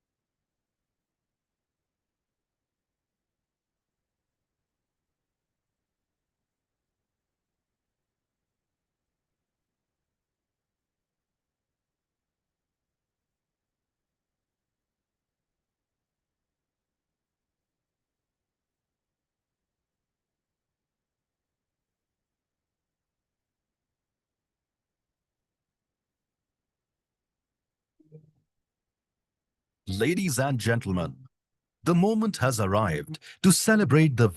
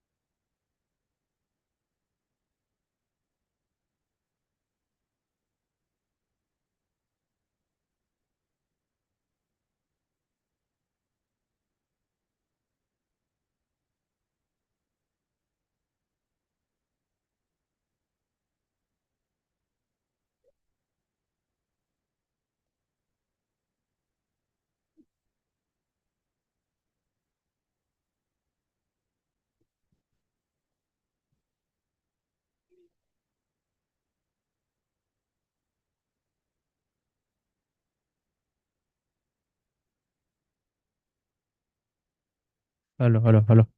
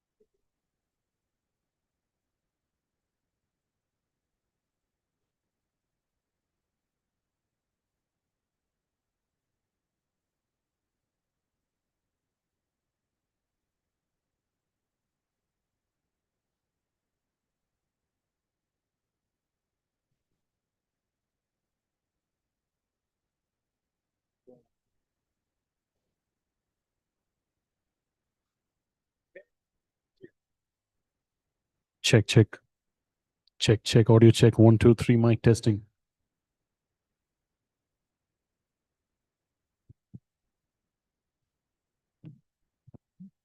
All right, ladies and gentlemen, can you all hear me loud and clear? Can you all hear me loud and clear? Is it loud and clear because I'm audible, or is it loud and clear because everybody is energized? Lunch ke baad josh alag se aa chuka hai. Is it like that? Because that is going to be very important for the session that's set to happen. My speakers are sitting over here right in front of me. So thank you so much. Once again, requesting everybody to please kindly keep their mobile phones in silent mode, as we do not want to distract any of our speakers over here. Thank you so much. I hope that you all had a great lunch, and we're now good to go with the second panel discussion of the day. The topic that we are going to be talking about is Gandhinagar 2020, I beg your pardon, 2035, building India's most future-ready capital city. I'll repeat the topic for you all once again. This is about the vision regarding Gandhinagar 2035, building India's most future-ready capital city. Ladies and gentlemen, my session chair over here for this one has more than 21 years of experience in the real estate fraternity and brings extensive expertise across the office, industrial and investment segments with a strong focus on the Western and Central Indian markets, particularly Gujarat and Madhya Pradesh. He currently leads the office brokerage business across all micro markets in these regions. Ladies and gentlemen, I'm talking about the National Director, Occupier Strategy and Solutions, Industrial and Logistics and Retail, Branch Head, Ahmedabad and Indore, Knight Frank, India. Make some noise for Rumit Parikh. Can we please have Mr. Parikh over here on stage? A bigger round of applause for him, please. Thank you so much. Good to see you once again. I'll request you to take your seat. My first speaker over here with over 10 years in real estate. He brings a youthful energy to Collated Ventures, where he leads sales and marketing, partnerships, people and culture in the firm's service arm. He also co-founded Terrazzo, a fintech company, reimagining how people invest in alternative asset classes and how real estate investing can be democratized through asset tokenization. Ladies and gentlemen, the partner from Collated Ventures, Anirudh Jhaveri ji, please. Thank you so much. Good to see you, Mr. Jhaveri. Thank you. My next speaker over here with over 19 years of professional experience in corporate operations and business development, he plays an integral role in driving the growth, strategic development, and daily structural orchestration in the Gift City. He manages business operations, strategic business development, and process optimization frameworks, and his key focus areas include streamlining complex business processes, contributing to policy frameworks, and assisting in new global domestic entities. Ladies and gentlemen, General Manager, Business Operations, Gift City. Make some noise for Harsh Gandhi, please. Thank you so much, Mr. Gandhi, for joining us over here. My next speaker over here is an architect and planner from Sept Ahmedabad and is widely recognized for driving sustainable, climate responsive and energy efficient architecture all over the country. Under his leadership since 1977, his firm has built a massive portfolio of over 2,000 successfully executed projects across India, covering residential complexes, institutional spaces, commercial hubs, transports and sports infrastructure, and a lot more. Ladies and gentlemen, the founder and principal architect, Hiren A. Gandhi and Associates. Mr. Hiren Gandhi, can we please have Mr. Gandhi over here on stage? Thank you so much, sir. What an absolute pleasure to have you over here. Can you give him a big round of applause, please, everybody? Hiren ji ke liye, thank you.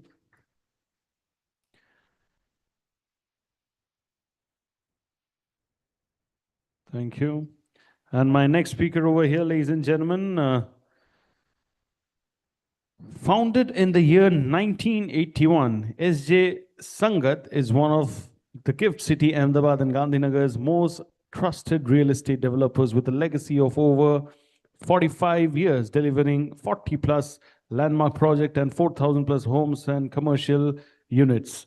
Driven by commitment to quality, sustainability, architectural excellence, and customer satisfaction, the group develops thoughtfully designed residential and commercial spaces at strategic locations, seamlessly blending modern infrastructure with green living to create enduring value for its customers. Ladies and gentlemen, the founder, platform, co-working space, managing director, SJ Sangat Group President, Narrate Connection Gujarat, Sarang Jain ji ke liye please bajaiye zor se taali everybody. Mr. Jain, thank you so much for joining us over here. I'll request you to take your seat. Thank you, and over to you. Thank you. I think what our host told that, I think we had a good lunch, but surely we will not, at least bore you. We will make this panel more constructive and looking forward to have a good insight from all the speakers which we have today. So it's an interesting subject, which is Gandhinagar 2035. I think today discussion is particularly timely with Gandhinagar celebrating 61 years of completion on just 2nd of August. So before we begin, I would like to share an interesting coincidence. So if you add the digits of 2026, it formally comes to a total of 10. And further adding it, it will be 1. If we look ahead for 2035, if you again add it, it will be 10 and the total is coming to 1. So while it's just an interesting numerical constant, I think it beautifully, reflects today's theme. As we discuss Ahmedabad, Gandhinagar and GIFT City, we are no longer looking at them as 3 separate destinations. It is one. And, they are emerging as one integrated economic ecosystem, followed by one growth corridor and one unified vision. In 1965, the foundation of Gujarat's new capital was laid on the banks of Sabarmati, a city that was not just an administrative headquarters, but a bold experiment in planned urban development. Designed in the tradition of Chandigarh sector by sector, with green covering accounting for nearly 54% of its land area. Over 6 decades, Gandhinagar earned its own identity, the green city, the unpolluted city, and more recently, an emerging global hub for governance, innovation, and investment. Today, Gandhinagar is no longer defined solely by government offices. The emergence of GIFT City has played the region on the global investment map with over 1,000 entities now registered at GIFT City IFSC. IFSC banking assets crossing $100 billion today. Gujarat's newly launched GCC policy, which is 2530, targets 250 more GCC units, over 50,000 jobs in GIFT City, and the Gandhinagar corridor at the center of that ambition. Metro connectivity, expanding airport access, and improving highway infrastructure have effectively made Ahmedabad and Gandhinagar function as one integrated urban region.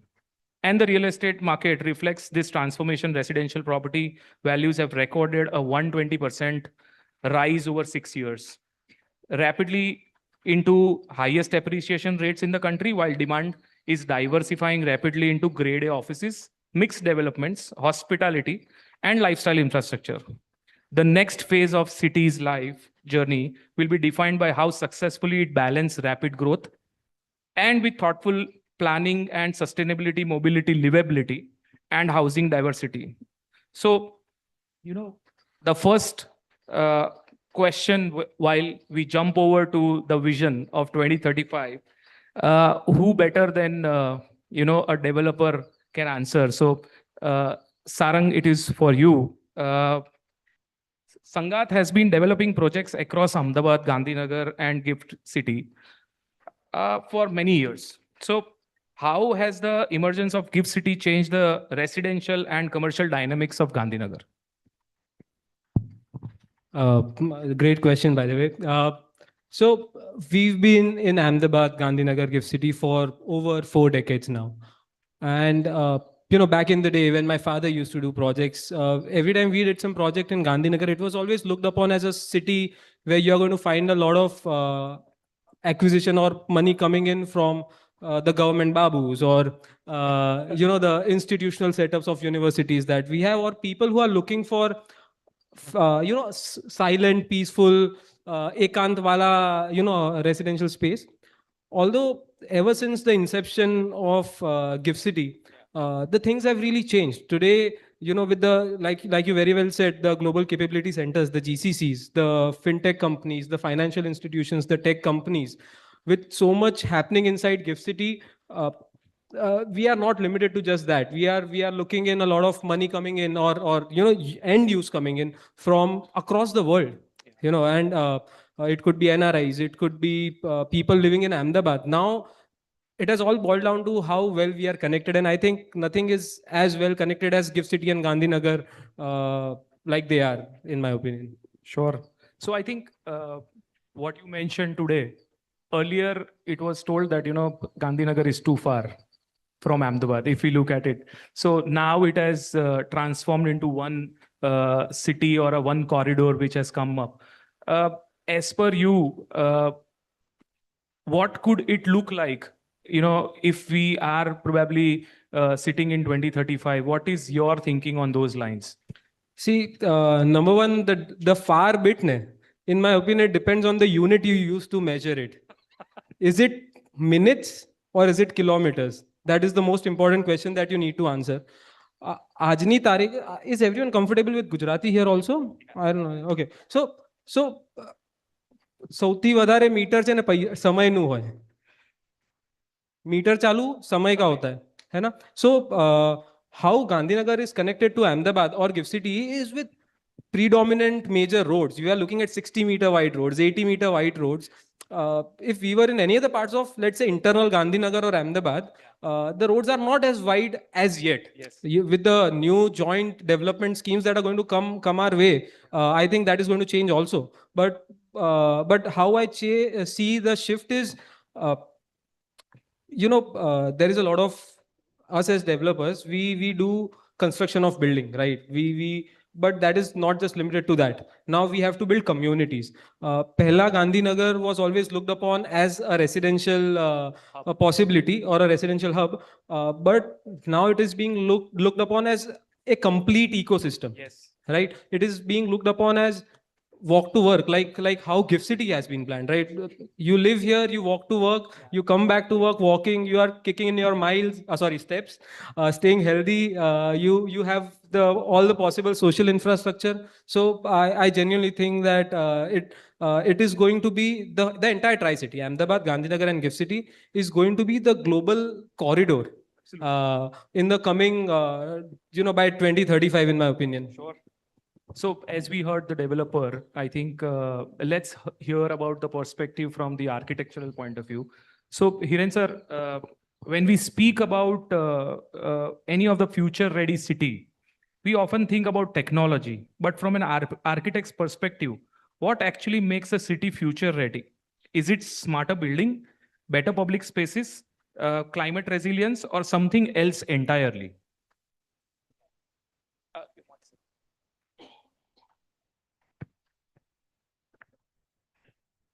Yeah, so, we have to understand that city is for people.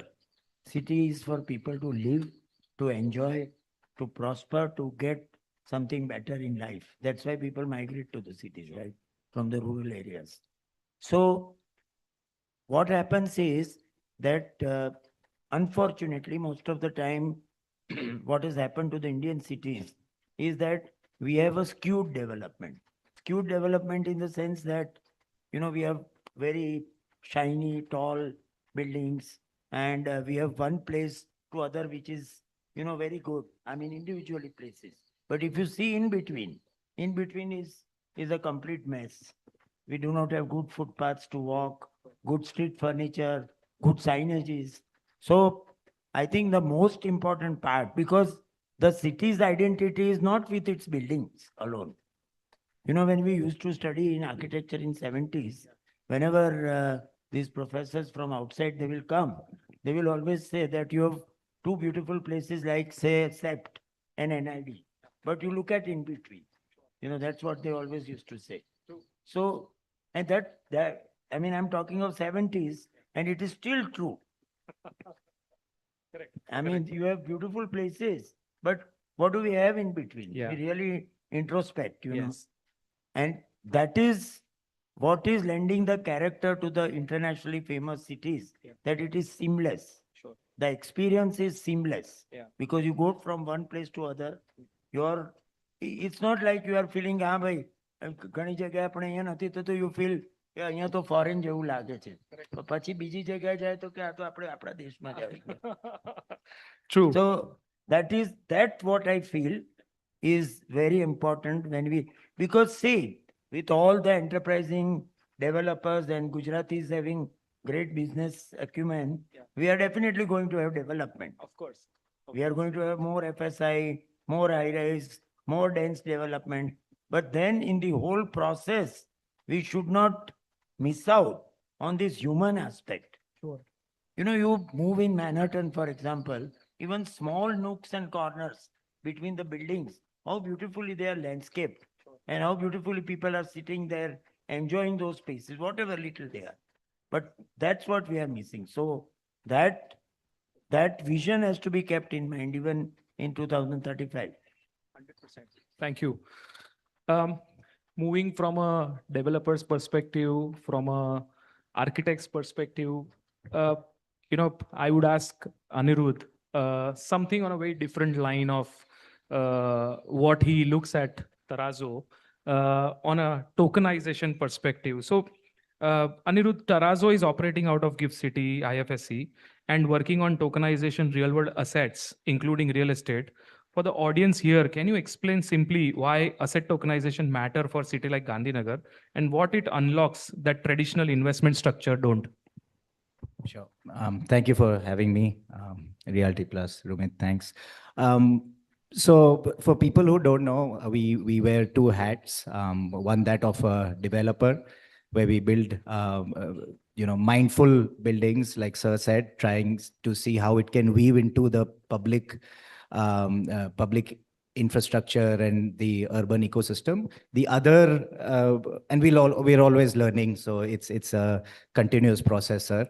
The other is an innovative way to invest and participate in real estate for investors who otherwise don't have an access to real estate. So that came out of a vision saying that how can we make real estate investment frictionless and inclusive? So, and we said, okay, in theory it is fine. And, asset tokenization by definition is, if I had to define it, it's nothing but a fractional way of investing and using blockchain as the underlying technology to manage that investment journey, to participate, to trade, to manage dividends. So it's nothing like how, it's no different than how you have Reliance share, which is sliced up, but you're still an owner of a Reliance, right? And you can say I own part of Reliance. So this is I can own part of this building or this part of these buildings and see the appreciation from the ground up.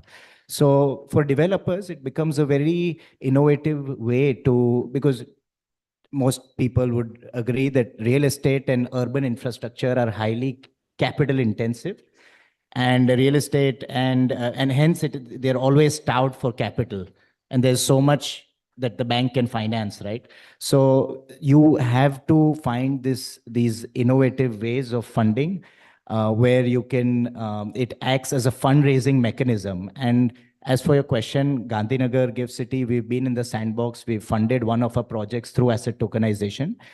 And we found a way where people want to participate and be in the journey with you and for the investment landscape. And I think how Gandhinagar is positioned with all these marquee projects coming up, including in GIFT City, and there are a few SEZs around, in the Tri-City corridor also.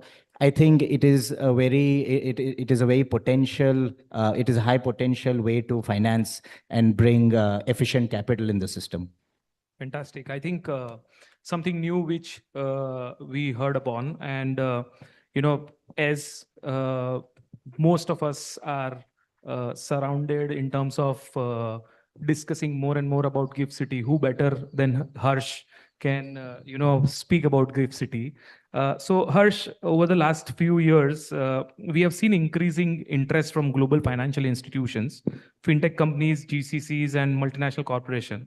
What, in your opinion, differentiates GIFT City from other emerging business destinations in India, and how are you positioning it to attract the next wave of global investments?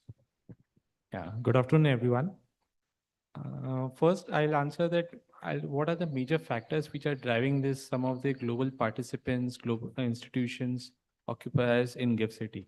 The first, I'll briefly give 3 pointers. There are many, but I find these three are the major important. First, the state of the art infrastructure. GIFT City was never a real estate project. It was always positioned first as an infrastructure project. The thought process was that before the building comes up, we should be ready with our infrastructure. So GIFT City develops the infrastructure and it ensures that it reaches the building line before the building is ready. And the infrastructure in GIFT City is a very unique infrastructure. Some of the infrastructure that we have observed and adopted from the other global financial centers. Like we have automated waste collection, we have district cooling system where the chilling happens through a chilled water. There is an underground utility corridor, 7 meter by 7 meter almost, which carries all the infrastructure. So there is a no digging within the city. So some of the infrastructure is at a very state level, and you will see this infrastructure at a building level or at a township, but not at a city level. So we are in that way position that we have the smartest infrastructure at a city level. So that is what, you will find this kind of ecosystem in GIFT City, whether you are in SEZ area or in domestic area. Second, the GIFT is the only place that has got the status of IFSC, International Financial Service Center. India host is first and made an IFSC in GIFT. GIFT has an SEZ area which has been accorded this status by Government of India through Ministry of Finance. So all those offshoring business, which was earlier happening outside India, now has been brought onshore. And this no better than GIFT IFSC is the only jurisdiction which allows this kind of transactions and activities. So any activity which are falling within this IFSC regime, and it has to come to GIFT IFSC. Nowhere in India, in mainland India, this kind of activities are permitted. So this is a very unique proposition and a very USP of GIFT, which is driving a lot of global participants, occupiers, everyone to come to GIFT City. Third, a very proactive and a supportive from the government, the state government, the central government, everyone has been very proactive, and they are driving this project at a national level, not only at the national level, but at an international level. We are able to, these are the main catalysts which are able to attract a lot of participants, institutions, global, nationally, as well as internationally. Additionally, we are also doing a lot of outreach programs. At our end, also in consultation and in joint force with the state governments, just like Vibrant Gujarat is now coming up. So there will be a lot of road shows and outreach programs. Recently, we had a visit at the Davos. Now I think it's going to be in US and Canada. So these are the major outreach programs where, now GIFT City is very much poised to take it and scale it to the next level.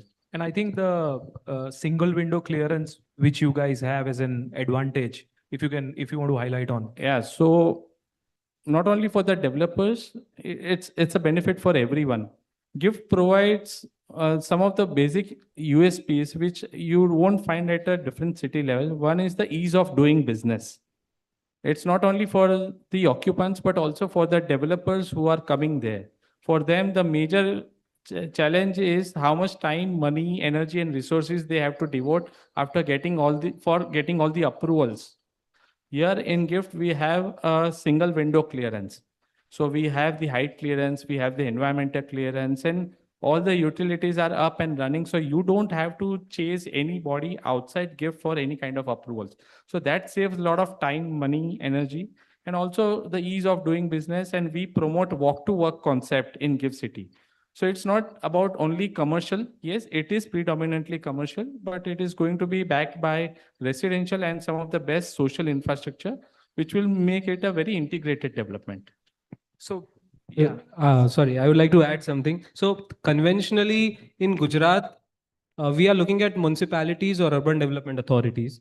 Even on paper today, GIFT City is a developer and we are co-developers.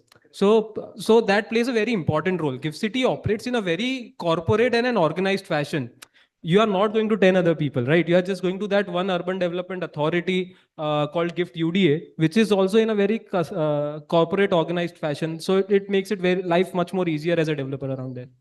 So, to you only, Sarang, while you mentioned Gandhinagar has historically been a residential market driven by government employees and Ahmedabad spillover, kind of. That dynamic shifting rapidly as GCC demand and GIFT City growth add commercial complexity. As a developer active across the segments, how are you thinking about the balance in your current pipeline and where do you see the bigger opportunity by 2030? Hello. So, great question. But when we talk about commercial and residential, I think these are both real estate. They are not competing against one another, in my opinion. It's a classic chicken egg situation. लोग काम करेंगे तो लोगों को रहने के लिए घर भी चाहिए, और अगर रहने के लिए घर है और वहाँ पे मजा आ रहा है तो वहीं पे नजदीक में ऑफिस भी चाहिए. It's a total ecosystem, in my opinion. What will change, in my opinion, is how we as developers are providing our products, or putting across what we are doing. Today, your customer base with these GCCs, with these financial institutions, with these tech companies has also changed. Back in the day, buying home was an experience that started at the age of, let's say, 35 to 40 ka age. Now your home buyer is also fragmented to a lower age. Now we see home buyers coming from the segment of 25 to 30 very commonly, because the pay scales are better with such institutions that are working inside GIFT City. So people are looking for what happens after we deliver. It becomes all about services. Now these people, they care about how the society is going to be managed. So that becomes the commercial aspect of it. Now building residential is also like running a hotel in a lot of fashion. I mean, I'm working with Rumit Bhai on one of our projects. They are managing the facilities there. They do it fantastically, and we've not heard any bad thing about what they do. But we can't look at it as two competitive aspects. I believe it's a total ecosystem, and I would also like to push any developers who are around here to look at any project that you all are doing as a complete ecosystem. You want to introduce more and more commercial and residential to feed the requirements in a balance, in my opinion. Sure. So, Hiren sir, ultimately a city's future readiness rests on whether talented people want to live there. Gandhinagar has natural advantages: greenery, cleanliness, lower density. But does it have the cultural infrastructure, the public spaces, the streets worth walking, the things that make a city magnetic for a 28-year-old GCC professional choosing between Gandhinagar, Bangalore, and Hyderabad? What does Gandhinagar need to build that isn't a building?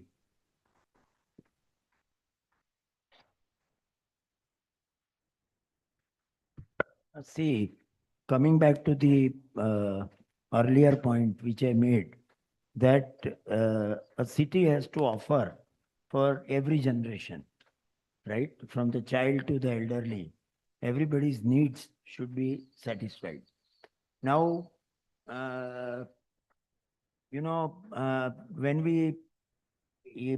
like you was mentioning, that the pay scales are becoming better, people are economically, doing well. That means then you also start having spare time, right? Why do many of the youngsters, of course, they work very hard abroad, but why do still so many people prefer to go? Because they have Saturdays, Sundays completely off. They have lot of other avenues like sports facilities, cultural events happening, music events happening, so many things. And of course, we don't have bars, unfortunately. So that's, but I mean, it's a kind of a recreation, right? So the thing is that if we really want to attract this population, which are, and mostly these are again nucleated and small size families, So, and both husband and wife may be working, you see. So you have to understand what is the need of that generation. And, those, and like what we were talking about GIFT City, let's say, that ultimately things are walkable. That means you don't make a special effort to take out your car and go to a destination where you spend another 1.5 hours to reach that.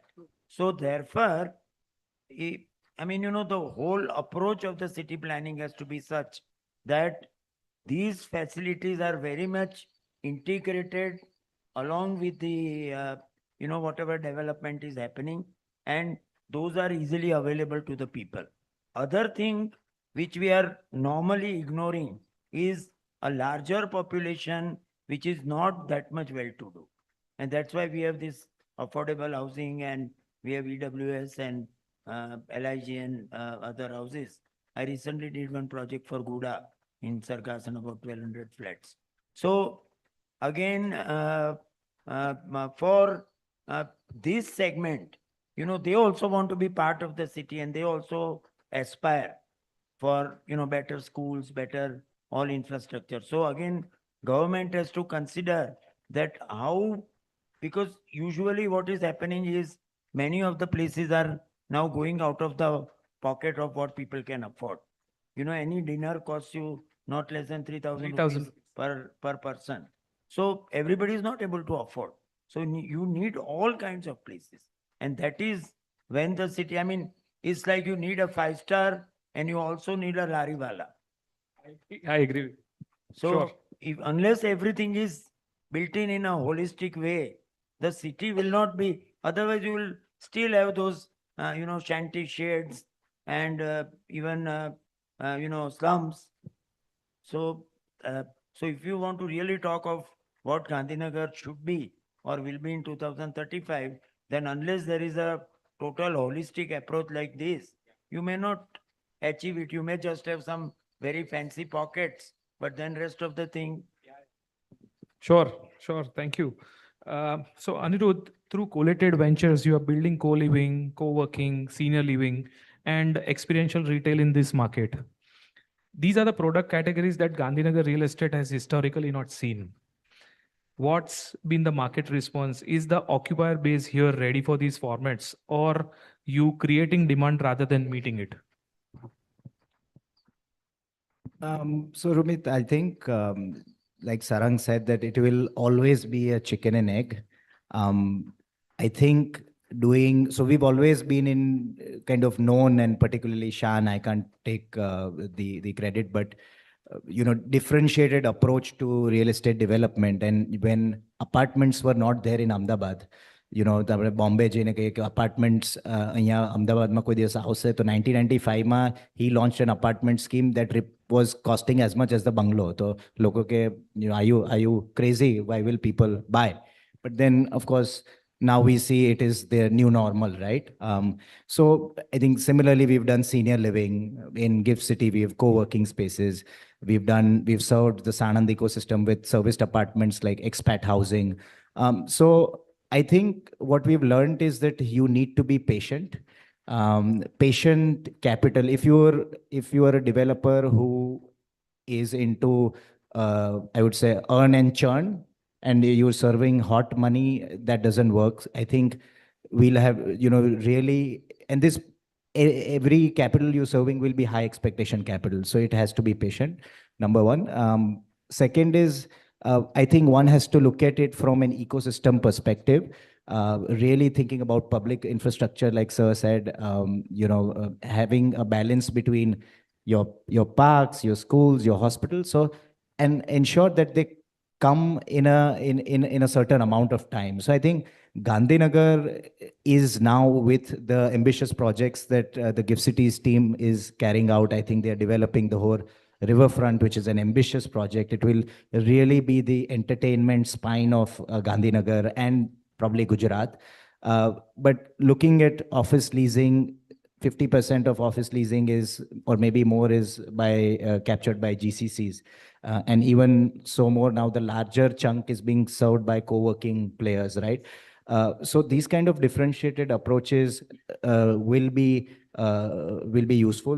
Recently, someone announced a senior living project in Gift City as part of Gandhinagar. And I think it's Gandhinagar being a city where it's more known as a up till now, a place where people retire. There's clean air. I think it's the best. Or a Babu city. Babu city. So I think Gandhinagar is ready. I think we'll have to just change the lens a bit and say that uh, uh, instead of asking, "Are you ready?" saying, "Are we ready? And do we have the patience?" Sure. Yeah, please, Saran. To add to what Hiren sir just said, Bar's situation, Anirudh is really working very hard to solve that problem. I don't know if I'm allowed to take names, but can I take a couple of names that you all are pulling in? Yeah, sure. They are bringing in K's with a bar, right? Yeah, so some of them has again, some of them has bars. I think Bastion is already coming in, Bastion is and I think a lot of support from Gift City. They have about 25, 30 good restaurants lined up. I think you were doing. Why don't you talk about the August? I think one of the they're hosting the Restaurant Federation of India, where they're inviting 100 plus restaurants to show the potential of Gift City. I think it's really working as a good PPP model where in the private capital, infrastructure, and the right incentives are coming in.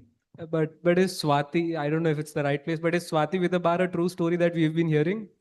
Shan is coming on after a couple of hours. You can ask him. And so I sugarcane juice, yes. I don't know about fermented sugarcane juice. Sure, I think interesting. Harsh, as we are discussing on this theme of 2035, what role do you envisage for Gift City playing in shaping Gandhinagar's economic growth, employment generation, and global positioning over the next 10 years? Yeah, Gift City is a classic example of, if you have a clear long-term vision and if it is backed by a solid execution and monitoring, how it can shape up. This is now Gift City, Ahmedabad and Gandhinagar, it's a tri-city model. So we are not saying Ahmedabad is different, Gandhinagar is different, Gift is different. It's all well connected and it's a tri-city model. So what happens in Gift is not just restricted to Gift, the spillover effects goes to Ahmedabad, Gandhinagar both. So Gift is just the first economic engine. It is now, I'll say the economic engine which is actually fueling Gandhinagar and Ahmedabad. Currently we have more than 1450, around 1400 plus entities working in Gift City, registered in Gift City. The current employment is close to 25,000 people, and going forward by 2030, we are envisaging more than 100,000 people. If we go by the potential that we have for the development in Gift City, it will go even further. So what this suggests, we'll have a lot of investments, we'll have a lot of infrastructure coming over here, we'll have a lot of growth in the economy, we'll have a lot of employment opportunities, we'll have a lot of talent pool available, because Gift in Gujarat has a lot of reputed educational institutions, particularly in Ahmedabad and Gandhinagar. So we'll have a lot of talent pool over here. So all this is going to fuel the growth, not only to the Gift, but also to the Gandhinagar also. Also, we'll see Gandhinagar predominantly is not just the administrative capital, but it is also having a unique advantage that with this, it will become a center which is connected to the financial and technology hub. So it's a twin advantage for Gandhinagar to be, so it will get a unique positioning. Specifically for Gandhinagar, I'm saying. Ahmedabad is having a financial capital for the state, but Gandhinagar has an added advantage of this. And this is what I see that, Gift is just a beginning. And if this can extend to Gandhinagar, whatever problems that Hiren sir has identified, I think that can be taken care. It is already been taken care at Gift City level. Lari and wo nahi hai sir, lekin baki sab hai. Sure. So as we are almost about to conclude the panel, just one headline to all of you, that if imagine we are sitting here in 2035, what headline you would all like to read about Gandhinagar? I think global urban ecosystem, not just for India. I mean it global because like Gift City, how it is being placed and the 90-meter ring road that is coming along. If you really geographically look at it, with that, Gift City becomes the center of and Ahmedabad and Gandhinagar with that 90-meter ring road. So we are going to see a total urban development, and I think Sir would be able to shed more light on it. But it is going to be the global corridor, global ecosystem of 2035.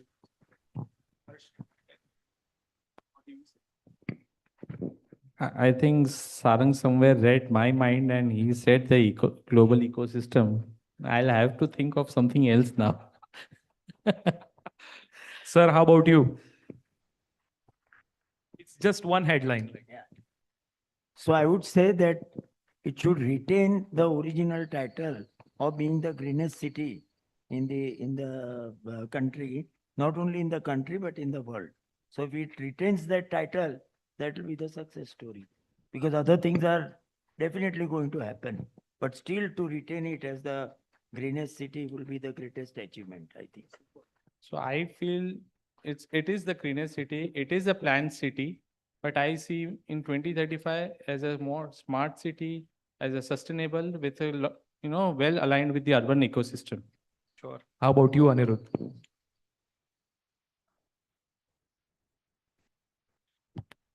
No, you said headlines, so I'm going to put my, kind of media hat on and say, so I read two newspapers. So if I'm reading a more finance-based newspaper, it is exponential, not incremental.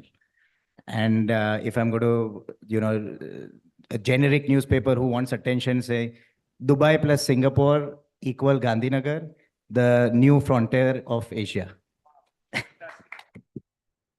They say, no harm in dreaming big, right? So I think I thank you everyone here, for a fantastic panel.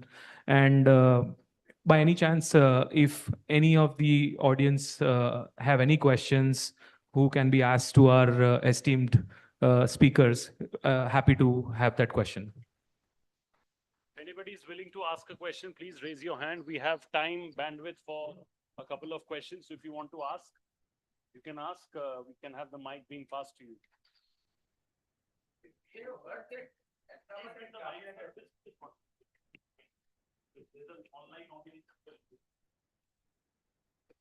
We have heard that Ahmedabad and Gandhinagar are being a greater Ahmedabad. So what will be the name of Ahmedabad?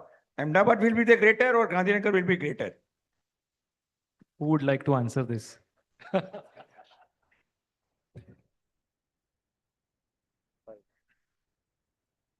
Very tricky. Yeah, I mean, it's a very tricky question, sir. I don't know who we want to please. We have projects going on in both the regions.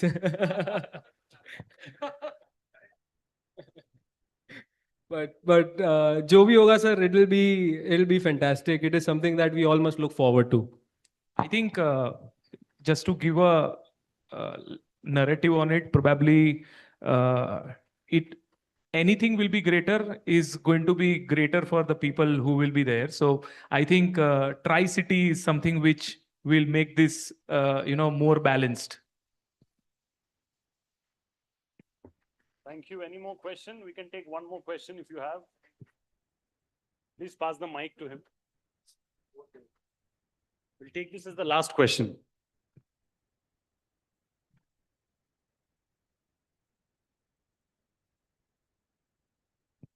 Like my question is to Anirudh, like the concept of tokenization is really intriguing.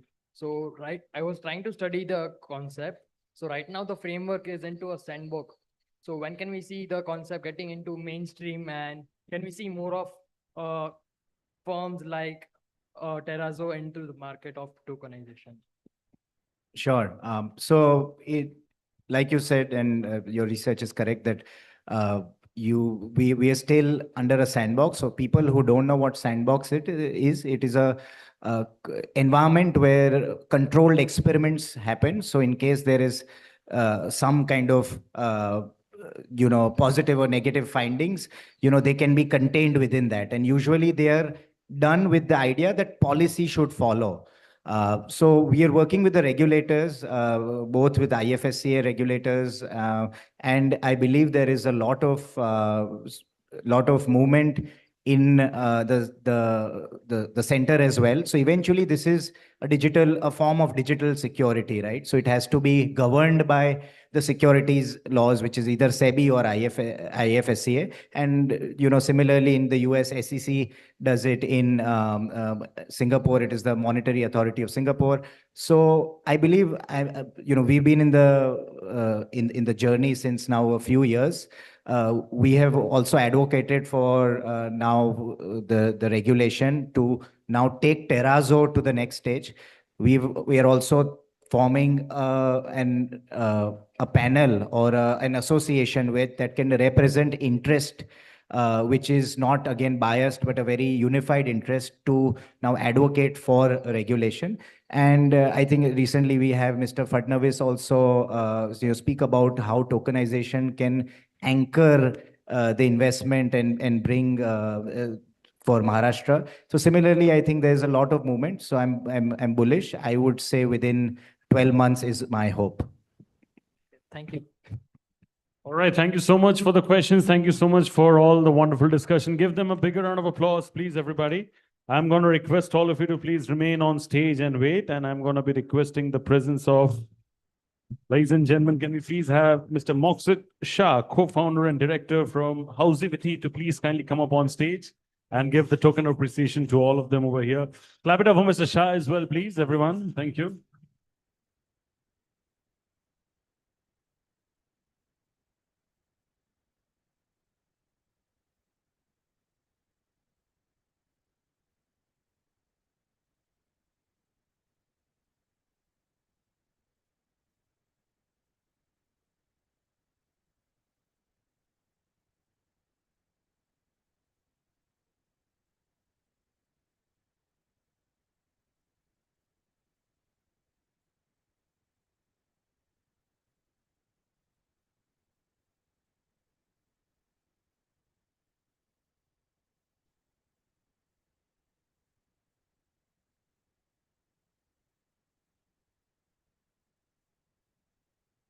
Yes, now on a countdown of 1, 2, and 3, everybody, yes. That's the magic that you can create. These are all stalwarts in their field. They deserve every bit of the acclaim and recognition coming their way. Thank you so much for adding so much of value to the conversation. We look forward to hearing all of you the next time when we do this.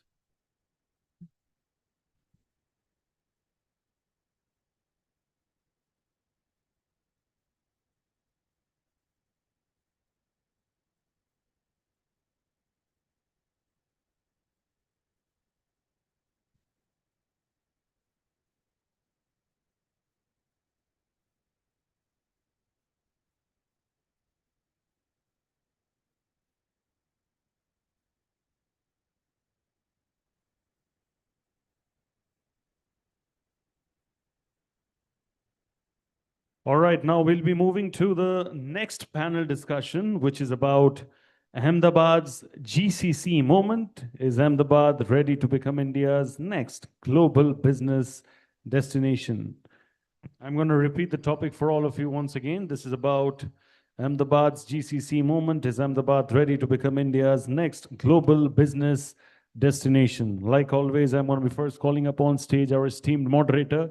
उसके बाद हमारे सब speakers को मैं बुलाने वाला हूं on stage. Leading the conversation as the session chair, ladies and gentlemen, is a senior management professional who has demonstrated an absolute history when it comes to working in various industries, skilled negotiation, budgeting, business planning, and business development. He has over 25 years in sales, marketing, PR, leasing, branding, and business development experience in real estate funds, media, retail, and healthcare industry. Ladies and gentlemen, the city head at Leasing Head, Gujarat, CBRE, Ravin Bhojani. Can we please have a huge round of applause for Mr. Bhojani as he makes his way to the stage? Thank you so much, sir. Good to see you once again. Request you to take a seat. Always a pleasure. Thank you so much. That's Mr. Bhojani. You can give him a bigger round of applause. Come on, he's one of the most cheerful individuals that you will find in the real estate domain. Usually there's a lot of stress, but he's always smiling, and that's so wonderful. So you all can give him a bigger round of applause. Thank you. My next speaker, ladies and gentlemen, over here is the Deputy CEO Knowledge Consortium of Gujarat, which is an educational society established by the Department of Education, Government of Gujarat. Ladies and gentlemen, it is an umbrella organization to promote reforms, research, and equality assurance in higher education across the state. My guest over here plays a pivotal role in driving policy execution, institutional reforms, and digital transformation across the state's higher education ecosystem. She's already over here, ladies and gentlemen. Make some noise for Anuja Gupta, please, everyone. Thank you, the Deputy CEO of Knowledge Consortium of Gujarat. My next speaker over here leads the Business Development and Tendering Department and heads marketing and overseas project monitoring at the firm that has operated in the construction industry for around 30 long years. He holds a degree in construction management and business from the University of Illinois Urbana-Champaign, bringing a global perspective and driving innovation, operational excellence. Ladies and gentlemen, the Director of High-Tech Projects Limited, Arya Dalal. Can I have a huge round of applause for Mr. Dalal, please? My next speaker over here, ladies and gentlemen, founded Bobby Mukherjee Architects, BMA, as we call it, while still being in college. After completing his studies, he expanded his horizons internationally, working in the United States on projects that received wide recognition. Ladies and gentlemen, the founder of Bobby Mukherjee Architects, Architect Bobby Mukherjee. Ke liye bhi zor se taali, please. My next speaker leads the India operations for Armanino, one of the leading accounting and advisory firms in the US. He's focused on building a high-impact global capability center that supports the firm's audit, tax, consulting, and technology teams worldwide. Ladies and gentlemen, Managing Director, Armanino India LP, Shrenik Shah. Can we have some appreciation coming as well for him? My next speaker over here has over 20 years of experience and is absolutely proficient when it comes to the field of real estate laws and other allied laws as well. Basically, to cut things short, he's a law expert, has been regularly advising clients in various sectors, including developers, PSUs, pharmaceuticals, and healthcare, manufacturing, and conglomerates. Ladies and gentlemen, partner real estate, City, Lamarchan, Mangaldas, Mr. Siddharth Singh. Thank you so much, Mr. Singh. You all can give Mr. Singh a bigger round of applause, everybody. Bahut shukriya, thank you. And my next speaker over here is a transformation specialist with more than 2 decades of experience across global operations, shared services, business transformation, GCC strategy, and deep roots in company like McKinsey and Boston Scientific.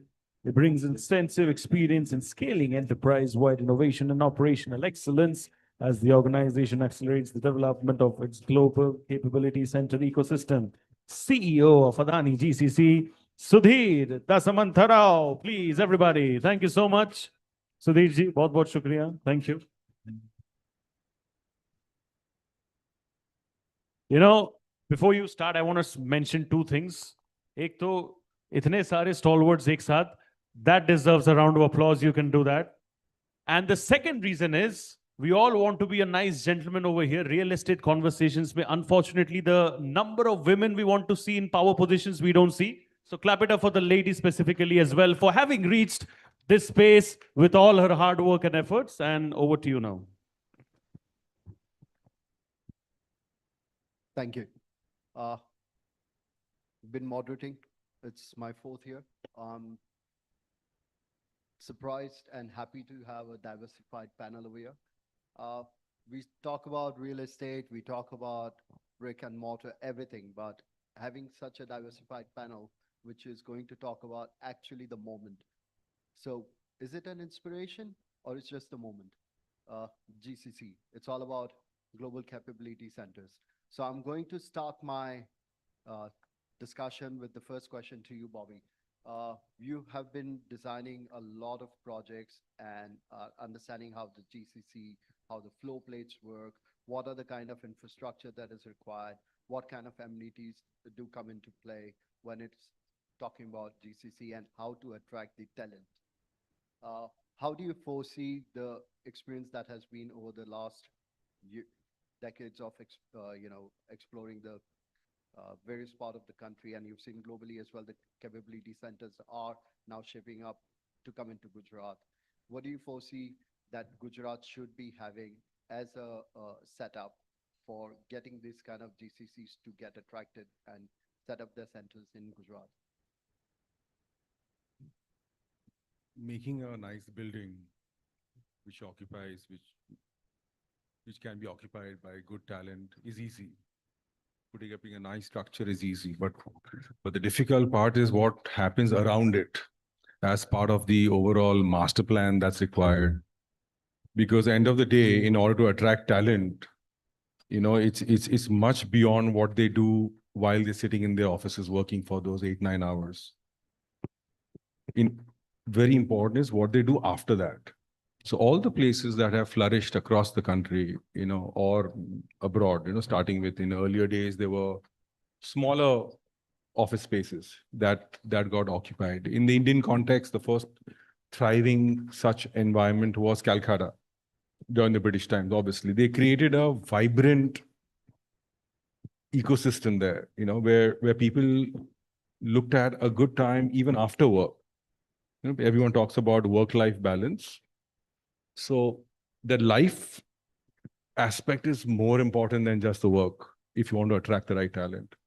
Somewhere down the line, Bangalore succeeded because they got that right in those days. You know, in Gurgaon, there are some very successful projects which were done in large formats, like, you know, like say the Cyber Hub area, for example. Because after a hard day's work, they have a place to let their, you know, hair down and, you know, have a good time. And you create friends there. They eat well, they drink well, they, you know, they have a lot more to do on weekends. You know, so unless the whole ecosystem around is made, it's not going to succeed. So a lot of onus lies on the large format real estate developers, you know, who have access to large land holdings. Just an individual, you know, smaller plot of 1-2 acres with a large building is not enough unless it's supported by a larger development close to it. So now why, like Dubai, for example, if you look at the DIFC area or downtown or, you know, all these places, out of nothing it came about, right? It was all desert. Because of good vision, good master planning, they got in really the smartest minds towards planning the whole thing, which was much more beyond just that flow plate that we're talking about. Sure.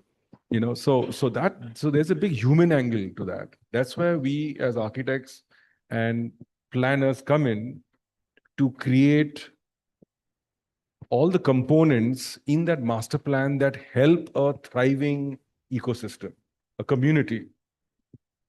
Now, in the Gujarat environment, now we know that, you know, alcohol is a bit of an issue and probably will change in the near future.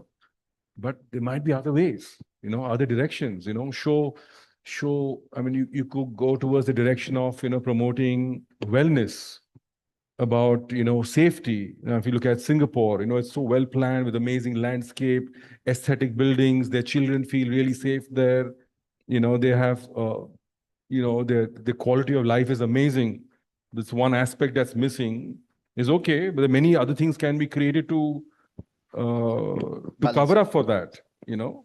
So there are various possibilities. So it requires a bigger vision by all the stakeholders, you know, starting with a large format developer and of course the policymakers and the government, and, you know, they play an important role. Then we come in as an architect to make that into, you know, reality. Reality. Yeah. So taking the cue from Bobby, I would direct my question to you, Sudhir and Sharing. You guys already have a setup of GCC. Talent is one of the things that is major kind of a concern, and also maintaining the attrition level and finding the right kind of talent to keep them entertained. In the current scenario within Ahmedabad, how has your experience been and what do you foresee is the need of the hour with regards to talent retention, getting the right kind of talent, and creating that social infrastructure to support that kind of work, environment.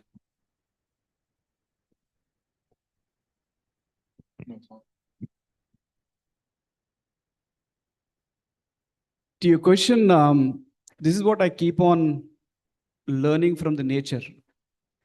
The reason I say this in most of the forums, so that people are able to connect. As a human beings, we chase wrong things. So for example, we chase butterflies.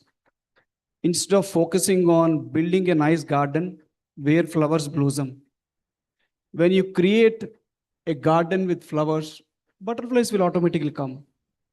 In that line, I see in Gujarat, a lot of that thinking has already started.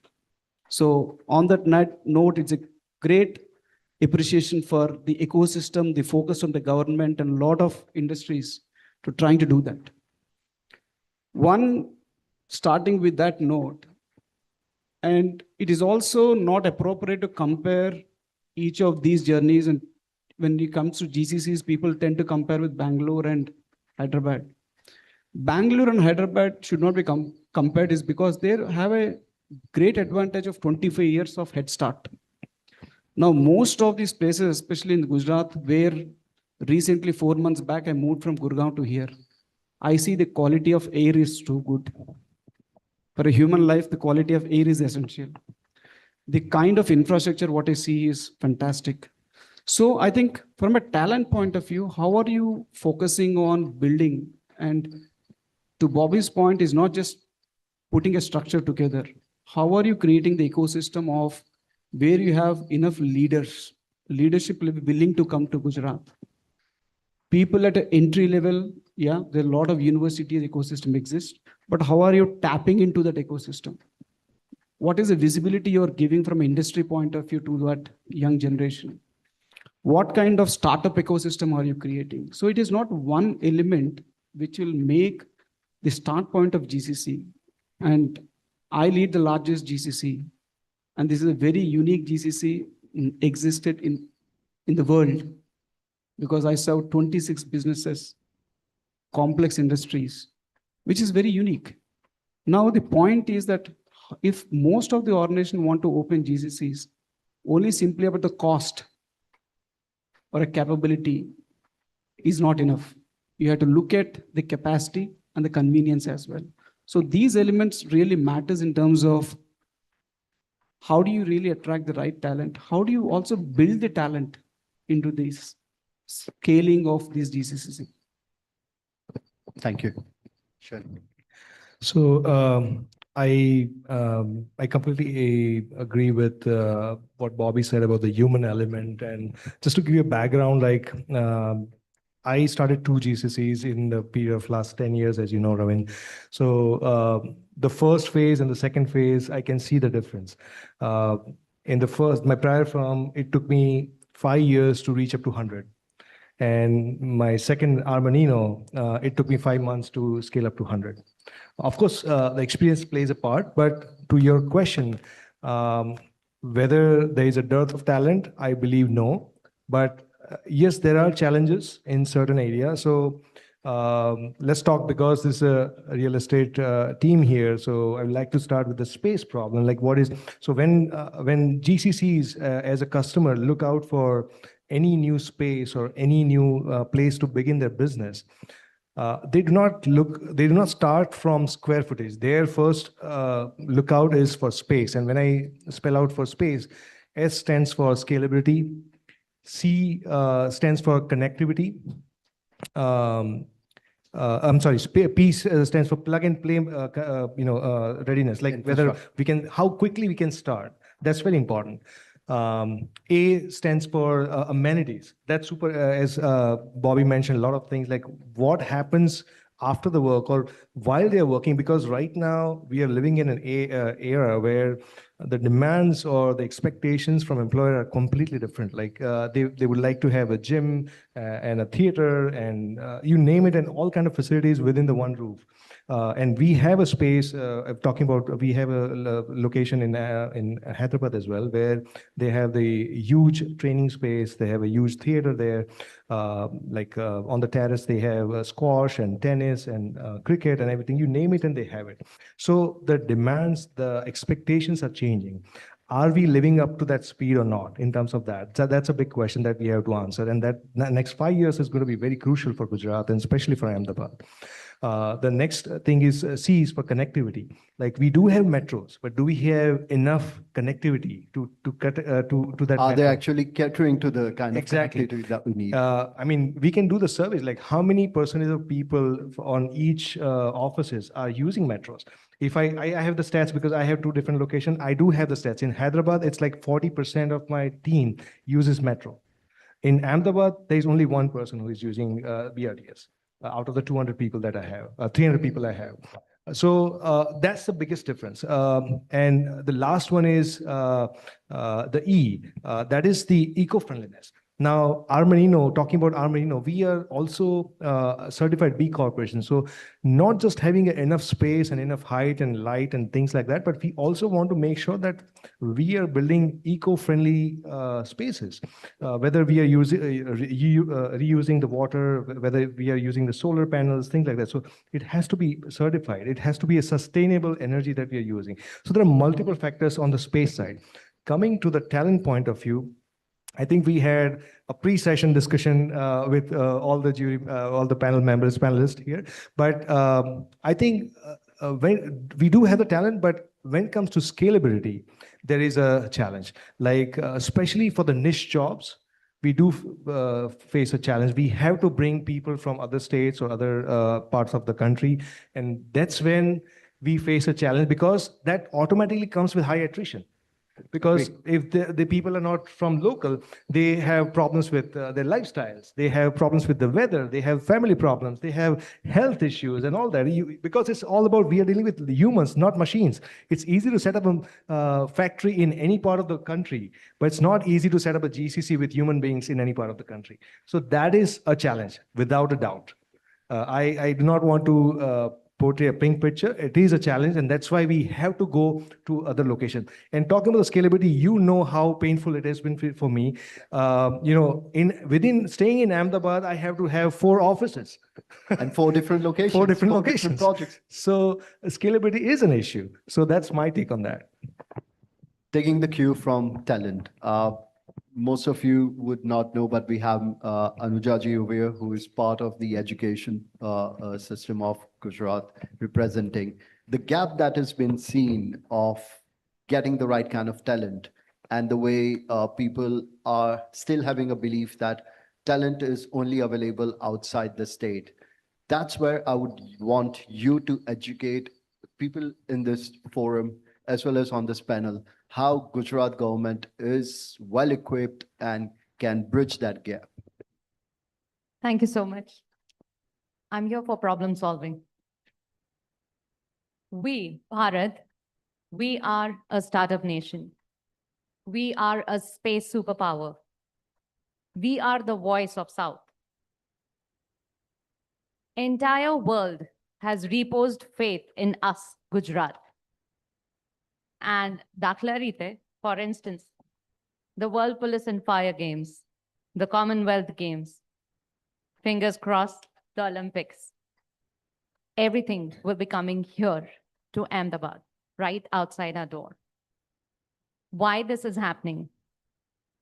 So to answer all of their points and cues which were here prior to the mic was given to me. So there are 4 verticals that I'll quickly talk about: people, place, policy, and problem solving. Let me start with the people first.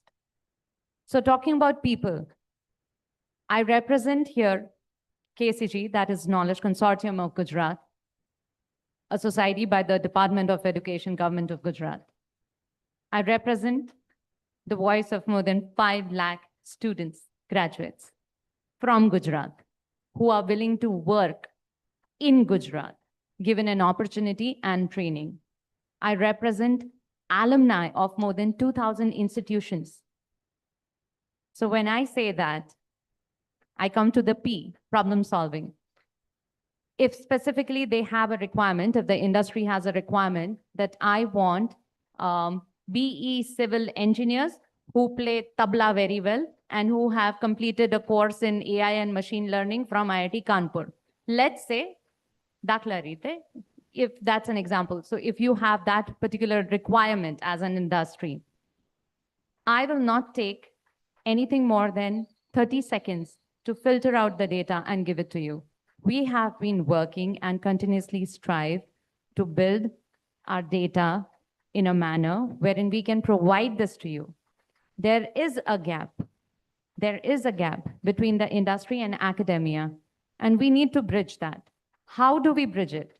Is why I am here. We bridge it by inviting you to co-curate the curriculum. Most of you, if you have come from Gujarat, you would know that the curriculum that we are studying, it is continuously evolving. There's a reason for that. Because if the industry readiness is not there to your degree, then it's just college pedigree and nothing more than that. Today, the dilemma, the debate is degree versus deployability. So you need to be deployed. Merely a degree is not enough. We need to have next generation smart skills in place. And again, keeping in mind the human concept, which you very clearly mentioned.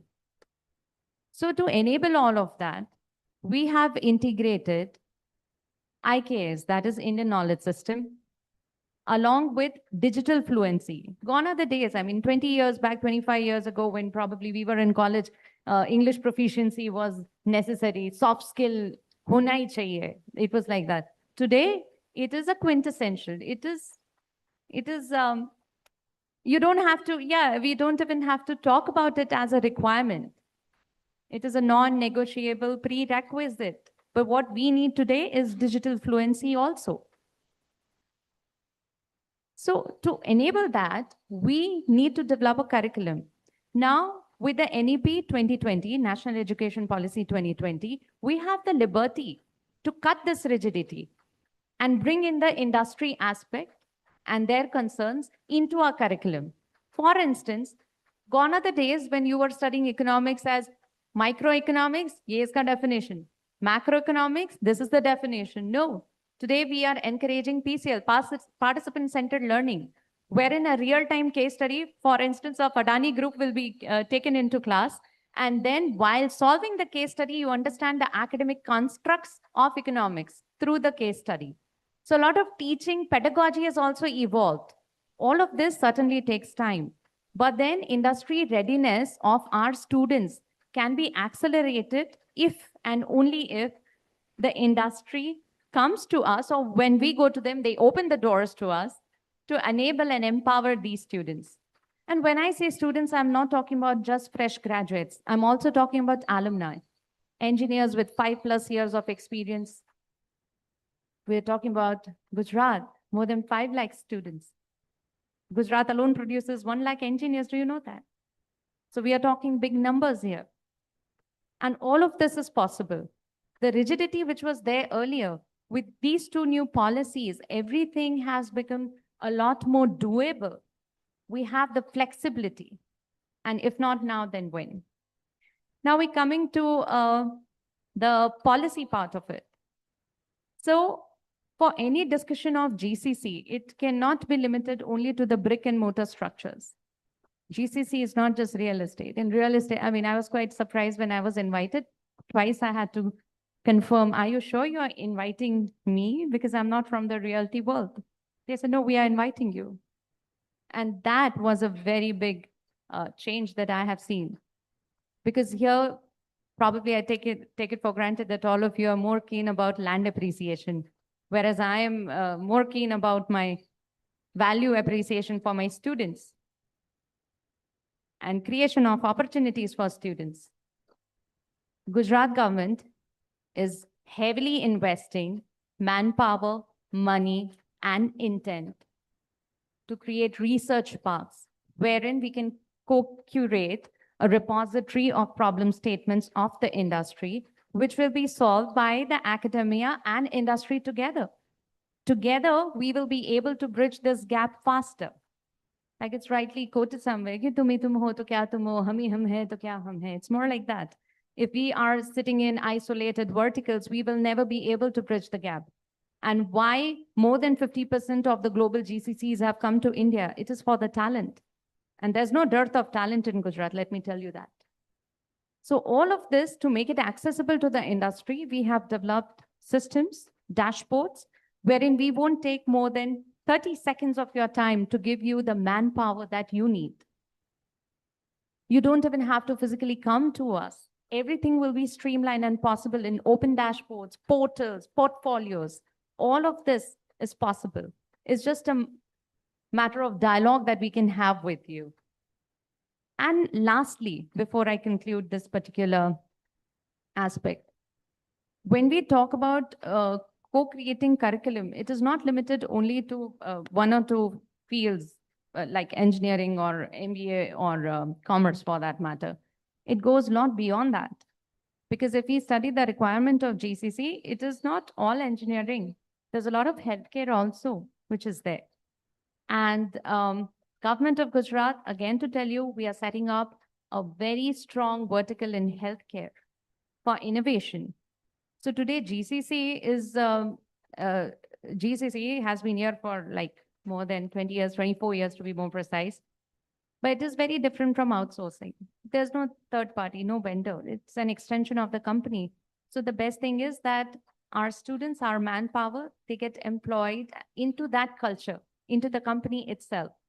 So the problems that the corporate would face of attrition and all won't be there if you have manpower from the same zone where you have set up your office. For instance, if you have an office in Rajkot and you need whatever requirement you have in Rajkot, we will be able to cater that to you because we have zone-wise database, zone-wise. And there are zones which are demarcated in our database. So we can map it according to your requirement and cater that so that your attrition problem is solved. And the one thing that I would request the corporate fraternity, the industry, is that please help us co-create a curriculum for training. A lot of funds of the corporate is invested in training and very heavily invested. So when you are trying to do contractual employment or third party or even training and development, a lot of funds, a lot of time of the corporate is invested in that. But if you tap their potential while they are still in their last semester, we give them a training. I mean the Department of Education. We give them the training that is essential, that is co-curated by you from the industry point of view and us from the academic essentials point of view. And our students will be hugely benefited. This is need of the hour. While talking this, there's no luxury component attached to it. It is need of the hour. It's just that we are speaking it out loud today. But going forward, we roll out the red carpet to everybody, to the industry and to the corporate fraternity. We roll out the red carpet to you. You're most welcome to please have a dialogue with us. We are more than willing. We are committed. We are committed to make our students, our graduates, industry ready. If 75,000 jobs are coming to Gujarat, I want my brothers and sisters and my students to get employment. And why not? All your problems of attrition will be taken care of, Shrenikji. Thank you so much. So there are people in the audience over here who definitely come from the corporate side of the business as well, including Neelam Bhai and Shan and everyone. They would definitely agree to the fact that there had been a gap. And that's one of the reasons, Siddharth, my next question to you. You have been part of bringing in a lot of real estate developers to the clients who are wanting to set up their offices in Gujarat. And now the GCC, the in thing is also being considered by many companies that are looking at Gujarat. What has been your kind of, understanding as to what are the key requirements when it comes to setting up a GCC, the talent part which was there, and that's one of the reasons we have Anujaji here to talk about that gap has been filled up. What are the other things that come into forefront when any company is looking at setting up their GCC? Thank you, Ravin. So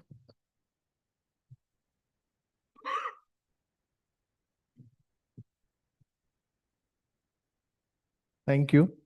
So, Ravin, as you rightly said that, we, as a pan-India law firm, we lead and help a lot of corporates, multinational companies to set up GCC, and we have a industry-leading practice to do that. And we are proud of setting up many large GCCs in India. Having said that, many times what I hear from people around in for Gujarat or Ahmedabad especially, that everything draws up to a cost that, Ahmedabad sastu che, or Ahmedabad is cost of living is less. But when I feel that a GCC, when is moving to India at a global level, they have taken a decision that we are moving to India. So from them, from their side or their perspective, the cost element is already taken into consideration. Now, whether it is Ahmedabad, Bangalore or Hyderabad, the cost is not that much of a difference because they have decided the global. But when, earlier it was like that we used to get just mandates of, if I'm a real estate partner, will be diligence. If my employment partner will do a employment advisory. But nowadays we also get, before they are thinking, they are asking for a memo where they are asking for advisory state-wise that, if you have this X state, Y state, Z state, tell us what kind of, licenses would be required to be obtained. What are the operational challenges? And why I'm mentioning the licenses in particular, because I see the GCC policy, which has been, announced by Gujarat government, also captures a very important and unique point is that we are not only focused on IT or technology. We are also very much focused on R&D, manufacturing, innovation, deep tech, and obviously when we talk about Gift City, also the banking finance sector. So we are offering, industry a well spread. So when it is a greenfield project, see, we are discussing two parts. One is a grade A office. There is a separate requirement, as Chanik also mentioned, Sudhirji also mentioned, and there is a brownfield, a greenfield thing where there is an industry talking about it, and it's, as Anujaji rightly mentioned, that it many times it is extension of the same company.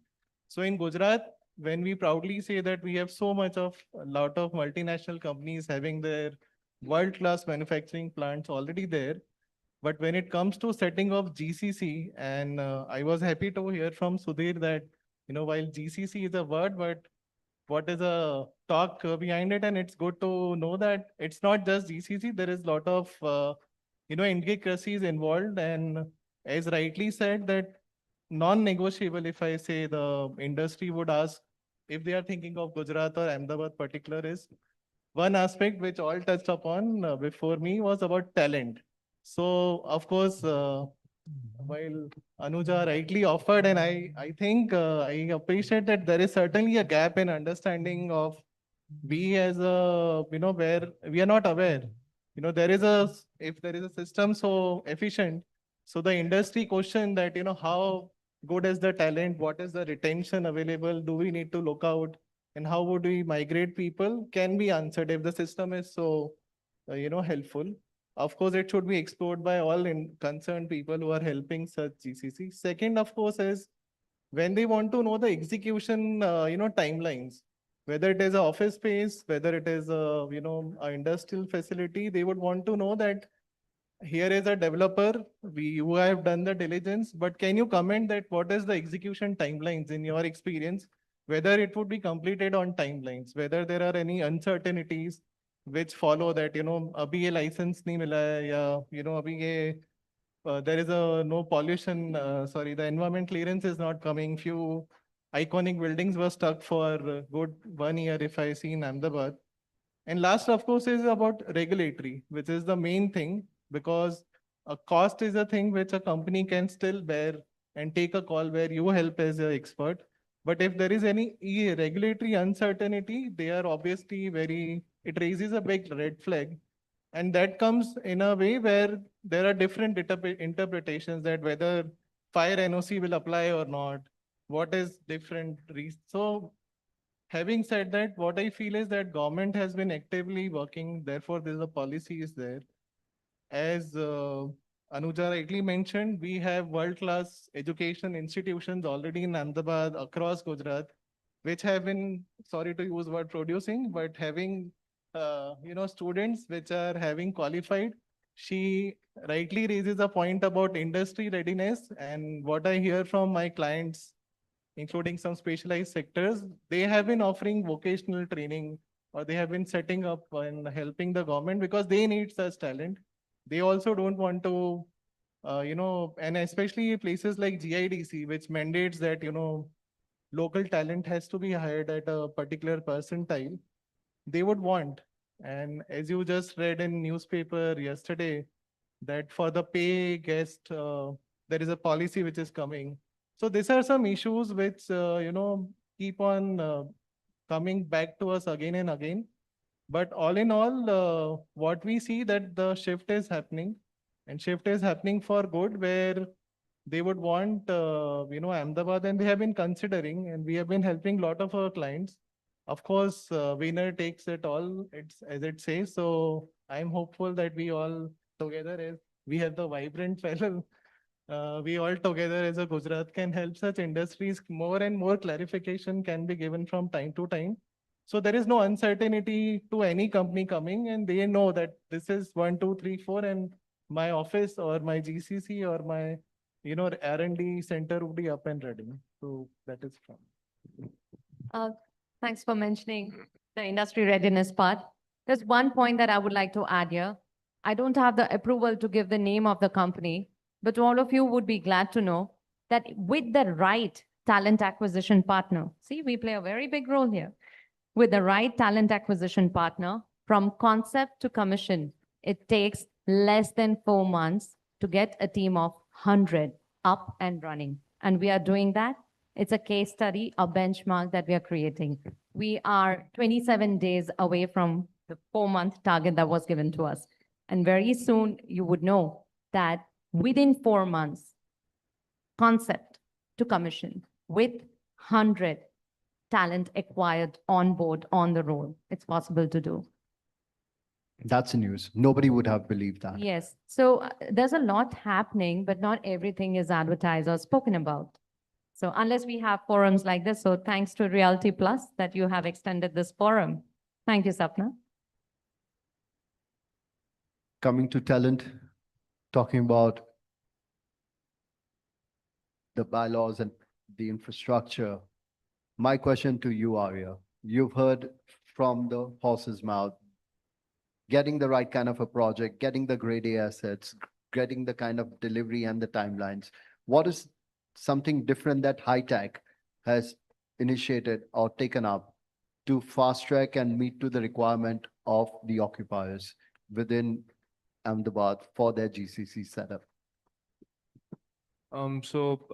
Thank you for your question. It's a really great achievement for my company that over the last 30 years, we have delivered more than 100 projects in the commercial sector, the residential sector, the institutional sector, as well as the industrial sector.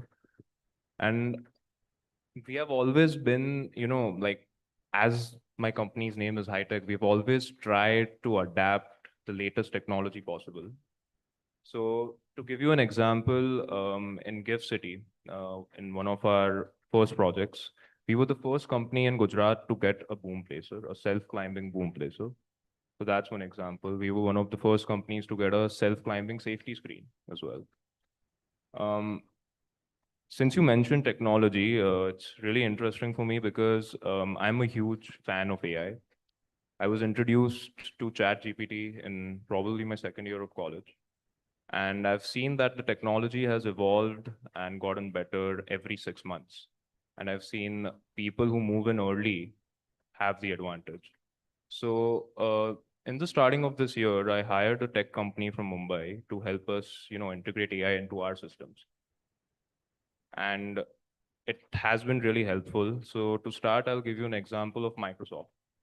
So we have the Microsoft 365 suite in our company where we run finance through Microsoft Dynamics. You have the Outlook and SharePoint for data. And now we also have the Copilot Enterprise version, which basically means every time an engineer, a supervisor, or even a project manager is prompting something into the chat, the data is not being shared with anyone else. That's the enterprise protection. So we've had workshops, we've had training sessions where you show how a prompt is written, how a prompt is engineered, and what are the different kind of outputs. Another key and important note is the reliability. Well, you cannot 100% rely on the answer AI is giving you.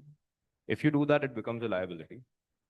So to solve that, we have given a human interface as well. Like you are not 100% relying on AI or you're not 100% relying on the data given by AI. You're just proof checking it.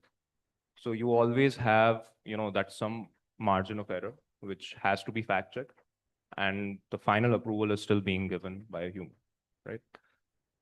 Another use case is we are building apps through Cloud Code.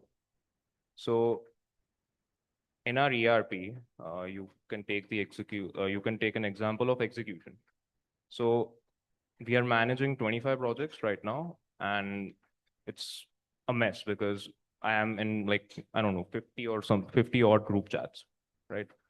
In every group chat, you have daily labor reports, you have daily progress reports, and it's a clutter, basically. What I'm building right now is an execution tool where you have something called a last planner system, where it's basically breaking down a macro monthly schedule into a weekly schedule, and that is broken down into a daily schedule. My project manager can assign, what engineer is responsible for what task. My AI agent is basically, so on Cloud Code, I'm building an app where I could see all of this in a centralized way. I can monitor my projects more efficiently. I could even see what kind of problems I might face in the future due to some kind of problem. It could be a human problem, it could be a technical problem. So I think as an early mover in this AI space, I'm expecting great results. So far, we have integrated AI into our tendering department. I would say my turnaround time for a tender has reduced by 50% now. So it's increasing my bidding capacity. So that's my first deliverable outcome, I would say, from technology. And other than that, you obviously have China, who's the greatest innovator in AI robotics in construction as well. So I'm planning a visit to Shanghai pretty soon, and hopefully, trying to bring some kind of robotics also into the picture. Great. Bobby, it's a question for everyone because taking the consideration of the time, I won't go past the time that's been set. AI is the way forward in construction industry. ARIA has already started implementing that. How do you foresee that's going to benefit in designing the state-of-the-art, offices to cater to the requirements that are coming in for all kind of industries, including GCCs, CPA firms, educational institutes that are also looking at AI? How do you foresee your contribution and your way of implementing AI and designing these kind of offices? It's just not about offices, it's about our profession in general. Agree. It's greatly improved the speed with which we are able to give deliverables. That's where the time comes down, but there are still certain limitations. In the initial stages of design, it's been pretty helpful. But when it comes to the other half, where you're talking about construction documents, detailing, it's still to evolve. Earlier, yeah, It's still, it will happen. It will happen. It has greatly reduced timeline. So it's now creeping into that aspect as well. So down the line, what's going to happen is that AI helps you get in the resources which the best minds in the world might have already done before. So it already has the knowledge, as to what all components to put inside towards making that project more efficient, more aesthetic, more tasteful, more functional. It does. It is able to figure out that level of analyzing the requirement and coming up and with stuff. But then, yeah, we still have I think probably another 4 or 5 years before everything gets getting. And in terms of a profession, it is going to affect the future of the design industry, where I can see, as you mentioned, that the tendering job, the tendering work was reduced by 50%. That means, an X amount of people is not required anymore. Will be redundant, yeah. So it's a tricky situation. But in order for us to survive, we have to play the game. Yeah. Absolutely. And a question before sorry, Sudhir, you were to. One thing I want to add is from a GCC point of view, I've been in this GCC industry from last 25 years.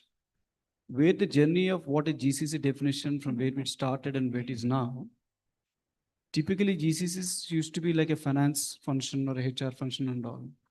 Now, why a lot of organizations is going to Hyderabad or Bangalore is all the new GCCs, all the multinational companies who are coming are tech GCCs. They're not normal GCCs. So people have to understand that's where the employability is you, along with your functional knowledge, you're a finance or a marketing or a HR, you also have to be a data analyst. You need to know the AI skills. So the organization's hiring pattern have changed, right? So one had to understand that these are more tech GCCs who are into highly automated. So they're not just coming for the cost, right? They're also coming for the tech talent. So that's a big transformation I see as a GCC leader from last 25 years. And that is where the emphasis is for every organization. Gone are the days where the tech companies used to hire 2,500 people a year, right? For example, Infosys and HCLs of the world, every year they used to hire like 25,000, 30,000 people, freshers. But they're not doing that right now. Why? Because the requirement of the talent definition have changed. So from a GCC point of view, that is where it is very important that you blend the human plus AI. I call it a superhuman. Everyone have to become a superhuman. If not, you'll just be a human. So you add AI to irrespective of the stream. You are a reality, lawyer, doctor, doesn't matter. We have so many Google doctors these days. They challenge doctors only because they've seen the operation before it happens. So we are evolving in a very different generation. And remember one thing, this is as an industry leader, I always tell people that don't build for current. The generation which is coming is very, very different. So everything what you define or design is for the future because they are your consumers. They are your customers. Keep them in mind for a long run of your game, right? So that's what I would say that from a GCC point of view or from a reality point of view, whatever your ecosystem you're building, keep in mind the generation which is needs are very different from the generation what we are coming from. Agree. No AI can ever replace OI, original intelligence. So we have 1.5 million Indians who are AI learners, but we rank 89th in AI proficiency in the world. Agree. 89th, but we have 1.5 million AI learners. So original intelligence is, nothing can compete that. But having said that, there are a few more things I would like to bring to your notice, since not every day that you interact with the industry and education. For our students, talking about proficiency in communication and English proficiency per se, we have developed an app wherein in a window of 15 minutes every day, so if you use a Promova or Duolingo or whatever, it does not give you the Gujarati translation for this. You would be glad and you should be proud to know that in India, through Niti Aayog, we have a vertical that is called Bhashini. Bhashini is in more than 100, you use that, oh, Mr. Lawyer, of course you use it. In more than 121 regional languages, whatever we speak, as I am speaking, immediately it can be translated right now in real time. So the app that we have developed for English proficiency for our students is such that even in Bilkhagam, it's a small village in Junagadh. Junagadh is a district in Gujarat, for those you didn't know. So even for a boy who is sitting in Bilkhagam in Junagadh, 15 minutes every day, he gets access to this Buddy app, and he or she will be becoming proficient in English with Cambridge certified trainers being deployed. And they will also have contact classes. So apart from this 15 minutes every day window, which they say that it's a scientific study that beyond 15 minutes can lead to addiction. So we don't want that. So we have this 15 minutes window every day that the app opens as per your convenience, of course. But today you have half an hour, so I will sit for half an hour. It doesn't work like that. Once you open 15 minutes, it will be gone. And every day it will take you from your level. So let's say there's somebody who is still struggling with 0, 1, 2, 3. So that 0 will become 0. So the struggle, whatever struggle they have at whatever level, let's say I want to speak better, maybe like Shashi Tharoor. So from my level, I will be aligned to a better path. From 0 to 0, from my level to another path. So whatever your capability is there, we talk about capability development, right? GCC is all about that. So these are very small interventions that we are doing in the education department so that our entire generation and generations to come, they will be more equipped to become industry ready. Another instance I would give you is in terms of how we are using AI to simplify the processes for our students. Probably you people in the industry and the corporate fraternity, I belong to your fraternity earlier. So yeah, we have to type, feed in data, get the answer. Our students through the GCAS portal, they don't even have to type. They just go online. I have this percentage. In Gujarati, you can say, you can speak in any language. So Gujarati or English, you just say, I have this much percentage. Now, can you tell me, Mr. Computer, that which colleges can I apply to? All right. Okay. LD college, can I apply? All right. Which stream will I get? Okay. Apply in LD college. You just speak and it's done. This is happening today. It's not something that is futuristic. All of this is already happening. Our students don't even have to type everything. It's just a talk that they do with a computer. So we have deployed AI, but not that we are subservient to AI, but AI is a servant to us. Let that be a servant to us and making our life easy. So that's how the education department is doing a lot of intervention to make things easy for students. And GCAS is one such example, and Buddy app for proficiency in language, because I understand the industry always has this problem. By and large, when I have an interaction, that language proficiency problem hai, madam. So yeah, we're working at it and in a very foolproof manner. And you will see the results and very promising results. I just wanted to share that. Thank you. Thank you. It has been insightful. We're already running out of time. So any last one-line sentences from each one of you after this, interactive and educative session that all the panelists shared their views on, and especially learning how Gujarat government has the education system in place for us to get the right kind of talent. Starting from you, Bobby, just one line takeaway from this session. So it's line for all the stakeholders who want to make this happen, that it's all doable. There has to be the human angle that needs to be put into the planning process, and everything will fall into place. It's just not brick and mortar. There's a lot more to it.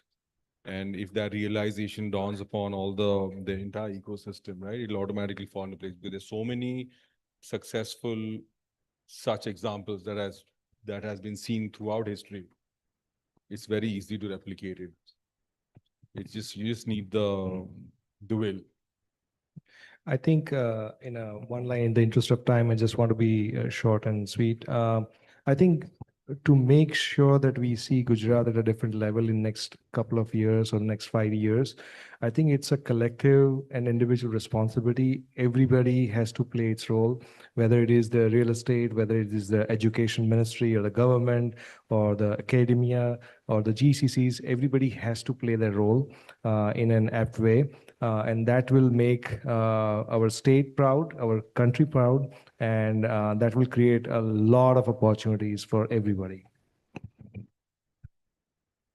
Hi, so I would like to say that in terms of the performance, and we have the recent one which Gujarat has proved to the world is semiconductor industry, whether it Sanand, Dholera, Surat, and it has proved that world-class facilities can come up and inaugurated and completed in record time. Now, when it comes to GCC, we often listen to the words called fast track approval, single window system. But what I have been hearing, and maybe the experience is what I have worked on matters, that while it is a single approval system, but then they are directed to different departments to liaison, to work around. So if I can use that word, it should be having a GCC concierge where, I don't need, the company does not need to run from, pillar to post. And actually, it helps. Like how Anuja just mentioned, if similar systems are, put in the main. Yeah, we will discuss, and we are very hopeful. So I would certainly want that, industry would say, I would want one less fiscal incentive. But if this works on ground, nothing like it. And also for the developers, I would say both way, end users and developers. If developers are also facilitated, that if he declares that I am making this for GCC, then it should go on. Thank you. Thank you. I think one last word I would add. I know we are already running late. I would always say that GCC is a combination of 5 key elements: the cost, capability, capacity, convenience, and the confidence which the government is giving. So with that, thank you very much. I personally believe that Ahmedabad has a great ecosystem. You have great developers with great concepts, great ideas. Even my fellow competitors who are into the construction line, they are also adopting the latest quality and safety standards. You have Mundra, you have Jamnagar, you have Dholera as an SIR region. So it is going to attract a lot of investors and probably a lot of capital. I think we lack a bit on hospitality because we are a dry state, but a good initiative taken by Gift City to, like legalize it a little bit, probably. I beg to differ. We don't lack in hospitality. Garvi Gujarat, we don't lack in hospitality at all. Dry state or wet state or whatever, we don't lack in hospitality at all. And one thing I would just like to, take from your cue, if at all, and if whenever the GCC concierge is set up, all the credit has to go to this forum. Because this idea came when you have just mentioned that this is need of the hour. And when that happens, you need to take back to this day, this moment, and this 5:30 that, yeah, it was then that this was decided. So all the best. Thank you, everyone. Thank you for being here. Thank you, all the panelists. Thank you, Realty Plus, as always, for making me a part of this event. Thank you, guys. Thank you so much, Mr. Bajani. Thank you so much to all of you. I request all of you to please remain on stage. And if you all can please give them a bigger round of applause, that would be really, really appreciated. Thank you. I'm going to be calling up on stage Mr. Manish Shah, who's the esteemed MD of Omega Engineers, to please come up on stage and give all of them the token of appreciation. Please clap and appreciate Mr. Shah as well as he makes his way to the stage. Thank you. You can start giving from here.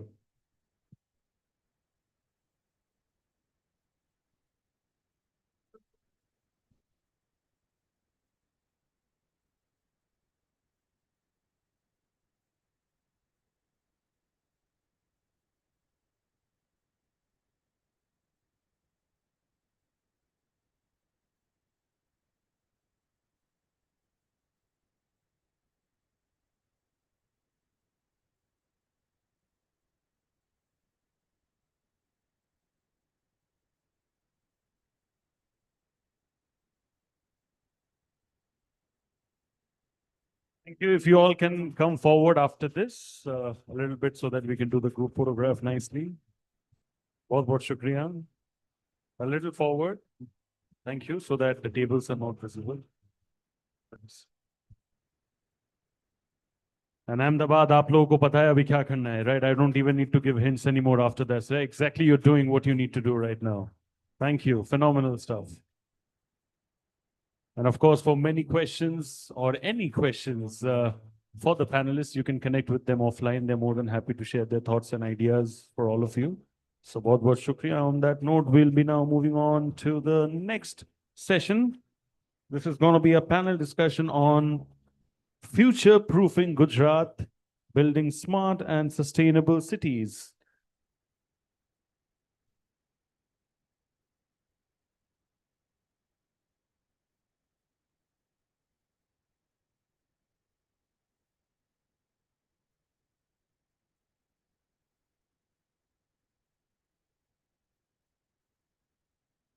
This is going to be about future-proofing Gujarat, building smart and sustainable cities. I'm going to be first talking about our esteemed moderator for the first session. This is going to be about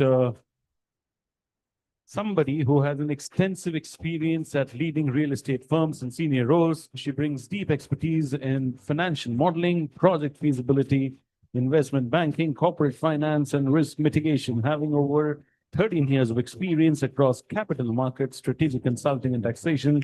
She leverages her strong command of working capital management, debt raising, cash flow optimization, and tax advisory to drive business growth and operational excellence in the region. Ladies and gentlemen, may I please have on stage the esteemed Associate Director, Advisory Services at Colliers India, Voma Shaha, please, over here. Thank you so much. I hope I got the pronunciation right.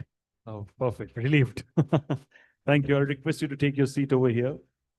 My first speaker to join you over here is somebody who leads this company with a vision to redefine modern real estate through aspirational yet accessible living. With a background spanning law, technology, and real estate, he focuses on building customer-centric developments that combine thoughtful design, lifestyle enhancement, and long-term value for India's evolving urban middle class. Ladies and gentlemen, the chairman and managing director at Reneve Developers, Arvind Ola ji. Thank you so much, Mr. Ola, for joining us over here. Absolute pleasure. My next speaker over here is a dynamic and forward-thinking professional and has a special focus on growth of the Dholera Smart City. With a strong passion for business strategy, investment opportunities, and smart city innovations, is playing a pivotal role in the economic transformation and sustainable development of the region, helping Dholera become a global hub for business and innovation. Ladies and gentlemen, Director, Green Tech Life Spaces Private Limited, Mr. Dev Kandhar. Can we have a big round of applause for Mr. Kandhar, please?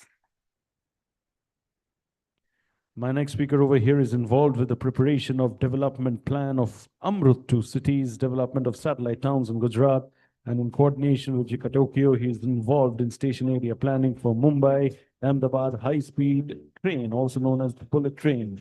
He's also part of the implementation process of online building permit system and other areas of urban planning and development. The esteemed additional chief town planner in town planning and valuation department, government of Gujarat, Harpal Dave. Harpal Dave ji, can we please have you over here on stage? Mr. Dave, thank you.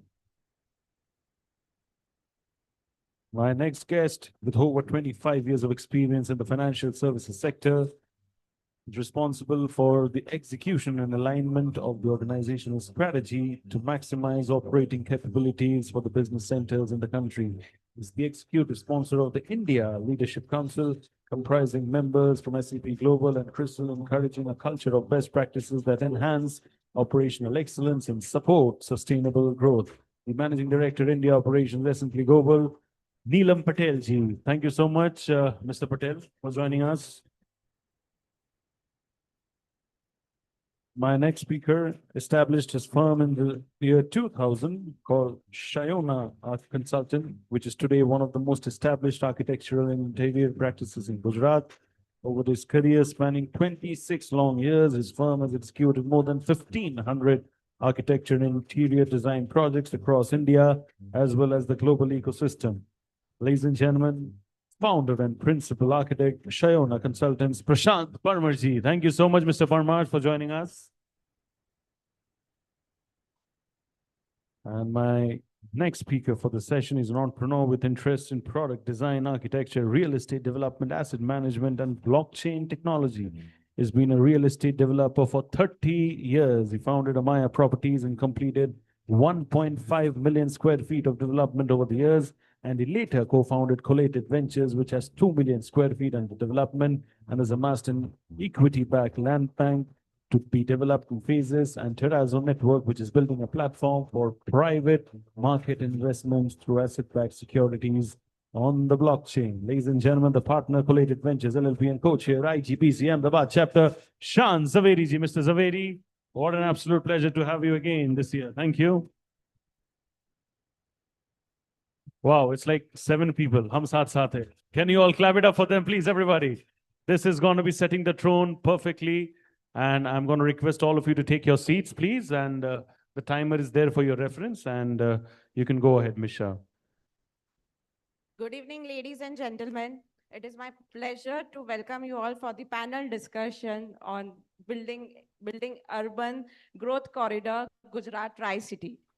So I'll set up the context.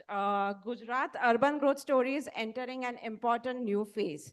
Ahmedabad, Gandhinagar, and GIFT City are increasingly involving not merely as 3 neighboring cities, but as an economic and urban ecosystem. Each city brings a complementary strength, like Ahmedabad provides scale, talent, established social infrastructure, and employment, whereas Gandhinagar contributes planned development, institutional strength, and administrative importance. GIFT City provides global positioning, financial services, technology, and next-generation urban infra. Ahmedabad Metro Phase 2 now provides a 28.2 kilometer, which connects Ahmedabad, Gandhinagar, and GIFT City. This represents an important physical foundation for regional integration. However, connectivity alone will not create a successful corridor. A genuinely powerful urban corridor must bring together employment, housing, social infra, mobility, sustainability, and quality of life. It must be capable of attracting investment as well as retaining talent. It must also ensure that infra precedes development and that growth remains inclusive and environmentally responsible. At the same time, Gujarat opportunity extends beyond the Tri-City, which is Surat, Vadodara, and Rajkot, are developing around their own industrial, commercial, and entrepreneurial strength. Our discussion today will be based on 3 broad categories. Firstly, Ahmedabad, Gandhinagar, and GIFT City are genuinely evolving into one integrated ecosystem. The second one, what must be done to make this corridor economically sustainable and livable. And thirdly, what lessons Surat, Vadodara, and Rajkot should consider from this transformation. So we have an excellent panel, which is, categorized into development, government, urban planner, architecture, and investment and sustainability. So we'll have an opening round. I would request each one of you to, give your approximately 1 minute to those questions, and it will be related to your specific lens. When we speak of making the Gujarat Tri-City India's most powerful urban growth corridor, what should success look like in 2035? And what is the single most important requirement for achieving it? So I would start with Mr. Arvind Dola. I would request you to say it on development and investment perspective.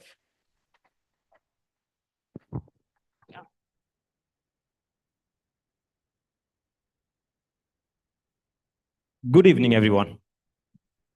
Good evening, everyone. Thank you. I know it's quite late and some of you might have been waiting since morning. So bear with us for half an hour. Amazing people. These are the inspiration for young developers like us. So for me, like it is already deja vu type का हो गया कि सोचा था कि ऐसे लोगों के साथ में कभी बातें करेंगे इन बाजू में लाके बैठा दिया तो it's already a pressure. So if you guys can support for next 30 minutes, maybe we can share our minds out. What are we doing? How are we making sense in the market? What is the feedback from the market? And probably we can learn a bit from you. You can learn a bit from us. Coming back to the question Vyoma has just asked. इन्होंने सवाल पूछा कि gift city Gandhinagar Ahmedabad उसको किस तरीके से एक interconnected ecosystem के तरीके से देखते हैं, rather than sort of putting it that way. इसको अगर एक सिंपल भाषा में समझे तो इट्स लाइक हम कभी भी ये नहीं बोलते हैं कि अरविंद एक किडनी है, अरविंद एक हार्ट है, राइट? वी कॉल इट कि अरविंद एक इंसान है, but there are lot of parts inside human body which work in coherence, which work with each other part to make a body function perfectly. So gift city ज्यादा बड़ा है, अहमदाबाद ये कर रहा है, गांधीनगर ये कर रहा है, that is a wrong way to look at it. We have to look at it in a complete ecosystem where every component had its own importance and identity. और वो अगर अपने आप में खुद का रोल अच्छे तरीके से अदा कर रहा है, तो I'm sure the whole ecosystem, the whole corridor becomes very popular. Maybe not only India, maybe outside India also, because the story is getting sold left, right, center now. If we can build this ecosystem, maybe a tech guy working in Gift City has a very cool home in Gandhinagar. On weekends, he's sort of strolling down on Sindhuban. And if we can create a connectivity, if we can create the logistic infrastructure in such a way that that can be possible for the guy frictionless, then probably the whole Tri-City chapter can make sense forever. Mr. Dev, from infra-led urbanization perspective. So basically, I am a very shy person. So as a infrastructure की बात करें तो Gift City has immaculate best infrastructure possible in Gujarat right now. Coming to Ahmedabad, Ahmedabad is also emerging as a very good infrastructure place.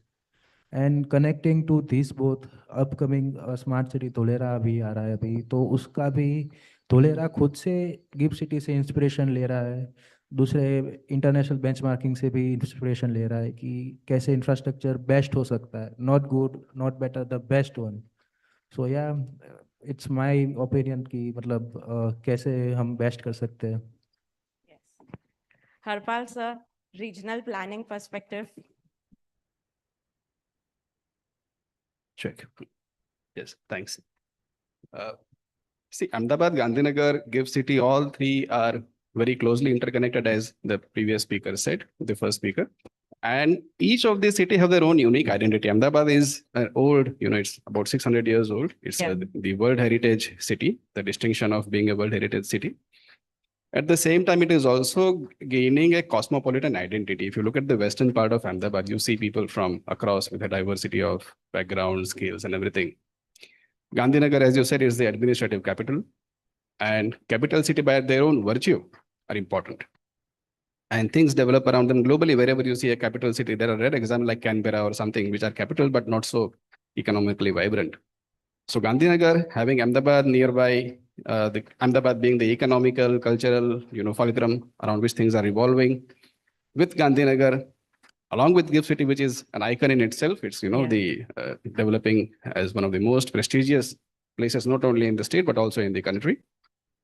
And from the regional perspective, what you said, if you look at the smaller towns also nearby, say Sanand, for example, which happens to be within the jurisdiction of the Ahmedabad Urban Development Region, the Urban Development Authority. You look at Kalol, you look at Dehgaam, you look at the cities of Nadiyad and Naran, which have recently been elevated by the government as municipal corporations.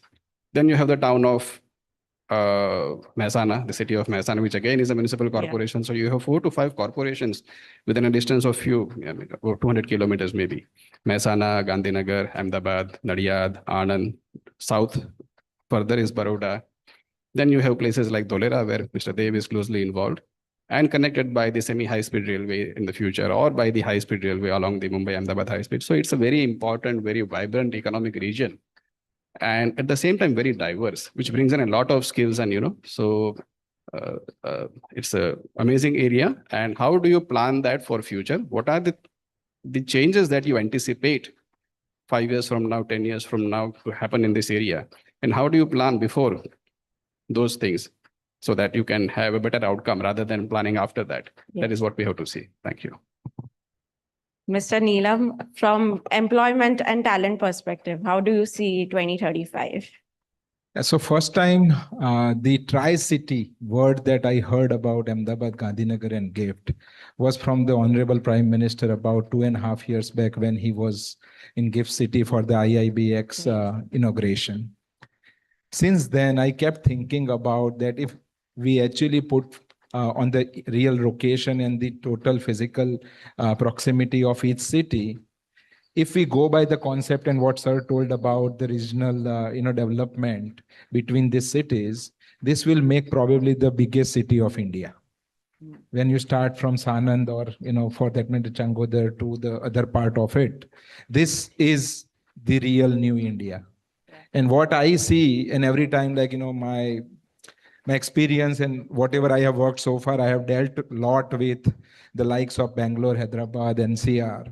And every time when I talk to somebody from the other companies will tell me, does Gujarat have talent?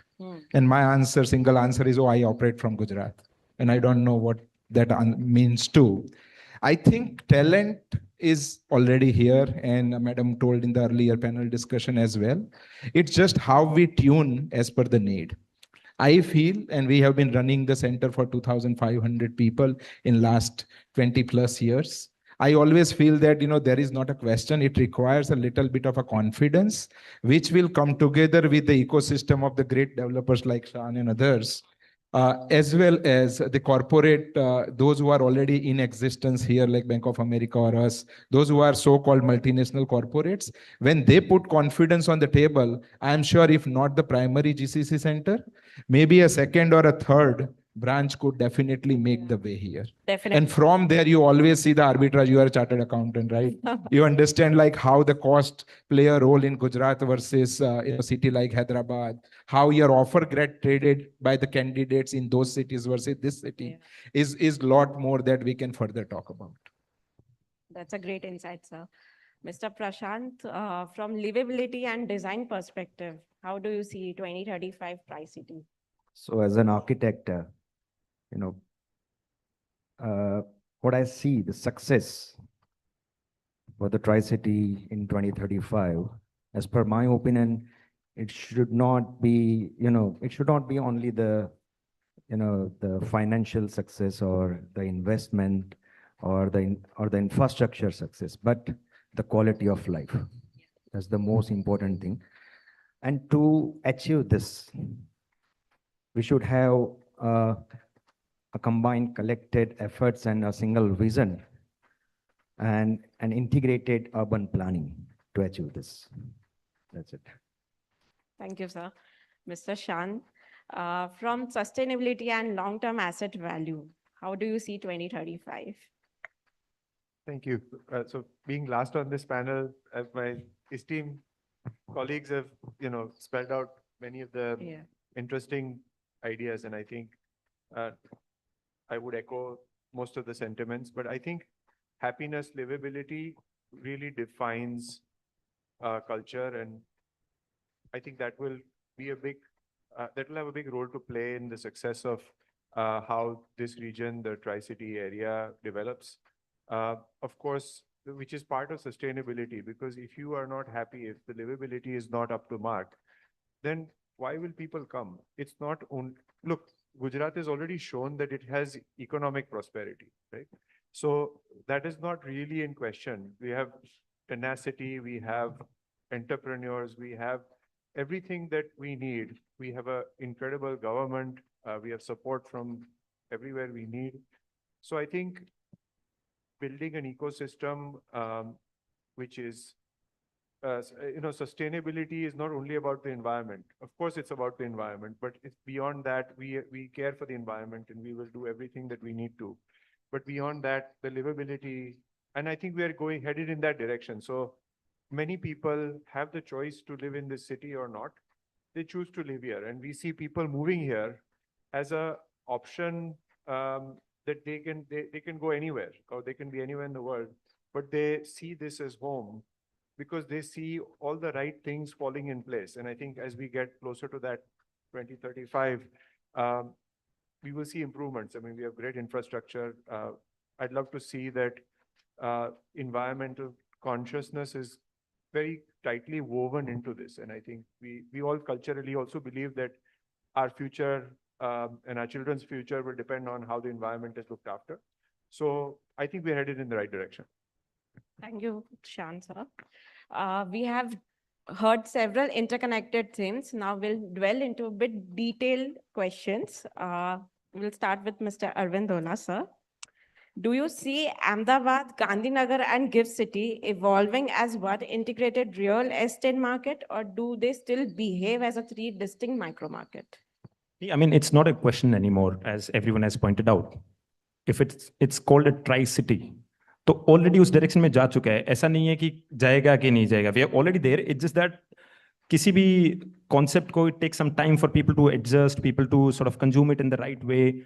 The story has to be in the perfect way so that people can start sort of consuming into that story. That has already taken place. It's just a matter of time now, not if it will happen or not. So it has already started happening.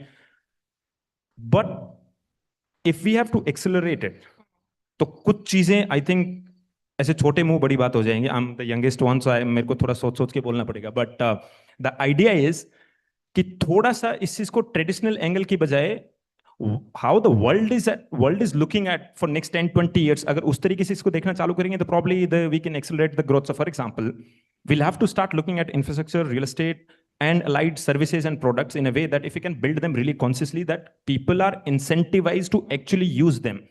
मैं कितना भी अच्छा building बना दूं, but if it cannot breathe life into it, nobody is going to use it. Same way, I can create the costliest infrastructure of the world, but if it does not sort of serve the purpose where people actually are incentivized to use it, nobody is going to. I mean, like we can. अपन पूरी दुनिया में बड़ी बड़ी हांकें मार सकते हैं, but on ground अगर उस चीज को इंप्लीमेंट नहीं कर पाएंगे उस स्पीड से, उस इंटेंट के साथ में, तो मे बी हो जाएगा, but it might take some time. नहीं होने वाला ऐसा सवाल नहीं है.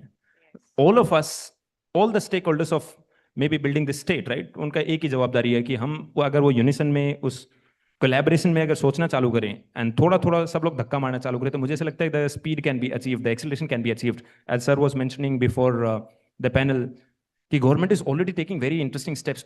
इधर बॉम्बे से अपना अहमदाबाद 2-2.5 घंटे में पहुंच जाएंगे, राइट. वो बीकेसी से थाने जाने में 2 घंटे लगता है. So if government is already thinking in that direction, so private parties can also get aligned to that vision, and maybe we can start pushing that story, build life, spread that positivity, that why this will make sense. Also एक बहुत ही interesting phenomena हुआ है after COVID.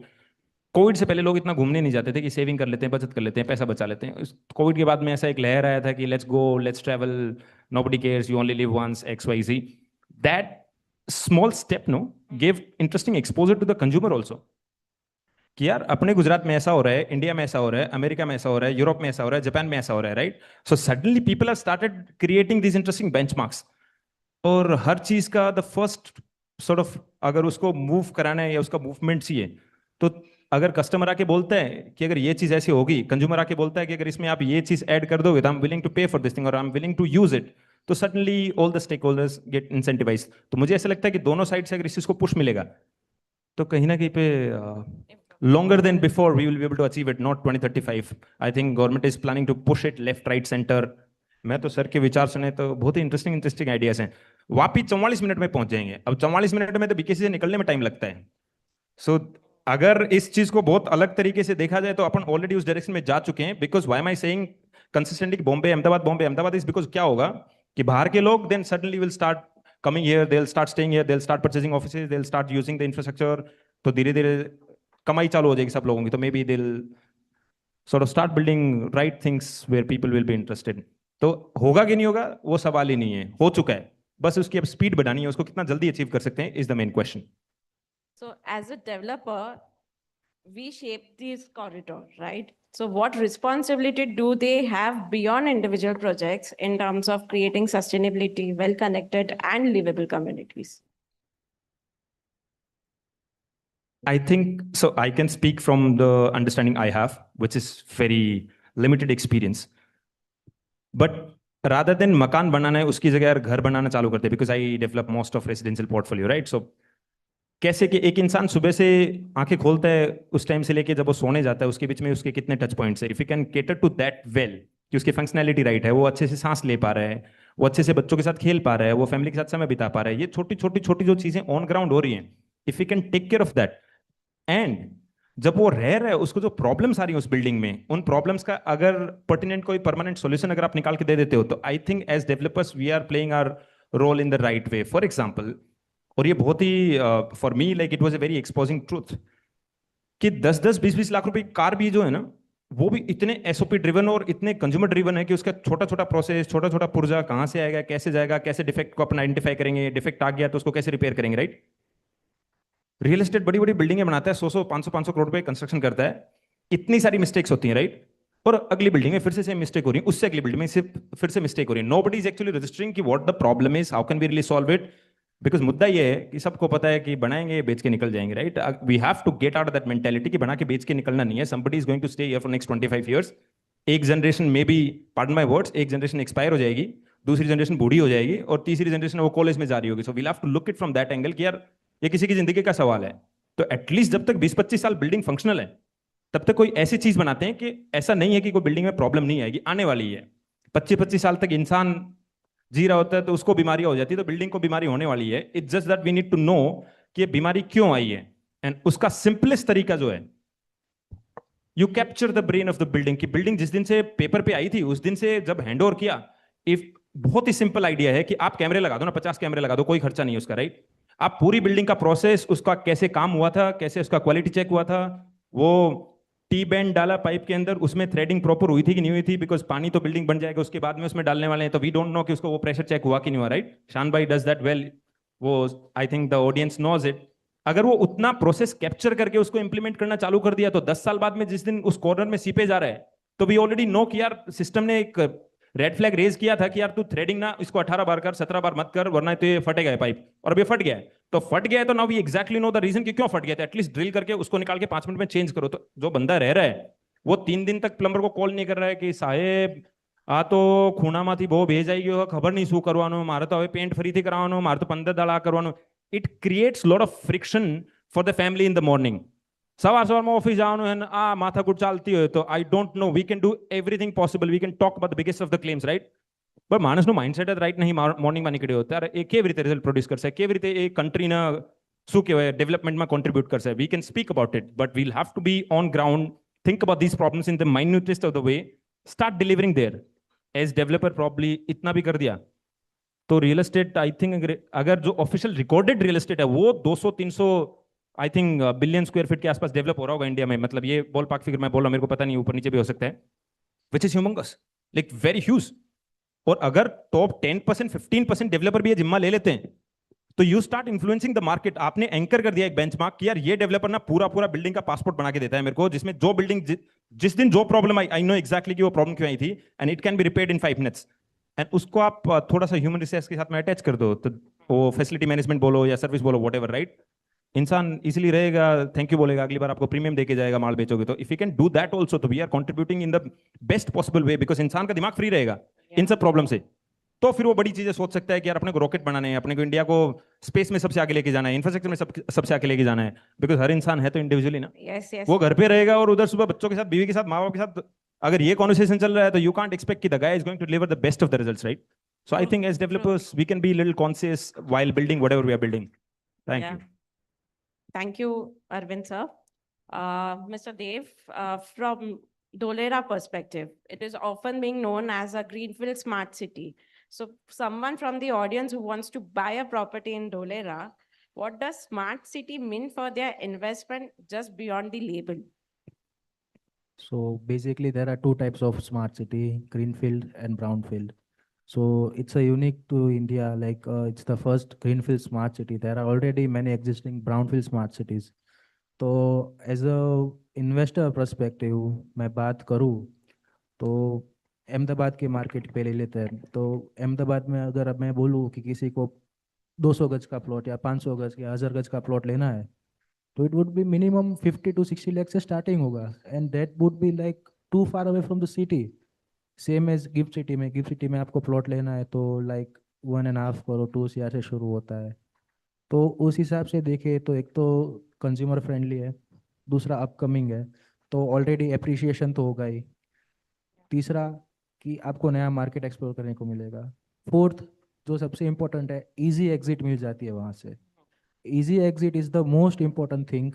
मतलब आज के real estate market में जो देखे, जो नेगेटिव सेटबैक्स धोलेरा मार्केट को मिल रहा है कि भाई मेरे साथ तो स्कैम हो गया, ये सब हो गया, मेरे की जगह ही नहीं है, तो धोलेरा मार्केट में as a director of the company बोलूँ तो easy exit is the most priority है अभी आज की तारीख में। अच्छी जगह मिल जाती है किसी को, अच्छी जगह नहीं मिलती है, that's there case. So I would like, मतलब जो यंगर जनरेशन है, जो नए नए रियल एस्टेट में आ रहे हैं, like me, I am the youngest in the panel right now, तो मैं वही सजेस्ट करूँगा कि एक बार आप आओ धोलेरा, देखो, सब समझो, देन टेक योर डिसीजन कि आपका इन्वेस्टमेंट नॉर्मल से स्मार्ट कैसे हो सकता है। सो या that's it. So I would like to ask from, Tata Semiconductor plant chose Dholera over the other locations in India. From a real estate lens, what does an anchor investment like that actually do to land values and demand in the surrounding region? So basically in the year 2000, like 9, 10, there were, तब कांग्रेस की सरकार थी, तो कांग्रेस की सरकार से tender issue हुआ कि we are looking for a barren land, long land, बड़ी जगह चाहिए हमको कि हम वहाँ पे स्मार्ट सिटी बना सकते हैं, स्मार्ट इंफ्रास्ट्रक्चर, स्मार्ट इंडस्ट्री बना सकते हैं। तो बहुत सारे स्टेट से प्रपोजल्स गए। Back then Narendra Modi sir was our CM, तो उन्होंने भी प्रपोजल भेजा कि भाई धोलेरा करके एक विलेज है, उसके आजू बाजू में पूरी बैरन लैंड है, तो Dholera one the tender. And Tata semiconductor जो टेक्नोलॉजी है, वो इंडिया के पास सेमीकंडक्टर की टेक्नोलॉजी है नहीं, तो टाटा के लिए भी एक वो बहुत एक चैलेंजिंग था। और रही बात टाटा सेमीकंडक्टर ने क्यों धोलेरा चुना, दूसरे सिटीज़ नहीं चुने, तो सबसे पहली बात तो smart plug and play model है, सिंगल विंडो क्लियरेंस है, गवर्नमेंट वहाँ पे बिजी इजी इजी कर देते हैं सब, सारी परमिशंस तुरंत मिल जाती है, और इतनी बड़ी लैंड मिलनी, जो भी आज की तारीख में टाटा का प्लांट 800 एकड़ में बन रहा है एक पैच में, तो 800 एकड़ बिटवीन द सिटी मिलना, नए सिटी में मिलना, इट्स नेक्स्ट टू इम्पॉसिबल। तो एक वो पर्सपेक्टिव से देखे तो लैंड बैंक के हिसाब से भी टाटा का सबसे बड़ा रोल था। और दूसरी बात कि इट्स नियर बाय टू सी, और कनेक्टिविटी भी यहाँ की अच्छी है, तो उस हिसाब से भी टाटा चोज कि भाई we will go here. Thank you. Thank you. Harpal sir, from a planning perspective, what will take Ahmedabad, Gandhinagar and GIFT City to function as one integrated urban region while preserving their unique identities?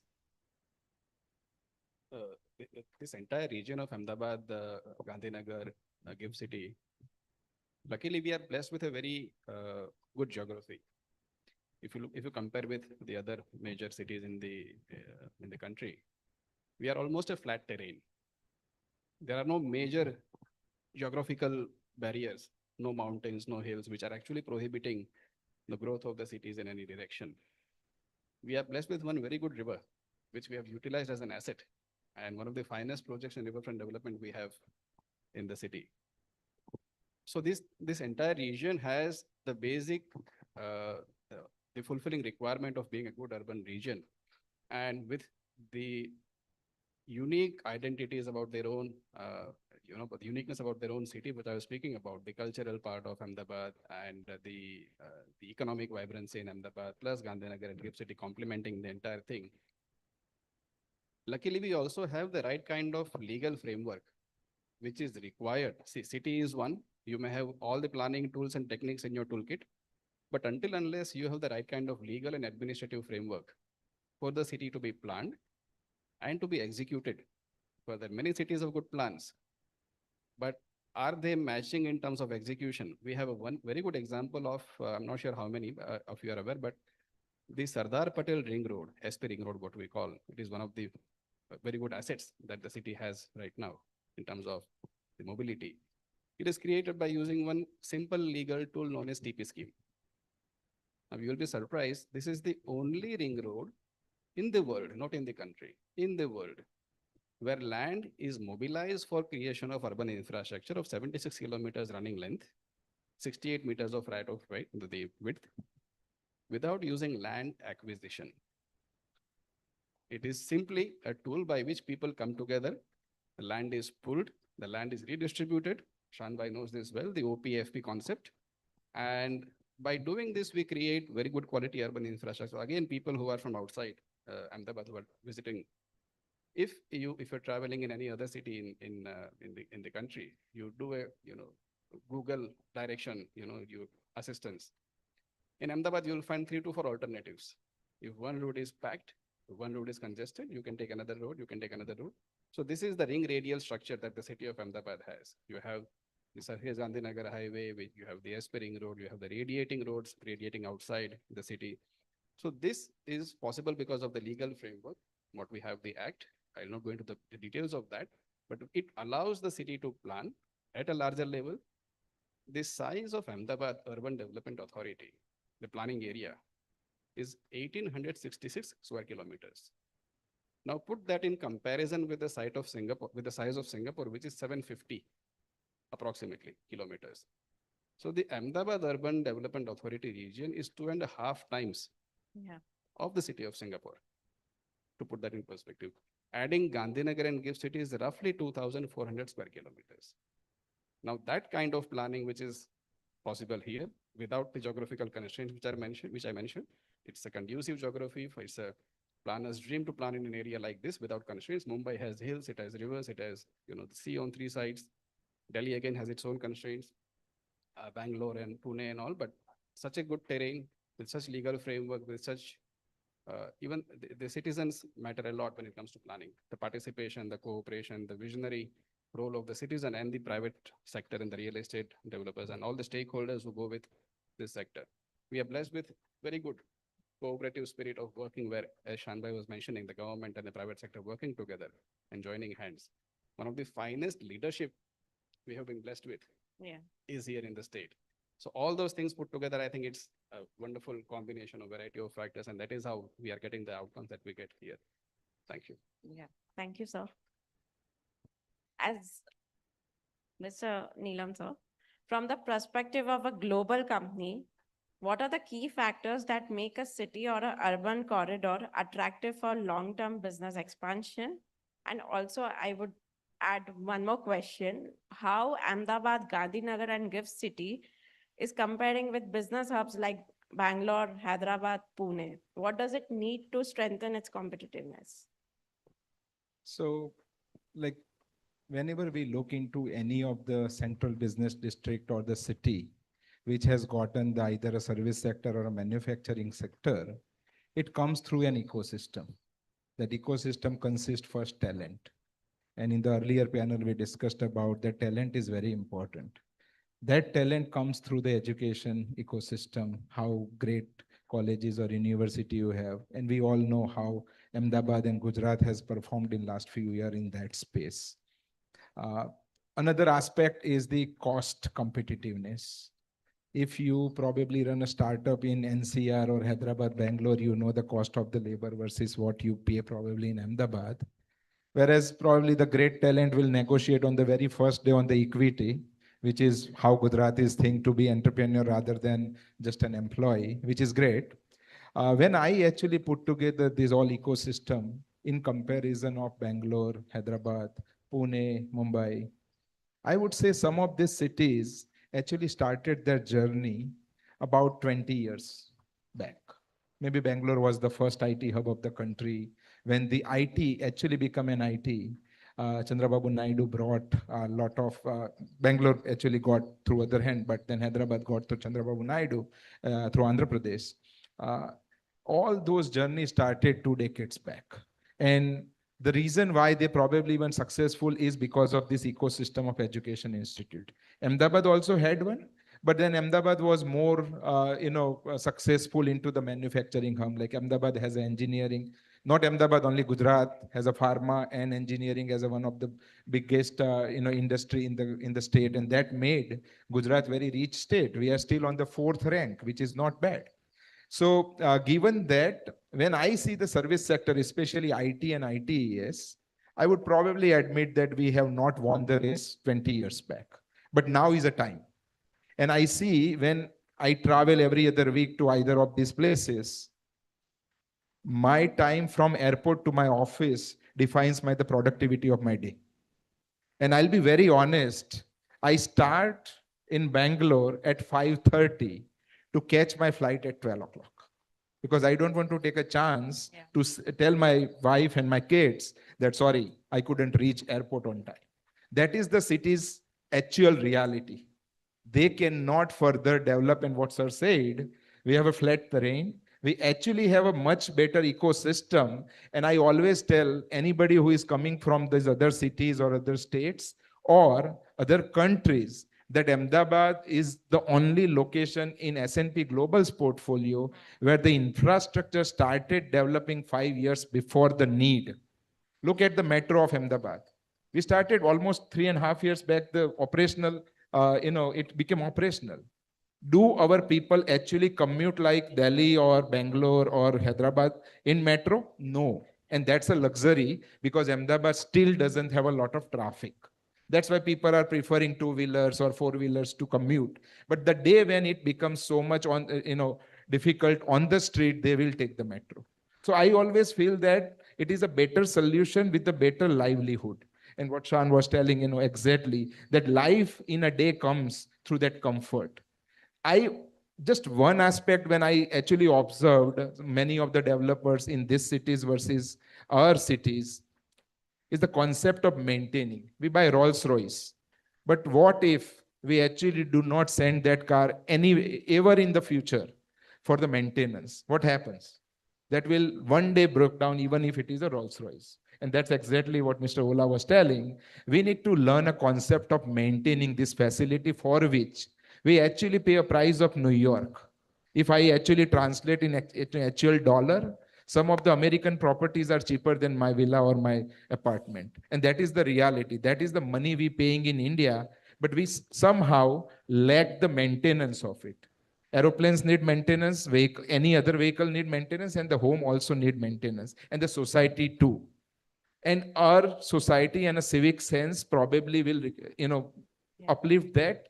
I've also seen, some countries like Japan, UK, all of Europe. There also, they are probably like, and every time when I come back, I actually close my eye and look into that, what is that which is missing in India or around me? And sorry to say, but I do not get any more pointers to write down because metro is working really well. Now, riverfront was another biggest example while London got, developed or New York got through Hudson. That is exactly how the Sabarmati was used by the, that was a dream project of the Honorable Prime Minister, Chief Minister then and now Prime Minister, is purely a very bold statement. Probably people would have laughed at it. But look at it. If this would have not been here, Gujarat would have never gone a pride that we are telling today. So I think a lot of ambition and a lot of things that are talked about on the regional planning perspective excites me to convince my management that the next regional center will be expanding in India, in Gujarat, not anywhere else in the world. And we probably optimize many of other centers where we are seeing a lot of challenges to Gujarat. Thank you, sir. Mr. Parmar, how can architecture and urban design help create a unified identity for the Ahmedabad-Gandhinagar Gift City corridor while preserving the unique character of each city? So these three cities are having their own identity, especially. If we talk about Ahmedabad, it celebrates its, heritage and cultural identity. And Gandhinagar has its own identity of green city and very plant green city. And at the same time, if you talk about this Gift City, then Gift City is, it has its global outlook and innovation and all that things. So we have to respect and celebrate the unique identity and its own uniqueness. But as per my opinion, there should be, these tri-cities should function as a single entity, or we can say there should be a single vision. And it should function as, central kind of a planning concept should be there. Like, say for an example, अगर हम बात कर रहे हैं common amenities की, world class facilities हैं, जैसे parks है, city के जो भी amenities facilities हम बनाने जा रहे हैं, experience is the most important thing. जैसे अगर आप अहमदाबाद से गांधीनगर travel कर रहे हो, you will feel good, हाँ, there are lush green areas and all that. While you travel to Gift City, yes, there are high-rise buildings and all that coming up right now. तो एक experience ऐसा होना चाहिए कि it has to be same experience. आप जैसे कहीं पे भी आप travel कर रहे हो, तो जो एक common amenities, facilities, road, infrastructure, and what we can say is like उसमें जो भी हम infrastructure point of view जो development करना चाहते, it should be similar. So it should function as a common ecosystem, what we can say is a common ecosystem banana chahiye. So that's what, I believe in. From a Gujarat climate perspective, it's extreme over here. What design principles should developers adopt to create more sustainable and energy efficient buildings? Yeah, it's very good question. First of all, I would rather say ki stop imitating, the architecture aesthetic from the foreign countries. अभी क्या हो गया builder take it positively and sorry to say ये क्या हो रहा है कि अभी मार्केट इस तरह से चल रहा है कि यार everyone, the stakeholders, the developers, builders, they come to architect, they approach the architect और बोलेगा कि यार भाई साहब कुछ हटके बिल्डिंग बनाओ ऐसा it has to be, out of the box. अभी आउट ऑफ द बॉक्स कुछ करना है तो of course glass facade building हम बना रहे हैं we are imitating the things from जो भी आप अमेरिका में देख रहे हो दुबई में देख रहे हो but I am not against of that but considering the climate the design should be climate responsive design climate responsive in I mean to say is कि जैसे यहाँ पे harsh sunlight because Ahmedabad Gujarat या जो भी है मेजोरिटी अपने सिटीज है that are hot and dry spaces. तो उसके अंदर you have to share or we can say the screen the buildings. So that is the first concept कि आप जब ecosystem को आप support कर रहे हो जब आप building की design कर रहे हो तो it has to be एक ऐसा इस तरह से elevation वगैरह design करो कि it has to be the जो shaded areas हों because of we have to consider the sustainability क्योंकि अगर आप एनर्जी एफिशिएंट बिल्डिंग नहीं बना रहे हो then it's of no use ऐसे बहुत सारे एलिवेशन ट्रीटमेंट अभी भी अवेलेबल है like if you compare Singapore उस सिटीज़ में क्या है कि government is also encouraging vertical gardens vertical forest वहाँ पे क्रिएट हो रहे हैं that is very good I mean एक सस्टेनेबल पॉइंट ऑफ व्यू अगर हम गिने या एक हैबिटेट जो है उसको भी सपोर्ट कर रहे हैं इवन आप न्यूयॉर्क वगैरह में देखो तो वहाँ पे हाई राइज बिल्डिंग्स है स्काई स्क्रेपर्स उसके जो टॉप है उसका टेरेस है it has been converted into very beautiful I mean public spaces and gardens and all that things तो ये सभी एक्टिविटीज़ जो है उसको समझ के करना चाहिए even for the sustainability local material availability जो है उसको आप यूज़ करो नॉट लाइक कि मैं कहीं अमेरिका से कोई मटेरियल मंगवा रहा हूँ तो आप जैसे से फॉर एन एग्जांपल अभी हम बहुत सारे Hindu community cultural centres BAPS के लिए बना रहे तो अभी हमने एक जोधपुर में रिसेंटली एक प्रोजेक्ट वहाँ पे डिजाइन किया that's the I mean it's in 20 acres land and the construction built up area is near around 2.5 lakh square feet.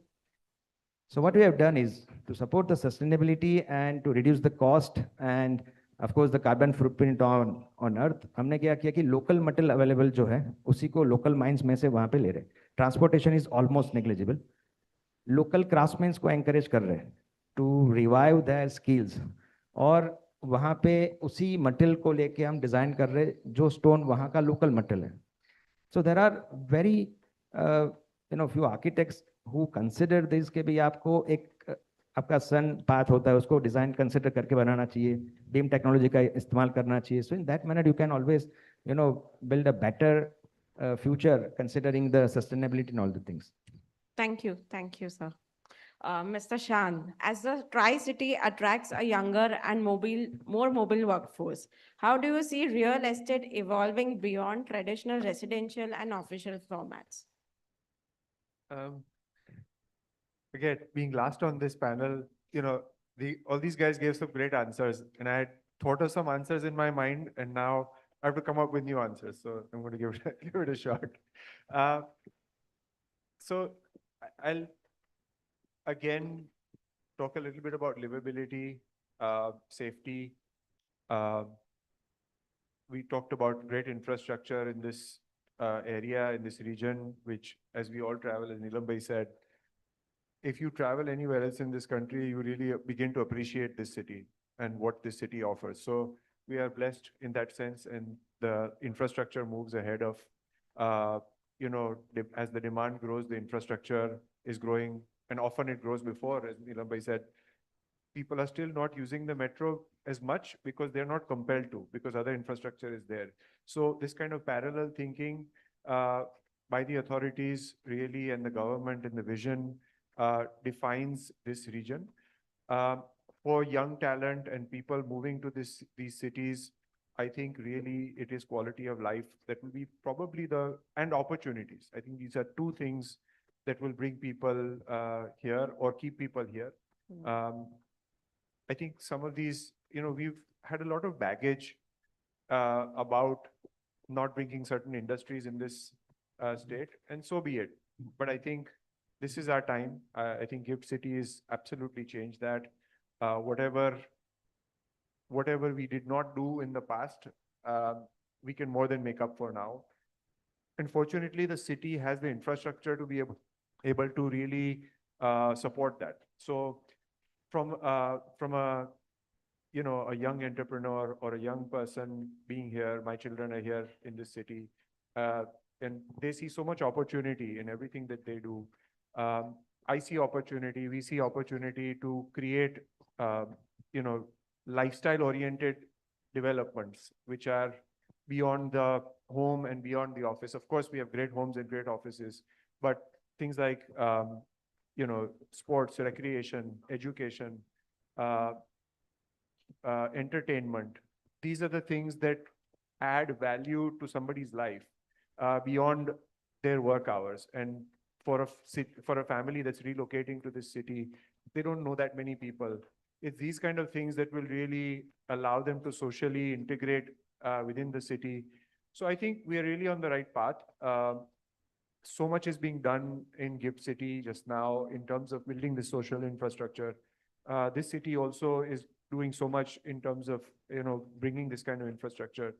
As our company, we are also trying to do many things which are very different from what currently exists to be able to support this kind of infrastructure. And all of this, I think, we want to do it sustainably, respecting our climate and culture.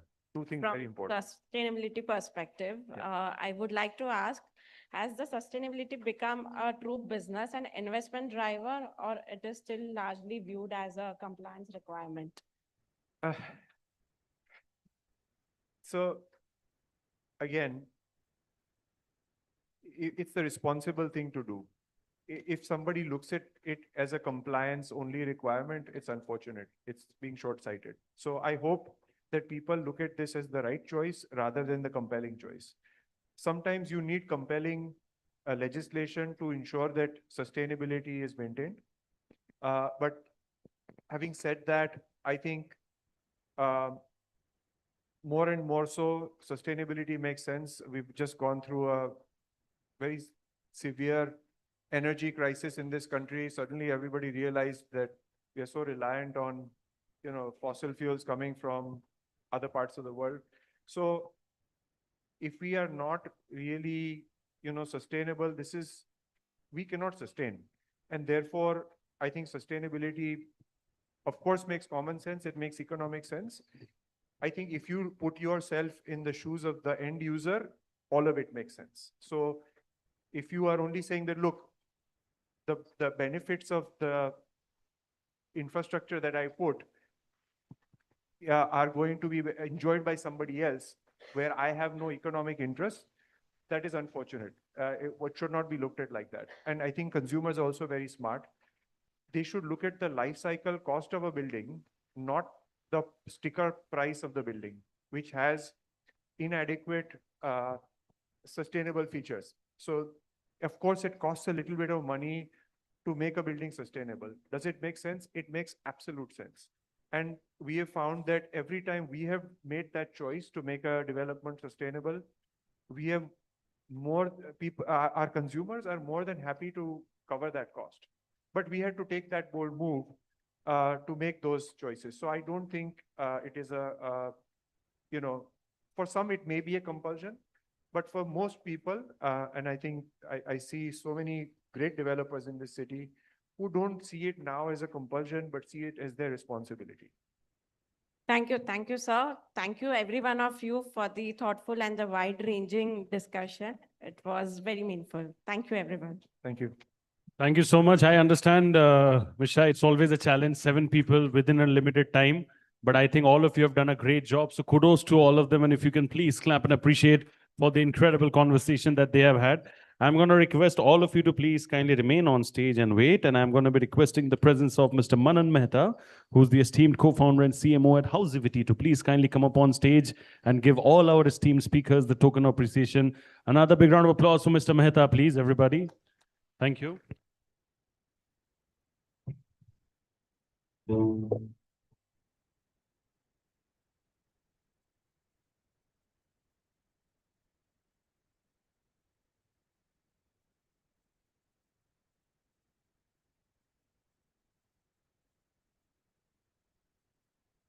सारे giveaways देना हो जाए तब हम लोग हमारा paparazzi moment करेंगे. I know all of them are waiting over there very, very nicely. So we'll do a group photo.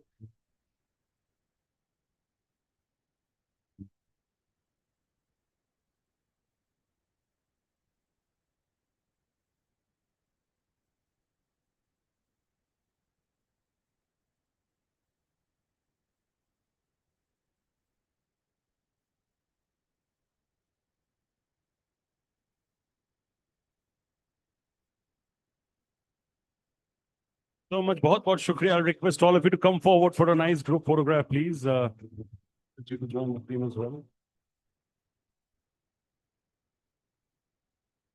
Thank you, everybody. It's very easy stuff. Just join your hands together. ऐसे 1 2 1 2 1 2. बहुत मुश्किल काम नहीं है. So yeah, that is what it is. Thank you. But see, a little bit of effort from your end can do wonders for them as well. And also, we want you all the next year, right? We want you to all feel happy, right? So that's what it is. Thank you so much. बहुत बहुत शुक्रिया. Any questions for them? If you have, then please feel free to connect offline. In the interest of time, we are unable to take time. If anybody is building in construction tech, facility management tech, where you are taking up the buildings for next 25 years, we are building something interesting. You want to collaborate, more than happy. No financial interest, or somebody is willing to collaborate. Or if you know someone who's building and capturing the intelligence of the building, capturing the building of the brain of the building, which can be utilized for after 25 years, more than happy to collaborate. We already have the institution funded, so no money required, no money CTA. अगर किसी के पास है कोई ऐसा reference जो इस site पे काम कर रहा है, we'll be more than happy to collaborate. Thank you, guys. Have a lovely evening. More about जहाँ चाह है वहाँ राह है, right? So yeah, thank you so much to all of you. I'll request all of you to please kindly take your seats.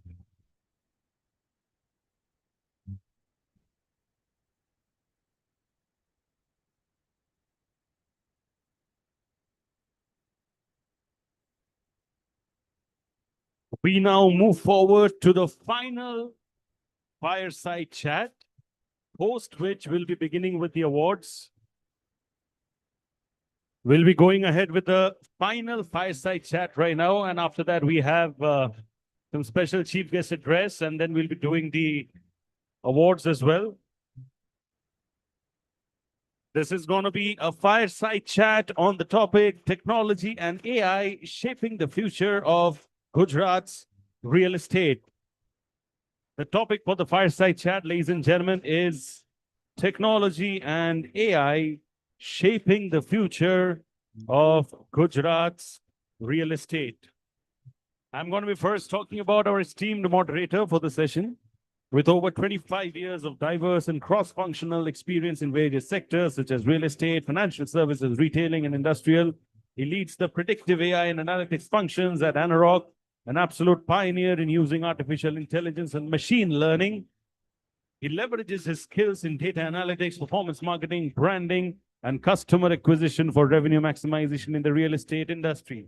Ladies and gentlemen, the Director AI and Analytics, Anurag, Mr. Varun Saxena. Can we please have a big round of applause for Mr. Saxena, please, everyone? Thank you. What a pleasure to have you. Good to see you again. I'll request you to take the seat over here at the corner. To join him, ladies and gentlemen, my first guest over here has nearly 8 years of professional experience spanning real estate consulting, corporate brand business development and entrepreneurship with a passion for delivering top-notch solutions as per the unique needs of each and every client, whether it's a first-time home buyer, a seasoned investor, a real estate professional, or a builder. He co-founded Housivity that offers a dedicated team of experts, strong play in real estate content, vast network of listings across 20 cities of India, and a commitment to building a content AI-driven listing platform. At Housivity, Manan Ji leads the brand, marketing and PropTech growth. Previously is associated with JLL India, Starbucks India, into retail estate expansion and growth, and develop projects as managing partner of Arnath Group as well. I think he's quite popular in the room. So जो भी आप लोगों ने चिल्लाया ना, एक और बार cheer it up for him. Please, everybody, make some noise for the one and only Manan Mehta. I want to hear the whistles and the shouts. Whoever did it. Ah, ye huई ना बात. Yes. When time calls for it, you get it, right? Good to see that.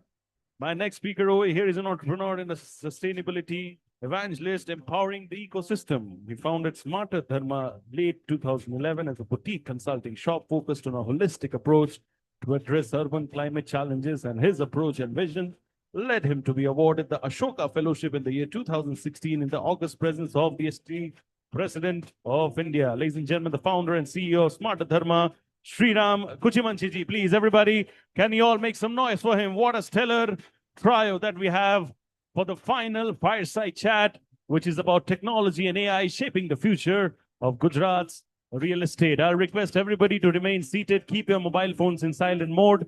Next 30-35 minutes, please feel free to engage in this session nicely. And over to you. Thanks so much. Last session of the day, so bear with us.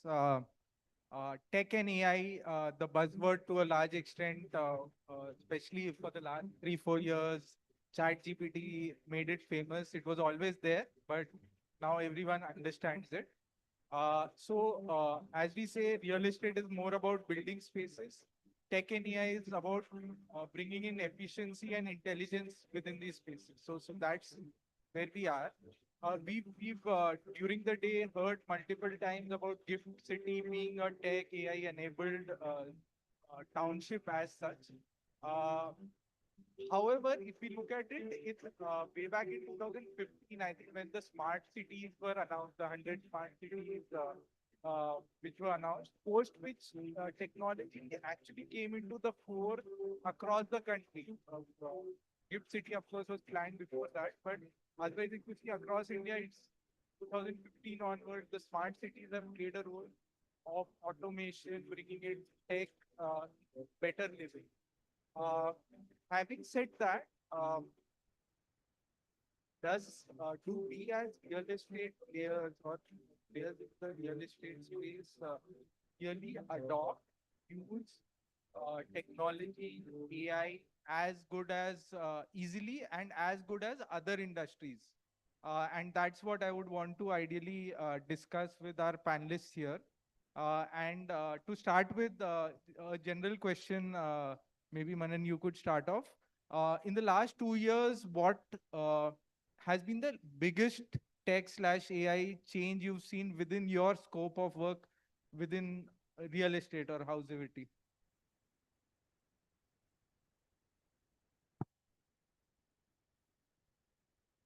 Hello, check. So first of all, big shout out and thank you to my dear friend Chintan for setting the energy in the room once again. Last session, so I think it was the energy was low, but as always, this guy leads the energy of the room.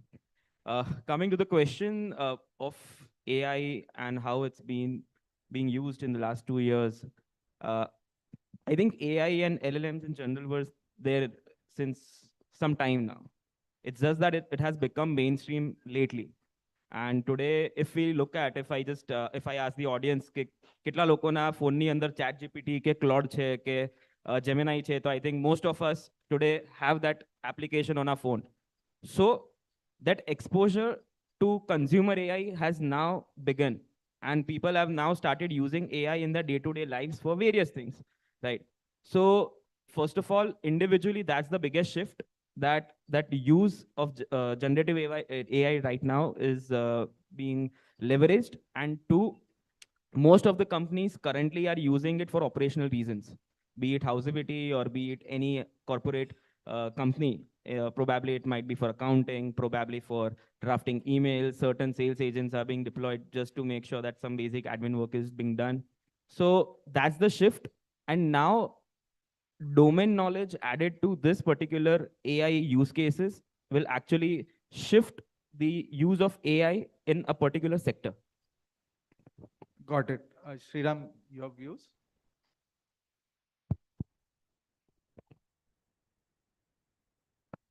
Uh, yeah. First of all, thanks Realty Plus for inviting me. And I've come from Bangalore. Everybody once in a while in the panel asks, do everybody understand Gujarati? And I want to raise hand and say no. Then I figured by end of the day I'll learn a little. So I did pick up. Nice to be in this town and do some work. To answer your question, let me step back. And the other funny thing is I should have been in the previous panel. I think given that I work in climate change and technology, but so I'll focus a lot on tech in this panel. I think this industry is notorious for not being tech ready. Compared to any other industry, real estate industry is at least a decade behind in tech adoption. That's the reality. There could be many reasons. That's fine. With all the developers we work, we talk about accelerating adoption of tech. Like you said, in the last 2 years, I think AI has made it simpler, but it's still very fragmented. I'm sure all of your offices, I don't know how many developers are here, architects are here. All of your offices, there are a bunch of Excel sheets, bunch of Word files, bunch of emails, and a lots of WhatsApp. That's primarily your communication, right? So tech adoption, we have been behind, but this is the right time. Like he said, AI adoption has made it a little easy. Coming from my side, which is climate change point of view, decision making, like the previous panel was talking, which was India had a very lagta hai attitude, making a design. Ye acha lagta hai. This must be sustainable was the way they would make decisions. Today, tech will empower you to make a lot of these decisions very, very accurately. For a city like Ahmedabad, for example, where there's a massive heat problem, you can work on the facade in a very scientific way, pretty much calculate saying this is going to reduce 6 degrees thermal heat gain of the building. And with this technical decision, you can make it. That kind of capability is there, but industry is just beginning to catch up. Obviously, hands-on AI has simplified it, but we're still far behind. Got it. So what I get from both of you is that it's tech and AI is still possibly a efficiency enhancer. It's not a differentiator as such, which is something which should possibly change over the next 5-10 years. According to you, looking at tech, and I'm combining tech and AI, while I know they're slightly different, but where are the places where in the real estate space or your space of working, it's been adopted well and it's been successful, and where you think there's spaces where we could put in more effort? So first of all, I like to start with where we are right now. With the size of the panel, we can know that PropTech is lagging in general, right? And with all the faces here, limited faces here, the crowded room, which was back there in probably the last 2 hours, people are more interested towards real estate, right? There is no interesting thing happening around PropTech. That's the first problem. That's where we are beginning. And the use of technology is very limited right now in our domain. And the main reason is fragmentation of data. We are in an industry where sab chor hai. This is a controversial statement, but let's be honest. Everywhere it's the most of the grade B, grade C developers would like to cut some corners to make sure the margins are there.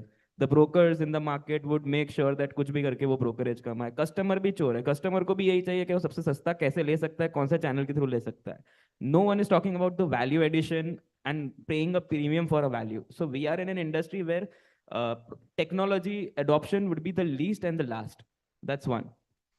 So data fragmentation could कैसे deal करना है, वो कैसे solve करना है. That's the first primitive discussion we should be having rather than building more on the technology side and AI side. And like I usually I give this example that I'll give that in Gujarati so that everyone relates. AI એક બાળક છે અને data એના સંસ્કાર છે. કેમ કે તમે છોકરાને સંસ્કાર વગર મોટો નહીં કરી શકો. એવી રીતે જ AI ને ડેટા વગર ટ્રેન નહીં કરી શકો. આપણે છોકરો મોટો કરીને ક્રિકેટર કેવી રીતે બનાવીશું? સંસ્કાર નહીં આપીએ, ટ્રેનિંગ નહીં આપીએ તો, right? So that's where AI is. So we have to first talk about the data problems, fragmentation problems, and then we can mend it through technology.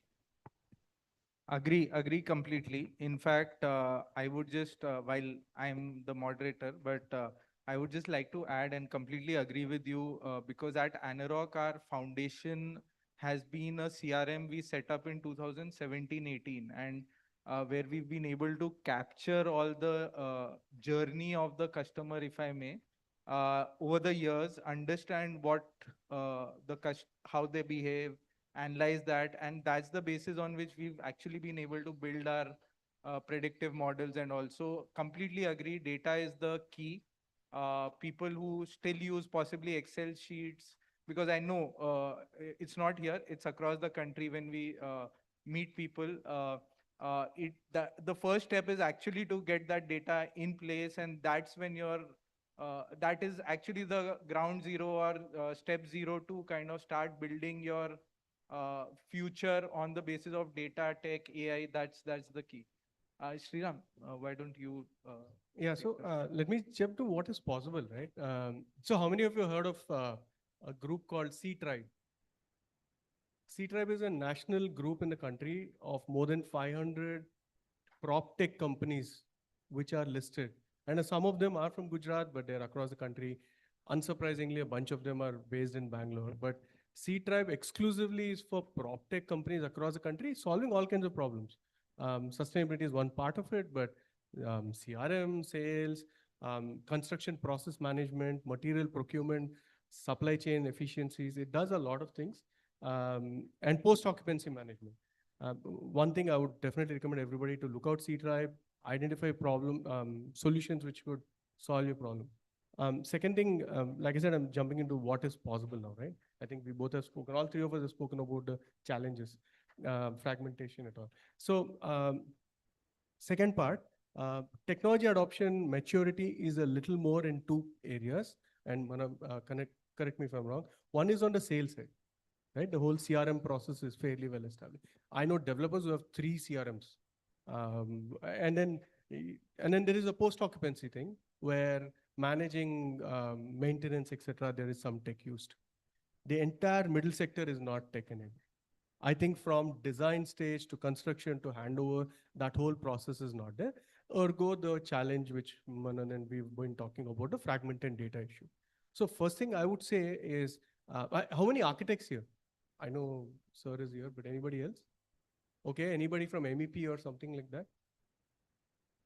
Okay, so the reason I'm bringing it up is, look at the flow you have, right? A developer identifies a parcel of land, and then they'll do the financial math and decide, okay, I'm going to do real estate, residential, and I'll do 1 million square feet, right? Whatever, they'll come to that conclusion. Post that, it's a bunch of outsourcing activities. You outsource to an architect, you outsource to a master planner, you outsource to a liaison officer, you outsource to MEP consultants. Each of them talk in their own way. A lot of that part, the fact that it is out of you and you're doing the financial in your hand, it's essentially in Excel sheets for you. So what I want to recommend is, tying to the previous place and where we work today, imagine your material procurement. You have your own relationships, but did you know that if Ahmedabad has to meet, how many of you know what is the net zero goal of Ahmedabad? So Ahmedabad has a net zero goal of 2070. 2070, Ahmedabad is supposed to become net zero carbon. 2050, Ahmedabad is supposed to become net zero, 100% on renewable energy. And built environment, this sector is supposed to be 100% renewable and net zero carbon by 2050. So if you have that goal, if today you're launching a new project, and let's say you're doing a 20-acre project, today at the design stage, you need to know whether this project is going to become 2050 net zero or not. And that capability is there with technology.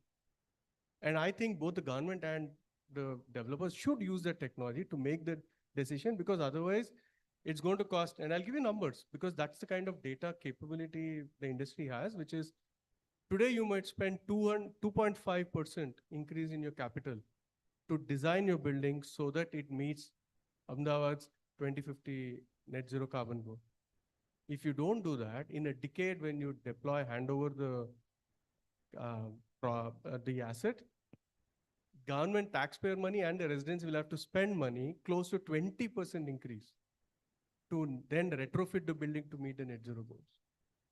So this kind of data is there at design stage, but because of the fragmented approach with nobody actually owning the whole asset, but the decisions are so bifurcated, this is all not connected. So I urge you to look at technology. There are again platforms. One is our own design platform, which will help you. But here I'm not talking just for Smarter than my platform, but there are a bunch of platforms which will help you on this. This kind of decision making will make it easier, quicker, cheaper, and more holistic for you. Great, thanks. Moving on. So Manan, you kind of started off in Gujarat and now across the country. Sriram, you've worked across the country, including Gujarat. The next question was more, how do you see Gujarat coping up with the tech environment, tech and AI environment, or would you say Gift City, Dholera are more a standalone kind of setups as compared to the other parts of the country? What's your take on that? So based on, so we do something in Surat, we're doing something in Ahmedabad, but Gift City, we just were talking to somebody. I think the way the master planning on Gift City has been done seems to be a lot more ready for technology adoption, in line with sustainability, also beyond that, right? That's because there's a centralized master planning happened ahead of time. Somebody earlier also talking about it. Clearly, you can see the difference in tech enablement, which is happening in Gift City. Also, post-occupancy. Ahmedabad is behind a lot more traditional thought process, which makes them slow. It continues to be like that. I don't know the economic growth of Ahmedabad in that sense. I saw Surat on the other hand. We did some work in Surat. Surat is a lot more faster, it seems, now in technology adoption. Ahmedabad is still a little slow. The interest in tech is very different from interest in value. I mean, they want to build, they're like, help me make decisions. I'm okay with technology or not. It's an optional. Technology is an optional thing here. In Gift City, whomever we are talking to, they're asking for tech. And I think that maturity difference is there. I would just one last thing to say. In that sense, a little bad news is that Ahmedabad is behind the curve among the other tier 1 cities in the country in technology adoption. Our own presence across the country, I can sense that the technology interest in Ahmedabad is a little lower, but I think there's huge scope to better. Got it. Manan? So very honestly, I would not like to comment more on Gujarat individually. I think that's an India level problem for PropTech because we are restricting the conversation to PropTech. If I just ask people over here, and I think this is a question to the audience in general, you can just name 5 PropTech companies you might know of in India right now. You can just throw your answers loudly. 5 PropTech companies, anyone? One is here. Yeah. So, anyone? Come on. Any PropTech company? Yeah, just shout out. No broker. Okay. Anyone else? Housing. Third? 99 acres. Fourth? Magic Brick. And fifth? Prop Tiger. Sixth? Square Yard. Six. अभी मैं और 2 नाम लूंगा फिर सब चुप हो जाएंगे for sure. Because technology adoption and technology use for consumers as well as developers has been restricted to only listings. Khali awareness phase mein, that's where again Housivity is also built on the same model. That's a different story. We are solving a different problem, but yahi pe PropTech ka use khatam ho raha hai, and that's the saddest part of the industry. So coming back to the answer, it's not a Gujarat problem. Gujarat is not coping up well because India as a whole in the PropTech industry is not coping up well. It has been a graveyard of PropTechs, and I think we all here should be the flag bearers for the adoption of technology and use of AI and construction tech in the world of real estate, so that 5 years down the line, when the data fragmentation problem is solved for, then definitely we have layers of use of technology in this industry. Perfect. And I think, like the audience also reflected, it's more in the sales and marketing space where you still know about prop tech players, but there's a lot of work like Sriram is doing, for example, climate change. There are a lot of people working on robotics for plastering of homes or construction sites, painting of sites. Matlab, there's beyond sales and marketing where a lot of technology, AI is being used. In Bangalore, it's already in play in many developers. So that possibly we also from our side need to kind of possibly get deeper, understand possibilities. We spoke a lot in the earlier sessions. We heard a lot about labor challenges and all. For example, the robotics which I was just talking about of plastering, painting, that was born to solve for the labor kind of issue. There's no hours of working. There's no challenge of quality. Those kind of things. So possibly we need to also expand our horizon. I'll just pause for a minute or two in case till now there are any questions on what we've covered from anyone in the audience, if any? Also, just to ask, I mean, this is a smaller group. We just Yeah, here. exactly. Can I actually ask, can you throw back bunch of challenges you have which you think tech can help? I'll give you an example, right? From a design point of view, and he might know, today there are tools where you can go on an AI tool and say, give me a 3 BHK design with Goan architecture, with a facade of this kind, and you'll just get the entire floor plan, right? That might be a problem statement for individual architects building individual homes, and there is solution line. So I was going to ask, are there any problem statements you feel I wish tech could help? Is anybody having anything like that other than the CRM part? And I just want to add to what you just asked to the audience. One major problem why India lacks a lot of prop tech companies, the answer lies in that if you go to probably a Bangalore or a Gurgaon, you'll find a lot of tech companies and tech founders. They are coming from a tech background and not from a real estate background, right? So they can develop products. They can definitely, you can get funding for all the types of products, but are you solving the right set of problem? You have to be an industry person for that. So I think this question, okay, how many of you are from real estate? Perfect. So I thank God Realty Plus ka event mein real estate log aaye. Haan. So Manan, I'll just like to add, actually, what I've seen and within my sphere of influence on also interacting with a lot of startups and all, actually, it's not just tech people. It's not just industry people. It's the confluence of both, which one understands the business because business person will not be able to provide for the tech solution. He's from the business side. So it's a combination of a business team and the tech team or tech person, which tends to make the startup successful. That's how I would look at it. I think he has something to say. If we Thank can you. pass on the mic to sir.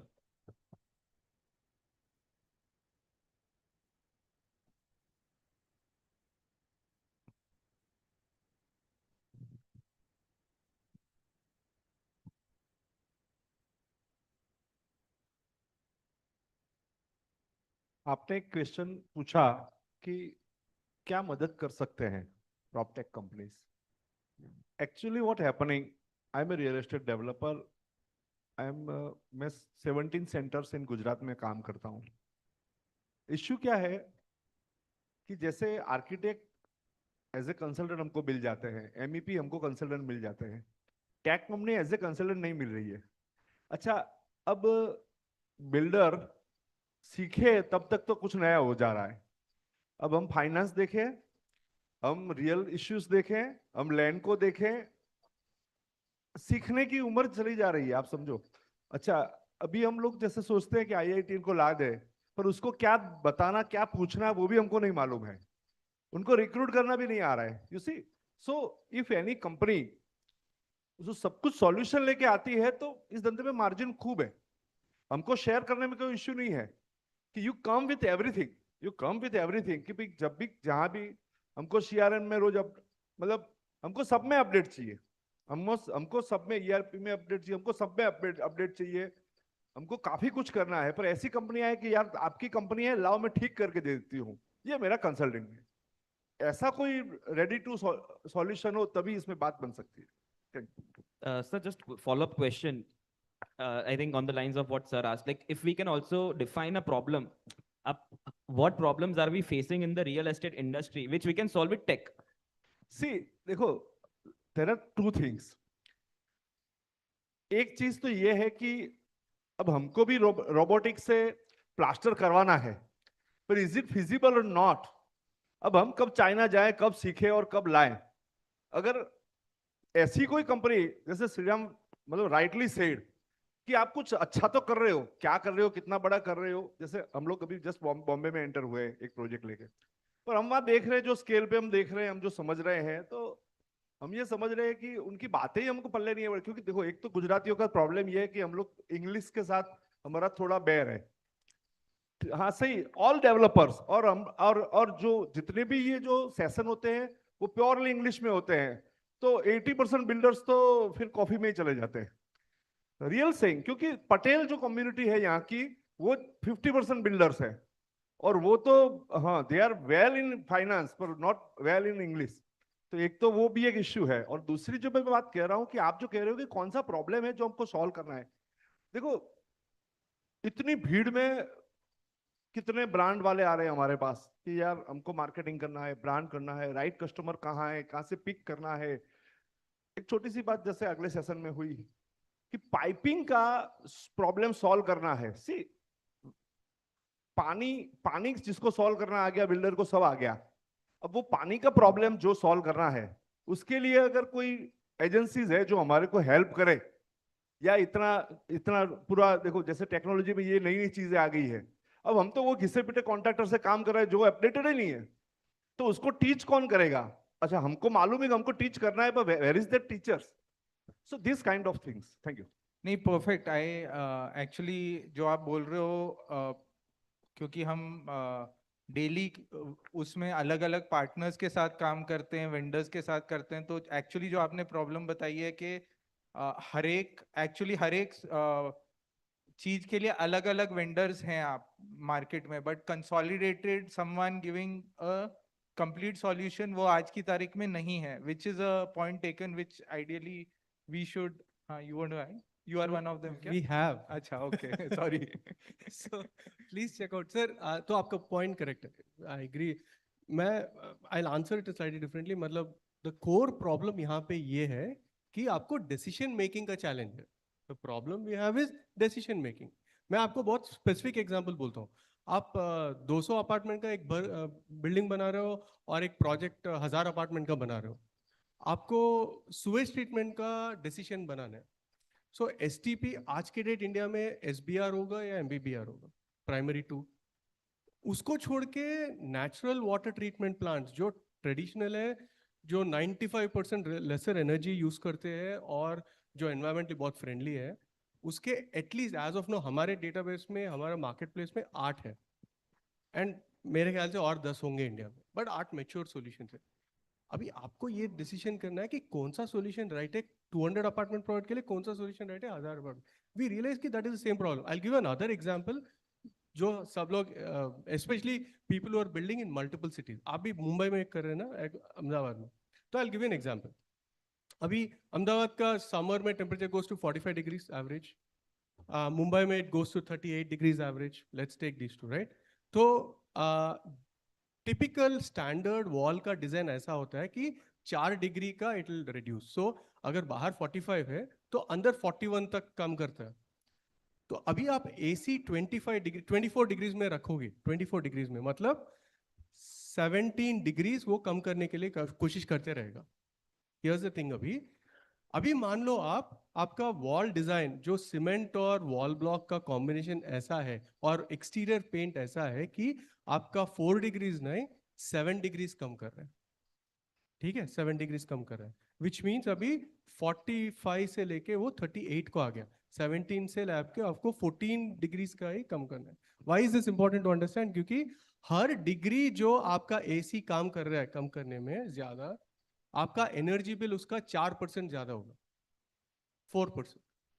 Which means if you are building a building in Ahmedabad versus let's say अभी extreme लेंगे बैंगलोर का temperature 37 होगा, तो आपका wall का construction जो wall material use करना है बहुत अलग होगा. और आपको ये ऐसे डिसीजन बहुत चीजें करनी है, एंड आपको फाइनेंशियल प्लानिंग करनी है, एंड आपको सेल्स भी करनी है. तो ऐसे चीजों के लिए देयर आर टेक्नोलॉजी सॉल्यूशन. जैसे हमारा प्लेटफॉर्म है, अभी मैं 10 सेकंड्स के लिए सेल्स करूंगा हमारा प्लेटफॉर्म, बट आपको ऐसे डिसीजंस करनी है towards environmental decision making, and the largest material database in the country हमारा है. हम उसको लेके अभी we work across the country. Please check it out स्मार्टदमा. बट अगेन I'll put स्मार्टदमा aside. ऐसे बहुत सारे डिसीजंस है. मेरे ख्याल से रियल एस्टेट इंडस्ट्री का सबसे बड़ा technical challenge is decision making, and that there are enough tools to use. C Tribe, I recommend you. C Tribe stands for Construction Tribe, a tribe of technology companies working in construction industry. उसमें से आपको बहुत सारे ऐसे मिलेंगे. Sir मैं आपसे offline बात करूँ. For want of time, I'll just move to the last question as such. And this again is specific to Gujarat. And given your experience, both Manan and Shriram, what really do you think is the biggest thing on the tech AI front which should happen in Gujarat over the next 5-7 years for it to come up the scale, be more globally competitive in that sense? You want to start, Manan? So first of all, before implementing technology and AI, again, why I am pressing on AI, because currently all the tech companies are AI, right? So first of all, how not to use AI. I'll give a small narrative and a small story fast.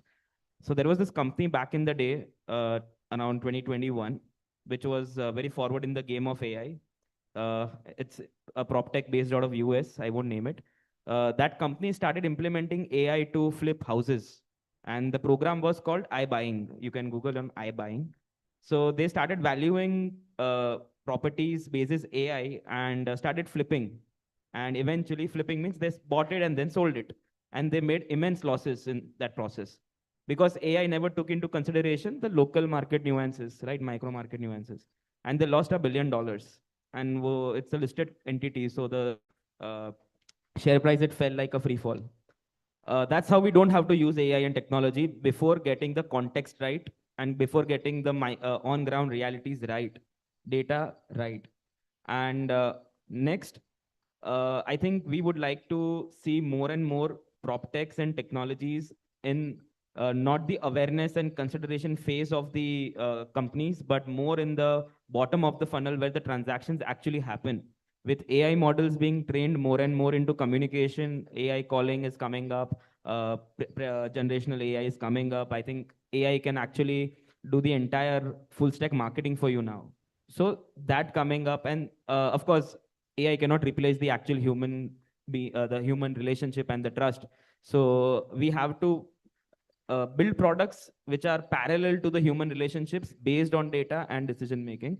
So that's where I think Gujarat can be a forerunner. And with what you spoke of, with the companies, global companies coming into GIFT Cities and Dholera, I'm sure they will be bringing in the technology and the capabilities, and Gujarat will have that exposure along with it.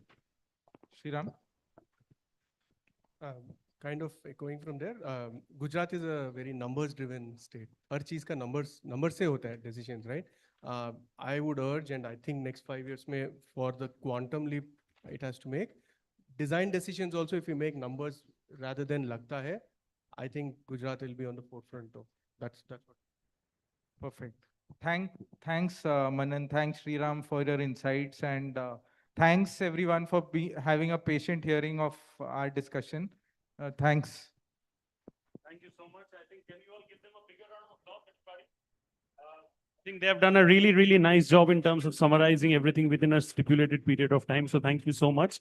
I'm going to be requesting the presence of the esteemed founder and principal architect, Hiren Gandhi and Associates. Hiren Gandhi ji to please come up on stage and give the token of appreciation to our esteemed speakers. Can we please have Mr. Gandhi over here on stage? Yes, thank you so much.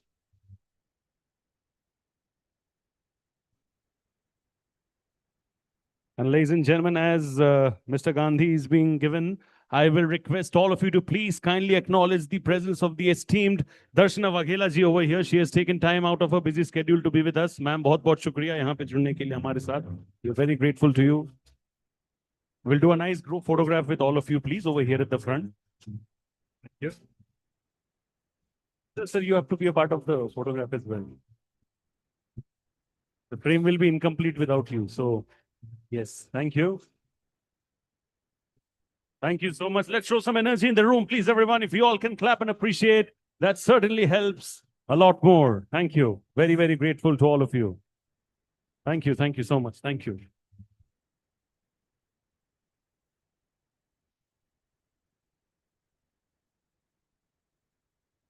बहुत बहुत शुक्रिया. Thank you so much. This is what is bringing us to an end of a fantastic conclave. Interesting discussions, panel discussions, fireside chats, exclusive conversations. You name it all, you see it all. You have experienced it all over here, only and only on the 18th edition of the Realty Plus Conclave, the Gujarat edition. We will right now be going ahead with the award ceremony. We have our esteemed chief guest address.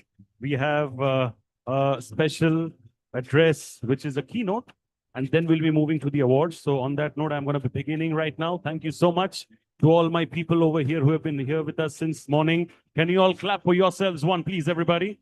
And for the ones who have joined us right now, thank you so much. My name is Shubhajit Ghosh, anchor, MC, and YouTube talk show host. Like I mentioned, always a pleasure coming to you, beautiful city of Ahmedabad from Mumbai. And this is going to be an absolute pleasure to welcome all of you over here to the 18th edition of the Realty Plus Excellence Awards 2026 Gujarat, which is an exclusive gathering that honors the best of the best in Gujarat's real estate. Ladies and gentlemen, tonight we celebrate innovation, leadership, and the strategic vision that's shaping the future of this very, very dynamic industry. So let's hear it from the real estate leaders of India and get ready for some loud cheering and applause. To ensure that the celebration reaches an even wider audience, this event is currently being live streamed right now on the Realty Plus website, which is www.rprealtyplus.com, and also on the social media handles as well. On LinkedIn, you can find us as Realty Plus. On Facebook, it's @RP Realty Plus. On X, you can find us as @RP Realty Plus. And on Instagram, you can find us as RP_Realty. Thank you so much. I encourage and request all of you to use the official handles and engage in as many social media posts as possible. I'm going to be bringing forward a special AV right now, which is a promo AV of all the incredible work that Realty Plus has been doing for a very, very long period of time. Can I request everybody to please kindly take their seats over here at the front? Everybody, if you can please kindly take their seats. We are playing a special Realty Plus promo for our audience over here. So I'm going to request the console to please play the Realty Plus promo for all of us now, please. Some people are born to show the world which path to choose in a crisis. Some brands are born to do the same. And during the times of challenge, the stalwarts of the Indian real estate industry have chosen to do just that. By showing others the way to finding opportunities even amidst a crisis. By showing the world how to go about delivering on promises even amidst adversity. Success doesn't just happen. It happens by design. By pushing the boundaries, by raising the path. It takes days to develop a vision and nights to make it a reality. Knowing that pictures are worth 1,000 words and that every word makes a difference. It's doing the research, trusting your instinct, and finishing what you started. For the past years, Realty Plus has been turning obstacles into opportunities, keeping the industry informed on the latest developments,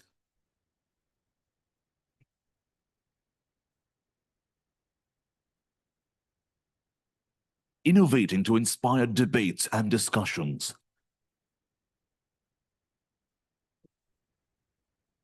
bringing forth the perspectives of the industry leaders,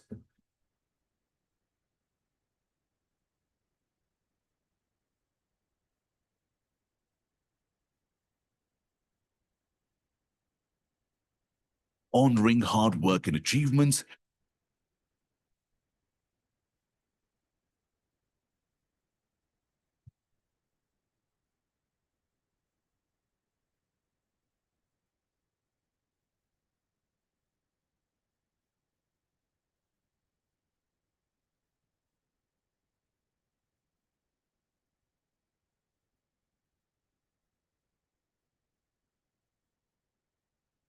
keeping the industry connected.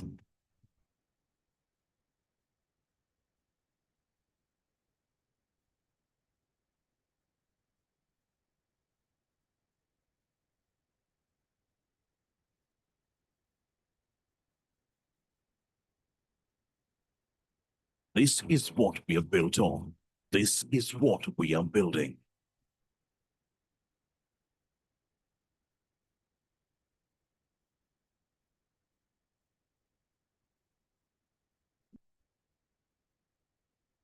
We are Realty Plus, and we lead the way. Absolutely leading the way for the last 23 years, and of course, many more. Give a huge round of applause for Realty Plus, please, everyone.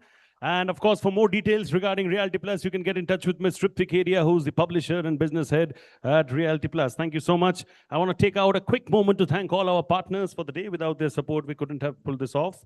Powered by Godwit Construction Private Limited, knowledge partner Anarok, supporting partner Indian Green Building Council, industry partner Gujarat Real Estate Agent Confederation and Credai Ahmedabad Guy Head, digital partner Housivity, creative partner ABC Brand Advisory, business media partner BW Business World Media Group, online media partner exchangeformedia.com, and of course organized by the fantastic team of Realty Plus. Before we move forward to our esteemed chief guest address, we have one last quick promo to be played of our partner Godwit Constructions. Can we please play the promo of Godwit Constructions, please?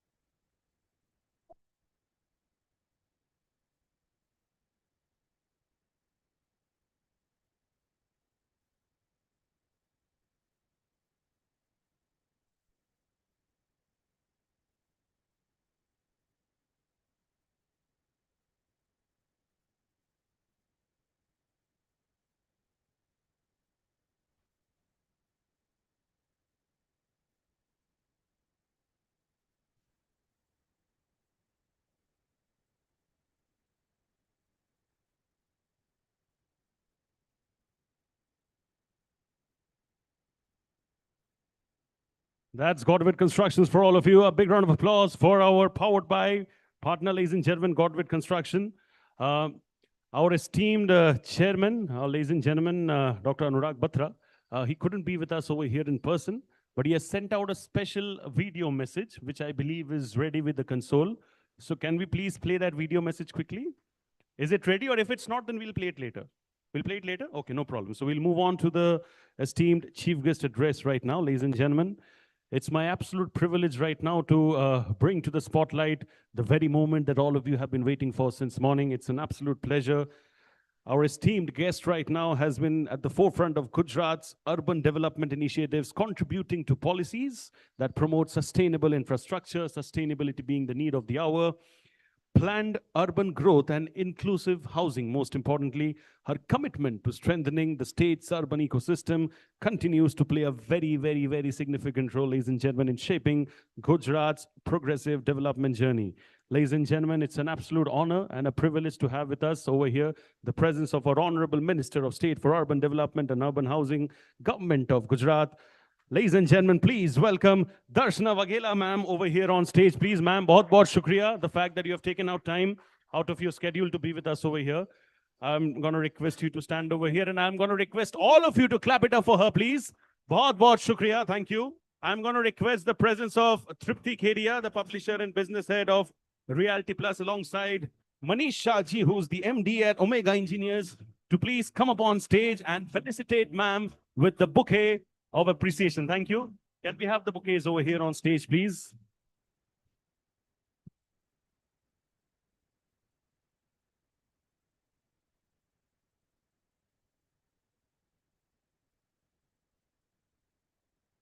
Come on, everybody, if we can have some clapping and appreciation going in right now. Thank you. Bahut shukriya, Tripti. Sir, I'm going to request both of you to take your seats. Thank you. Ma'am, I'm going to request you to please come over here and please kindly say a few words for all of us. We've been waiting to hear that. Thank you.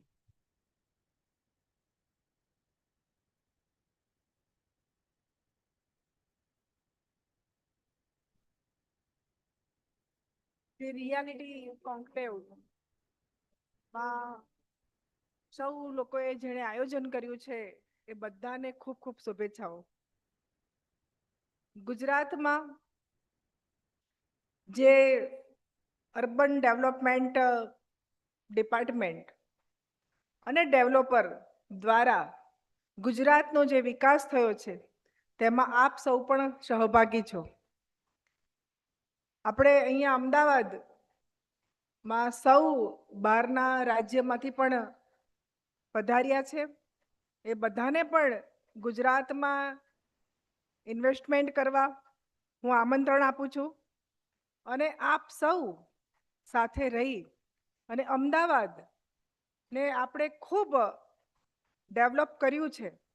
પરંતુ આજે હું તમને એક સારા સમાચાર પણ આપું છું કે કોમનવેલ્થ ગેમનું જે 2030માં આપણે અહીંયા આગમન થવાનું છે એનો આજે ધ્વજ પણ ગુજરાત સરકારને મળી ગયું છે.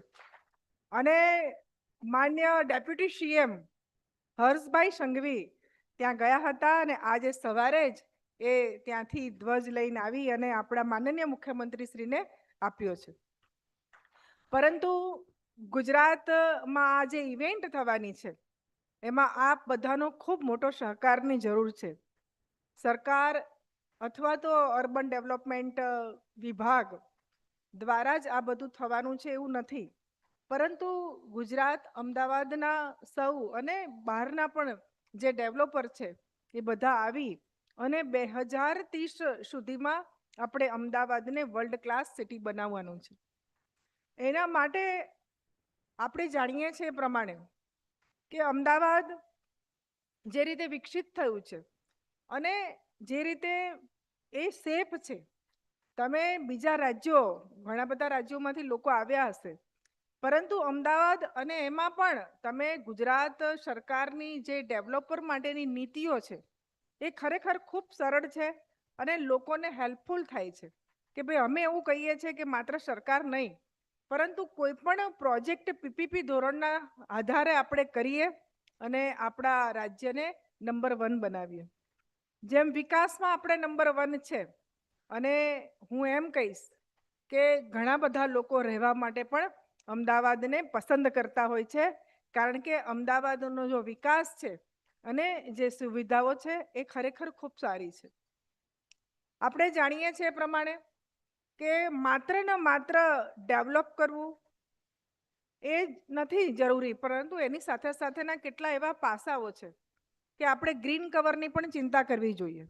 માત્ર આપણે કોન્ક્રીટનું શહેર નથી બનાવવું પરંતુ એની સાથે સાથે આપણે કોઈ પણ પ્રોજેક્ટ કરીએ તો એ પ્રોજેક્ટમાં ગ્રીન કવર માટે પણ આપણે જગ્યાઓ છોડવી જોઈએ અને ગ્રીન કવર પણ સારું થાય એવો પ્રયત્ન કરવો જોઈએ.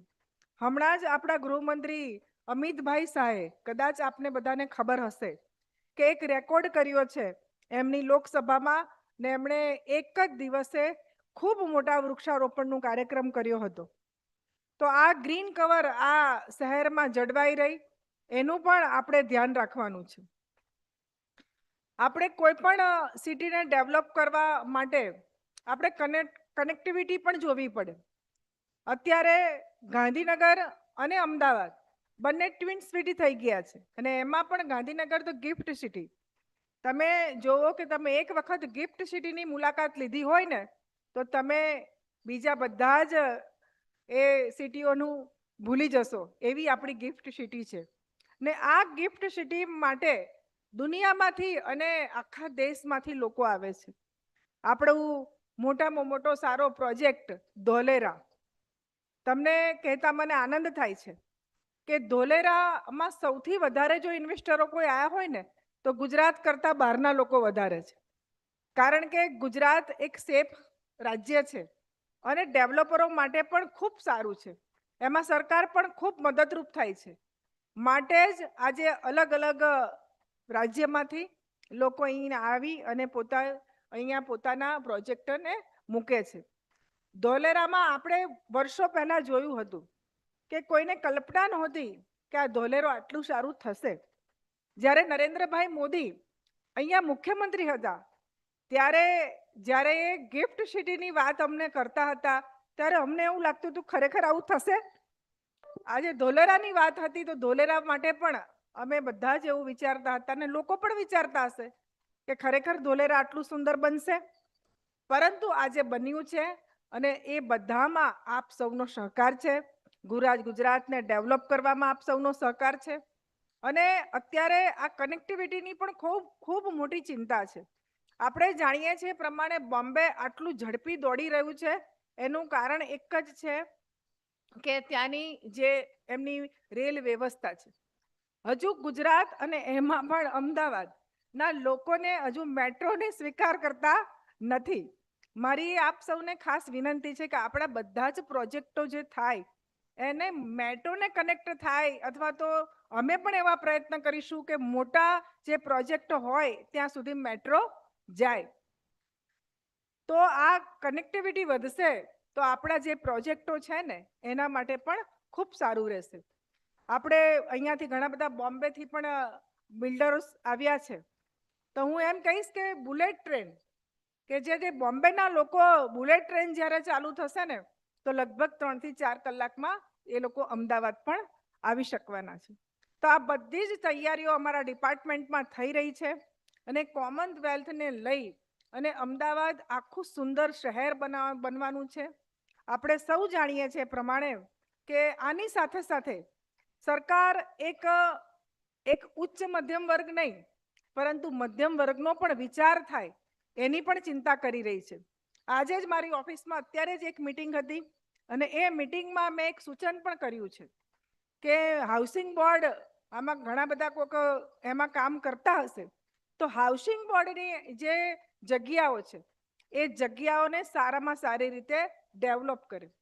બીજી વાત એ કે અહીંયા અમદાવાદ શહેર એક એવું શહેર છે કે ઉચ્ચ મધ્યમ વર્ગ અને એની સાથે એક મધ્યમ વર્ગ પણ મોટા પ્રમાણમાં વસે છે ને એની જ ચિંતા કરતા આજે મેં ગુજરાત હાઉસિંગ બોર્ડના જે અધિકારીઓ હતા એની સાથે એક ચર્ચા કરી અને એક સૂચન પણ કર્યું છે કે મધ્યમ વર્ગના લોકો માટે હાઉસિંગ બોર્ડમાં 3 BHKના મકાનો જે બને અને એ લોકોને પણ આપણે ઉત્તમ સુવિધાઓ આપીએ એના માટેનો આપણો પ્રયત્ન છે.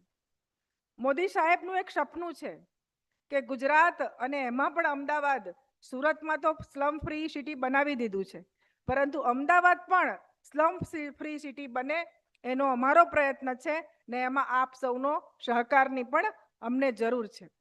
માટે આપ સૌ આ તબક્કે અહીંયા ભેગા થઈ અને ખૂબ ચર્ચા વિચારણા કરી અમદાવાદને કેવું સુંદર શહેર બનાવીએ અને જ્યારે કોમનવેલ્થના જે ખેલાડીઓ વિશ્વમાંથી આવે ત્યારે અમદાવાદની એક ઉમદા છાપ લઈને જાય એના માટે આપ સૌ અમને સહકાર કરજો.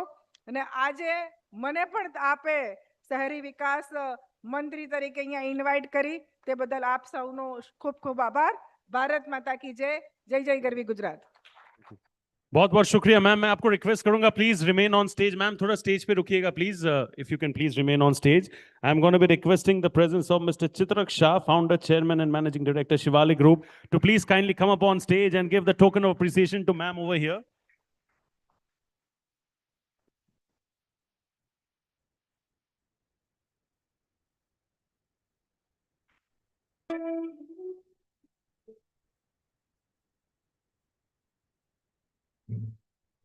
Ladies and gentlemen, if you all can please kindly clap and appreciate for the moment. बहुत shukriya ma'am for joining us.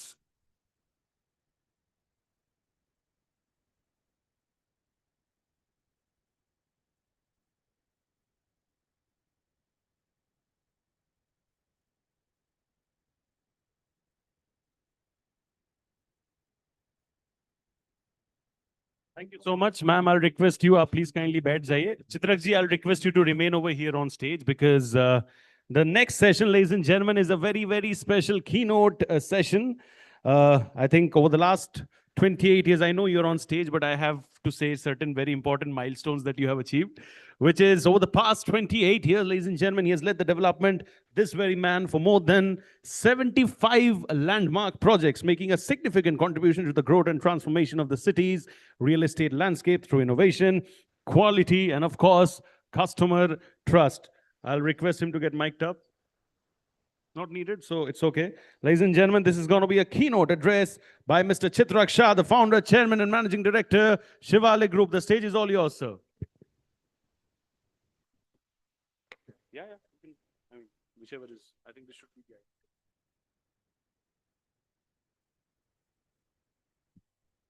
Good evening.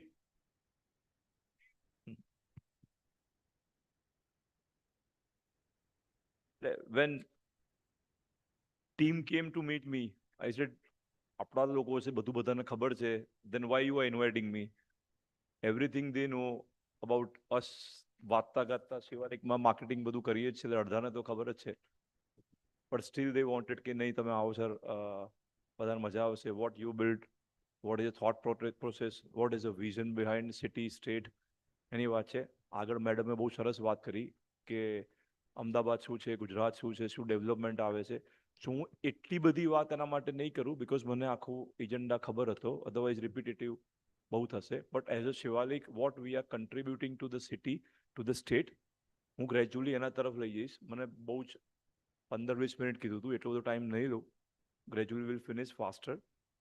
So 2036, everybody in Gujarat who are working on 2036, તમે એને ઓલિમ્પિક્સ ગણો, અમદાવાદનો દાયકો ગણો, કે બધા એક માટે કામ કરે છે. આના પ્લસ પોઈન્ટ શું છે કે સિટીનું ઇન્ફ્રાસ્ટ્રક્ચર છે એ સ્કેલ ફાસ્ટ થઈ જશે. આપણે રિયલ એસ્ટેટની ભાષામાં જેટલા લોકો આઈઆરઆરની વાત કરતા હોય, પ્રોફિટની વાત કરતા હોય, ultimately real estate is all about value creation. અને એની ઉપર જે તમે 10-12% લોન લઈને એની ઉપર જે ફાસ્ટ ડેવલપમેન્ટ કરી આઈઆરઆર વધારે તમે ઉપજાવતા હો, એ જ આખું સર્કલ છે. It is all about the cash flow game. Otherwise જેને વાપરવું હશે લીઝિંગ પર લીઝ કરીને વાપરે જ છે. ઇવન લીઝ કરીને જે લોકો વાપરે છે એની ઉપર બી બીજા લોકો ઇન્વેસ્ટ કરીને એની ઉપર બી આઈઆરઆર ઉપજાવે છે. અલ્ટિમેટલી ઇટ ઇઝ ઇન્વેસ્ટમેન્ટનું જે એનું લાર્જર પર્પઝ છે, લાર્જર વ્હીકલ છે, it is a investment game. કાં તો સ્ટોક્સમાં જાય, કાં તો વેલ્થમાં જાય, કાં તો રિયલ એસ્ટેટમાં જાય. Sorry, it's not working. Next. Sorry. Yeah, so મેં થોડા બધા ડમ પોઈન્ટ કર્યા હતા કે ગુજરાતની અંદર શું શું છે. ગિફ્ટ સિટી છે, ટેકનોલોજી લીડ ડેવલપમેન્ટ છે, સ્પોર્ટ્સ છે, ટુરિઝમ છે, ગ્લોબલ ઇન્ફ્રાસ્ટ્રક્ચર બધું બિલ્ડ થતું જાય છે, લાર્જર કેપિટલ ઇન્ફ્લો છે. અહીંયા અમદાવાદની અંદર લાર્જર કેપિટલ કેમ બહારથી કોઈ આવતી નથી? બિકોઝ મોટા પ્રોજેક્ટ થતા નહોતા. ઓફિશિયલ બધા ધીમે ધીમે બધા સ્ટ્રક્ચર થતા જાય. સરકારે બી બહુ જ હેલ્પ કરી.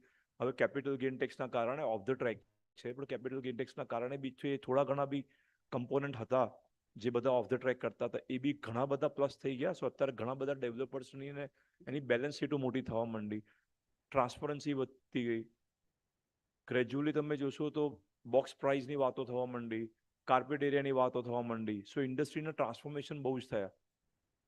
પછી આગળ જે કેપિટલ એના કારણે અહીંયા આવે છે, લાર્જર પ્રોજેક્ટ્સ છે, લાર્જર રિક્વાયરમેન્ટ છે, રિન્યુએબલ એનર્જીની વાત છે, સેમિકન્ડક્ટર છે, ઇન્ડસ્ટ્રીયલ કોરિડોર છે, ઇન્સ્ટિટ્યુશનલ કેપિટલ છે, ડિજિટલ ઇન્ફ્રાસ્ટ્રક્ચર છે.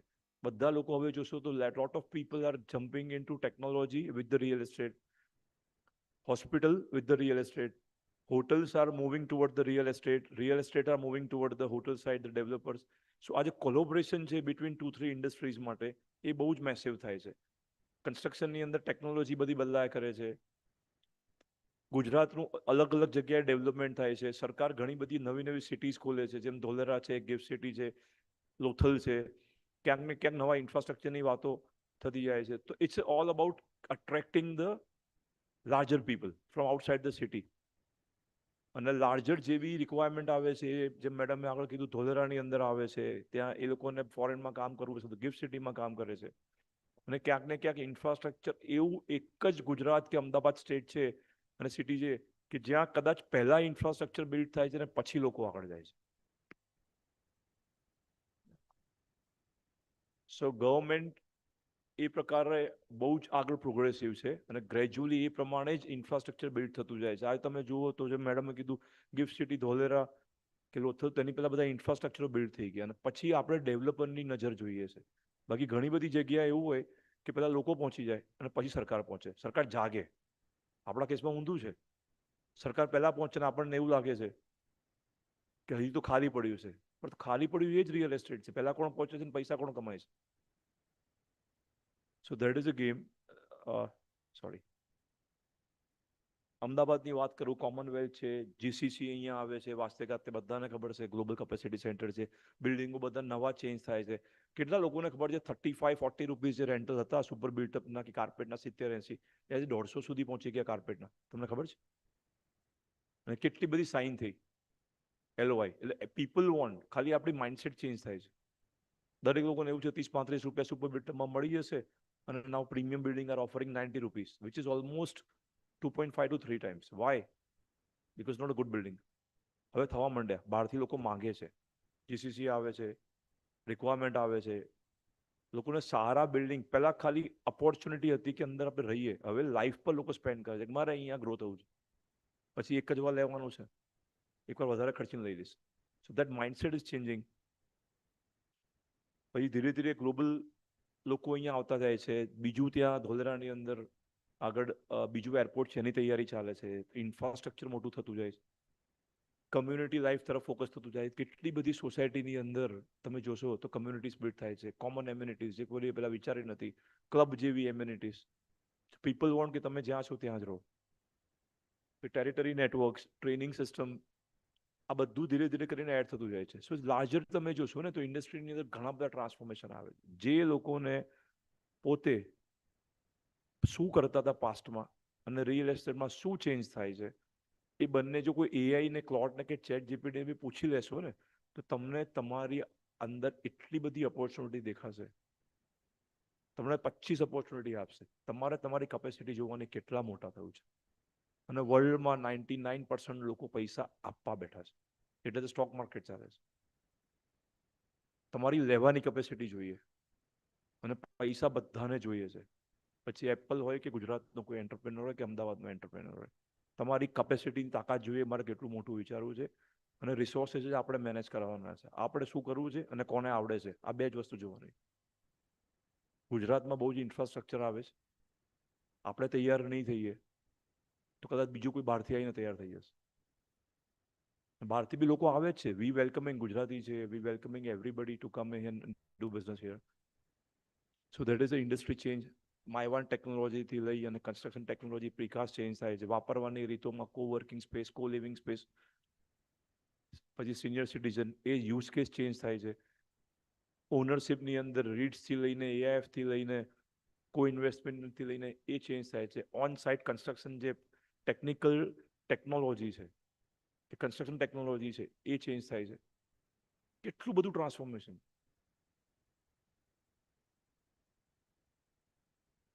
સો આખો જે ઇકોસિસ્ટમ છે રિયલ એસ્ટેટની, એ ચેન્જ થાય છે.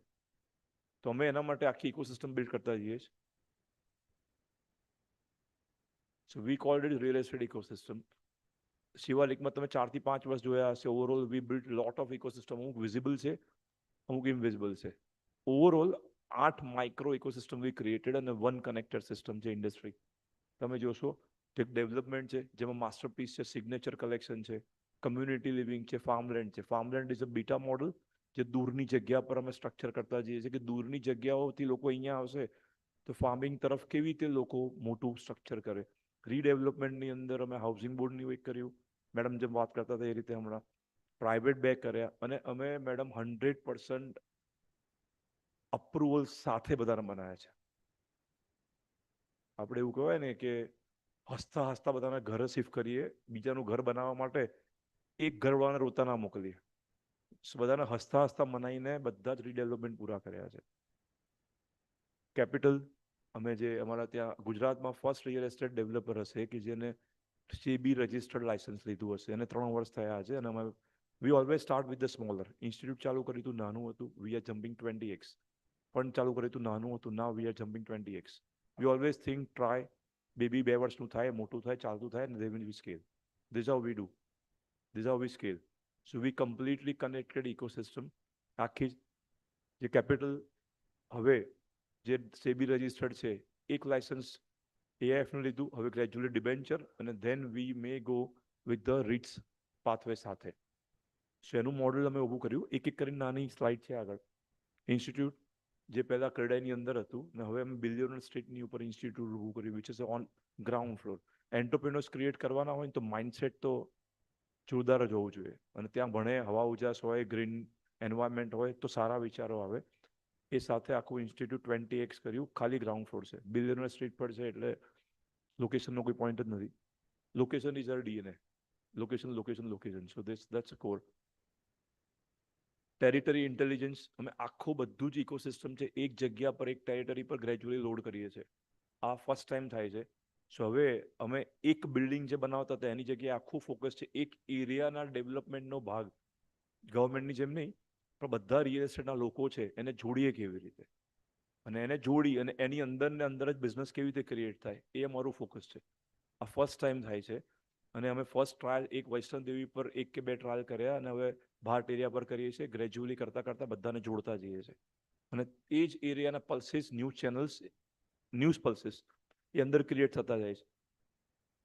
ટેકનોલોજી આ બધું જોડવા માટે ટેકનોલોજી જોઈએ, અદરવાઇઝ આખું પ્લેટફોર્મ સિંગલ કનેક્ટેડ સિસ્ટમથી છે, જેનું નામ અમે રિયલ એસ્ટેટનું R આપ્યું છે, ખાલી R. બિકોઝ રિયલ એસ્ટેટ છે, અમને એવું થયું કે બિનજરૂરી વસ્તુ કાઢી નાખીએ. નેટવર્ક આખું બિલ્ડ કરતા જઈએ છે, જે જનરેશન જેનઝી છે, વાયર છે, વુમન ઇન રિયલ એસ્ટેટ છે, હવે ફાઉન્ડર લેડ કરીશું. સો એ આખું નેટવર્ક બિલ્ડ કરતા જઈએ છીએ. બિકોઝ ખાલી ઇકોસિસ્ટમ બનાવી અને ઓન ગ્રાઉન્ડ લોકોને સમજાવીશું નહીં ને, તો માઇન્ડસેટ ચેન્જ નહીં થાય. So on ground mindset be change કરવો પડે, બધાને સમજાવવો બી પડે. અને તમે ઘણા બધાએ મને સોશિયલ મીડિયા પર ફોલો કરતા હશો તો જોયું બી હશે, બધું દેખાય છે. 90% લોકોને મારી ઓફિસમાં નથી ખબર પડતી અમે શું કરીએ છીએ. પણ જ્યારે અમે સિસ્ટમ પર મૂકતા જઈએ છીએ ને, ડેટા દેખાય છે પાછળ, ત્યારે ખબર પડે છે હવે 2 વર્ષથી. અને બધી કોવિડની પેદાઈશ હતી. લોકો કોવિડમાં આરામ કરતા હતા અને હું આ સ્ટ્રક્ચર કરતો હતો. ફર્નિચર, એમાં સાણંદમાં ફેક્ટરી કરી, લોફીનો સ્ટોર ક્રિએટ કર્યો, અને લોફીના ધીરે ધીરે ગુજરાતના 3-4 જગ્યાએ અમે ફર્નિચર કર્યા. એ મારો ભાઈ જોવે છે. અને that's how we are creating entire ecosystem. અને ઓલમોસ્ટ બધી નીડ રિયલ એસ્ટેટની પતી ગઈ. We don't see project hand over સાથે. વી ઓલવેઝ સી કે લેન્ડ હોય ને લેન્ડ આખી જ તૂટી જાય, રીડેવલપમેન્ટ થાય, ત્યાં સુધી કન્ઝ્યુમરની જર્ની છે, એ આખી જર્ની કેવી રીતે સારી થાય. સો ફ્રોમ રિયલ એસ્ટેટથી લાઈફની ઉપર ફોકસ કરીએ છીએ, અને એના માટે આખી ઇકોસિસ્ટમ બનાવી. એમાં ઘણા બધા પાર્ટનર્સો નીચે હવે જોડતા જઈશું, કારણ કે હવે નેક્સ્ટ ફેઝ છે પાર્ટનરશિપ ડ્રિવન છે. સો બધું બિલ્ડ કર્યું ને હવે પાર્ટનરને પ્લગ ઇન કરવાના છે, બિકોઝ વિધાઉટ પાર્ટનરશિપ સ્કેલ ના થાય. સો આ masterpiece, signature collection, community living already I covered. AIF, co-investment, debenture, reach pathway, આ બધા જ ફોટા છે, રેફરન્સ છે, that we already worked. reach નો જે pathway છે, that is upcoming. we may get એક લિસ્ટ પર ચડી જાય પછી હવે મૂવ કરતા દઈશું. સો આખું મોડલ છે ને વર્લ્ડમાં બધા સ્ટુડન્ટ હાઉસિંગ છે, લીઝ છે, હોટલ્સ છે, બધા ગ્રેજ્યુઅલી જેને ઇન્વેસ્ટ કરવું છે. બાકી બધા લોકોને રેન્ટલ પર શિફ્ટ થતું જાય છે, ઇન્વિટ ને રીચ ગ્રેજ્યુઅલી. ઓનરશિપની જગ્યાએ quality of life, purpose driven life, એની ઉપર શિફ્ટ થાય છે. જેને ઇન્વેસ્ટ કરીને રહેવું છે એ વસ્તુ અલગ છે, પણ જેને ફ્લેક્સિબલ જોઈએ છે, બધા લોકો એક્સપાન્શન કરવું છે, બધા લોકો શિફ્ટ થતા જાય છે રેન્ટલ પર. પછી એનું યુઝ કોઈ બી હોઈ શકે. સો એનું આખું પ્લેટફોર્મ ક્રિએટ કર્યું છે. Everything is linked. આખું પ્લેટફોર્મ છે એ લિંક્ડ છે. ફ્લોનું ફૂલ ફોર્મ છે ફંડ, લીઝ, ઓપરેટ, વેલ્થ. જે રીતે ફ્લો કર્યો છે, કેશ ફ્લો છે, કેપિટલ ફ્લો છે, સિસ્ટમનો ફ્લો છે, દેટ્સ હાઉ વી ક્રિએટેડ. અને એનું પહેલું અમે હમણાં ઇવેન્ટ કરીએ છીએ નેક્સ્ટમાં. સો ફર્નિચર 2.5 લાખ ફૂટની ફેક્ટરી થઈ, લોફી હોમ સ્ટોર કર્યો, ઇન્ટિરિયર સોલ્યુશન, સ્ટેનલીની ફ્રેન્ચાઇઝી લીધી સમજવા માટે, નેક્સોરા છે હોસ્પિટાલિટીની અંદર હોટલના ટાયર માટેનું સ્ટ્રક્ચર કર્યું. ફર્નિચર ઇન્સ્ટિટ્યૂટની અંદર આ 4 વિંગ ક્રિએટ કરી. ખાલી લર્નિંગ તો વર્ષોથી બધી ઇન્સ્ટિટ્યૂટ કરાવે છે. We are beyond the institute. We don't want to focus learn હવે ચેટ જીપીટી ને ક્લોડ બધા શીખવાડે છે. We want real life. ત્યાં પૈસા એને આપવાના, પ્રોજેક્ટ કરે, પાર્ટનરશિપ કરે, ઇન્ક્યુબેશન સેન્ટર, અને આખી ઇકોસિસ્ટમની અંદર કશું બી કોઈને કરવું હોય એ અંદર આવે ખાલી. So this for us, this is capability centre of the city. કોઈને બી રિયલ એસ્ટેટની અંદર આવવું હોય ને અહીંયા આવવું પડે. પછી અહીંથી એને પૈસા જોઈતા હોય, પ્રોપટેક ક્રિએટ કરવું હોય, પ્રોજેક્ટ કરવો હોય, સ્ટ્રક્ચર કરવું હોય, આ બધું અહીંથી ક્રિએટ થાય છે અને મેં જેટલું બિલ્ડ કર્યું બધું તમને દેખાતું હશે ક્યાંક ને ક્યાંક હવે સ્કેલ થશે so we are saying this is 2030 and 2040 we are working for 2040 સો આ જે લાઈવ છે અત્યારે ગ્રેજ્યુઅલી આની પર દેખાય છે એક પછી એક સ્ટ્રક્ચર કરે છે લો ભાગેશભાઈ સો this operation territory network capital આ બધું જ અમે એક જ જગ્યા પર સિંગલ પર ઓપરેશન કરી નાખ્યું એક જ ઓપરેશન પર બીટા વર્ઝન છે એક પછી એક સમજ પડશે આગળ બીકોઝ ટેકનોલોજી વગર ઓપરેશન્સ 50 iOS ક્રિએટ કર્યું છે ROS ક્રિએટ કર્યું છે ફોન વાપરીએ છીએ એન્ડ્રોઈડ વાપરીએ છીએ આવી રીતે iOS છે એવી રીતે ROS છે that's what we build territory network stack holder network Gen Z wire woman in real estate આ બધા ઇનિશિયેટિવ છે pulses territory information user UGC system generated distribution system રોજ સવારના 9 વાગે ખબર નહીં તમે લોકો કેટલા લોકો રજિસ્ટર્ડ હશો રોજ સવારના 9 વાગે બધાને મેલ સિસ્ટમમાંથી જાય છે ઓટોમેટિકલી અને એ એરિયાની બધી ઇન્ફોર્મેશન શેર થાય છે આ અમારી પાસે અત્યારે અવોર્ડ્સ છે બધા અમે લાસ્ટ યર બધા કર્યા વી આર ધ હાઈએસ્ટ લેવલની રિયલ એસ્ટેટ કંપની જેને ગ્રેટ પ્લેસ ટુ વર્કનો 2026નો એવોર્ડ મળ્યો 86% રિવ્યુ છે 86% રિવ્યુ અમારા એમ્પ્લોઈઝે અમને સર્ટિફાઈડ કર્યા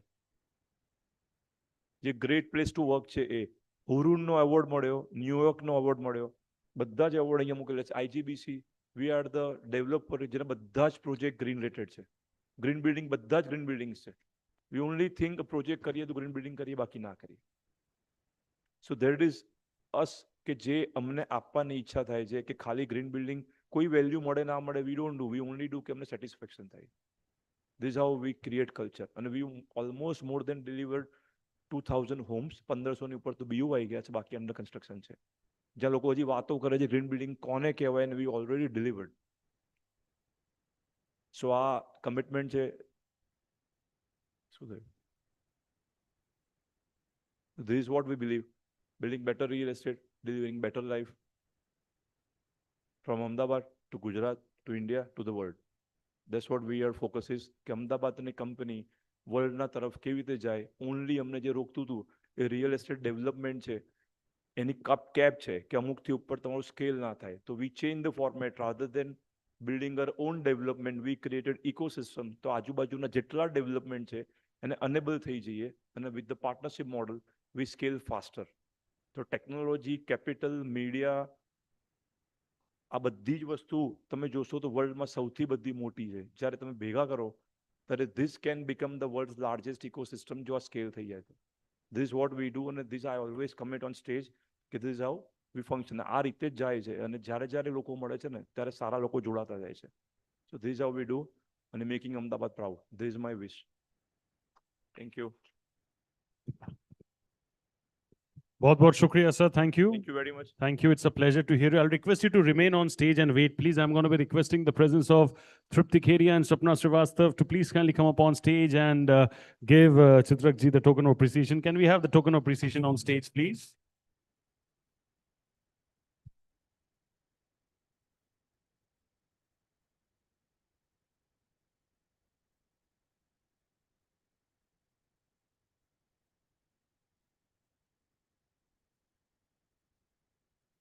Can you all give him a bigger round of applause, everybody?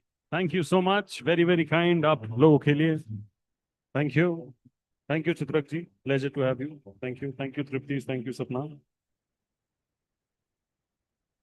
Before we move to the awards, which we're just going to start in the next couple of minutes or so, we're going to be playing a special video message, which is a welcome address message from Dr. Anurag Batra, who is the esteemed editor-in-chief and chairman, Exchange for Media Group at BW Business World Media Group. Can we have the video message being played for the audience, please? Good evening, Ahmedabad. Today is a great day. You're having the Realty Plus Awards. You just witnessed the Realty Plus Conclave. Congratulations to Ms. Tripti Kedia, Ms. Sapna Srivastav, Avantika, and the whole team, Asma, for putting together yet another Realty Plus initiative in Ahmedabad. I'm missing being in Ahmedabad. I love the food there. I love the entrepreneurial energy of the city. I love the city. Ahmedabad and Gujarat are going to grow. We now know that the Commonwealth Games are coming to India and they'll come to Ahmedabad. So clearly, real estate scene in Ahmedabad is going to shoot like a star. The real estate is going to get further developed. Retail will get developed. Residential is already in demand because aspirationally Ahmedabad is growing. Adani is headquartered in Ahmedabad. It's a huge conglomerate. So the need for housing and from other companies that have been traditionally strong in Ahmedabad and in Gujarat, the need for residential housing is growing. The need for office spaces is growing. The need for warehousing is growing. So Gujarat and Ahmedabad, because of its industrial friendly policies, its business climate being fantastic, stability in governance, continuity in policy making, has everything going for it. And the Commonwealth Games are a top up. So clearly the Ahmedabad real estate scene and the Gujarat real estate scene is going to be hugely upbeat, and the prices of land around Ahmedabad will also go up. So it's a great opportunity for developer to be able to make new bets and think new milestones and think new scale, a bigger scale than what you've thought till now. My congratulations to all the winners of the Realty Plus Ahmedabad Awards. We complete 22 years in August. We start our 23rd year. So thank you for your patronage. God bless you. All the best. Thank you so much. That was Dr. Anurag Batra over here. Can I please have a big round of applause for Dr. Anurag Batra, please? We also have amidst us the esteemed presence of the Standing Committee Chairman of Town Planning Development Department, Ahmedabad Municipal Corporation, Bhagyesh Patel ji. Can we please acknowledge his presence over here? Thank you so much. We're now all set to get going with the awards and begin on a very, very special note. I'm just going to quickly explain sabko the format for the awards. Our esteemed presenters will be over here in the middle, on the center. Our winners will be coming over here from the middle, posing with the trophies, with the presenters. Uske baad they go over there at the corner for their solo photograph with the trophy. And this is the chain that we follow. Also, end tak please bane rahiyega, ruke rahiyega, as we are doing a special group photo as well with all the winners, which is a part of not just creating memory for the day, but also editorial coverage. Har tarike se important hai. So I'll request everybody to please remain with us right till the very end. All you winners over here, thank you so much. एक बार सब लोग अपने लिए ताली बजा दीजिए please everybody because आप लोगों ने बेहतरीन काम किया है इसीलिए we are able to celebrate your good work of course talking about celebration one of the most difficult things to do in that space is to actually select meticulous winners सब बेहतरीन काम कर रहे होते हैं तो सबके बीच में winners choose karna is a very, very difficult task, and that's exactly where our jury members come into the scenario. So I'm going to request all of you to please clap for our jury members. Everybody on a countdown of 1, 2, and 3. Thank you. And on that note, मैं console को request करूँगा to please kindly play the special jury presentation for our audience before we get going with the awards. Can we have the jury AV, please?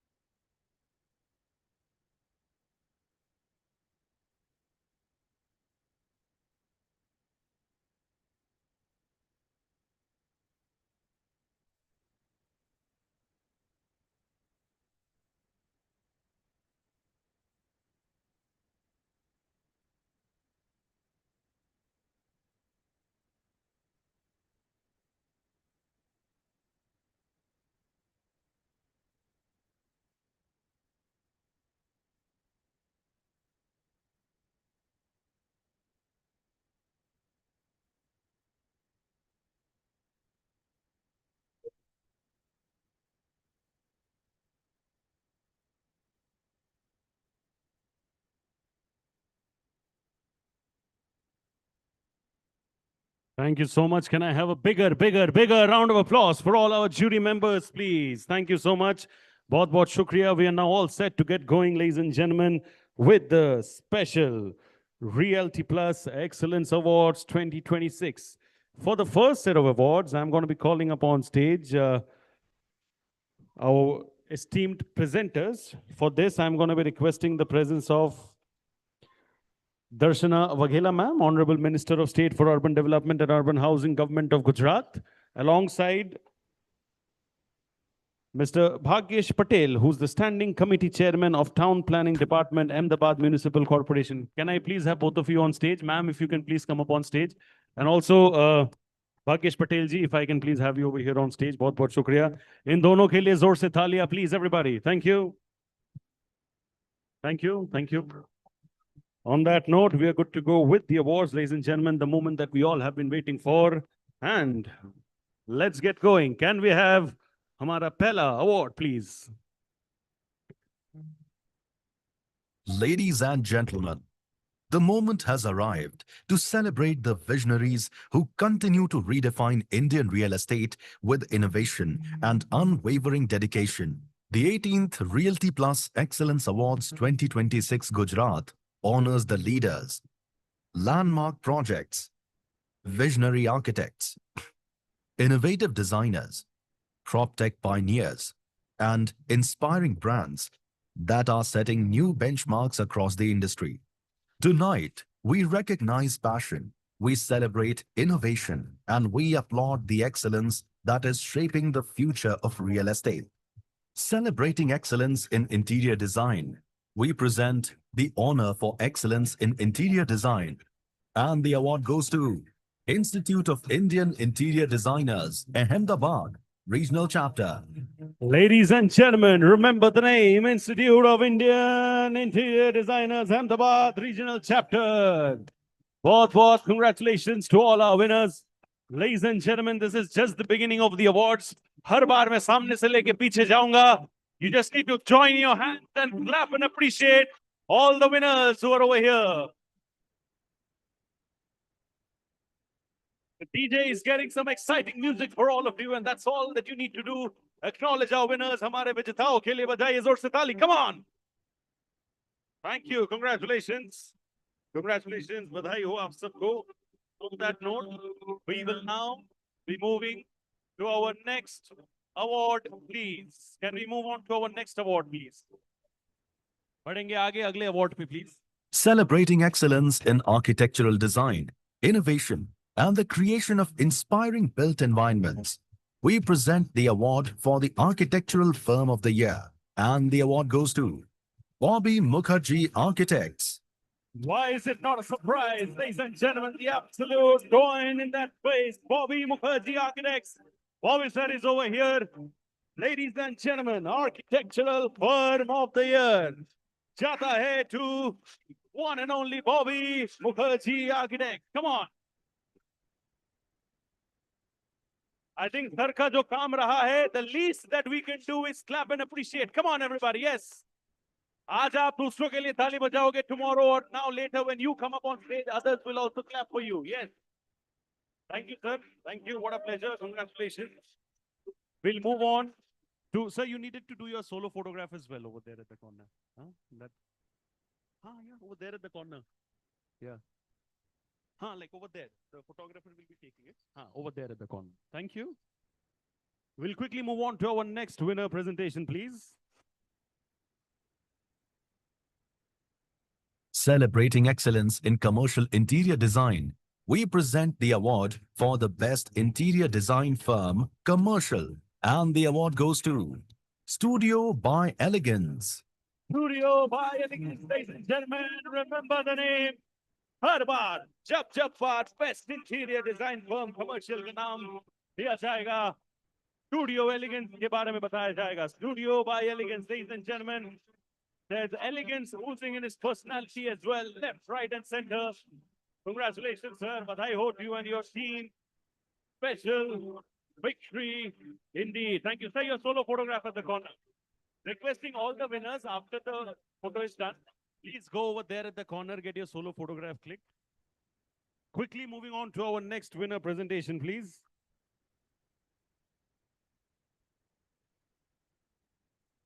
Celebrating excellence in real estate development, we present the award for the Developer of the Year. And the award goes to Barkeri Group. Congratulations, ladies and gentlemen. Bakeri Group. It is. Can I have our winners from Bakeri Group?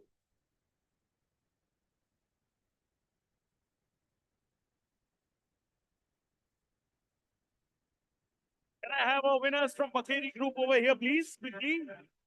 In case you're not around, हम ताली बजा के move on करेंगे बाद में video तो देखेंगे वो लोग. Thank you. We'll quickly move on to our next winner presentation, please. Honoring those who redefine service excellence is Excellence in Customer Service, and the award goes to Sangini Group. Congratulations, ladies and gentlemen. Sangini Group it is. बधाई हो sir and his entire team. Come on, Ahmedabad, आप लोग और बेहतर कर सकते हो. You're known for your love and spirit, aren't you? आपके प्यारे प्यारे विजेता यहाँ पे है. If you all cannot appreciate them, it's not going to be the best thing over here. Congratulations, Sangini Group. Quickly moving on to our next winner presentation, please.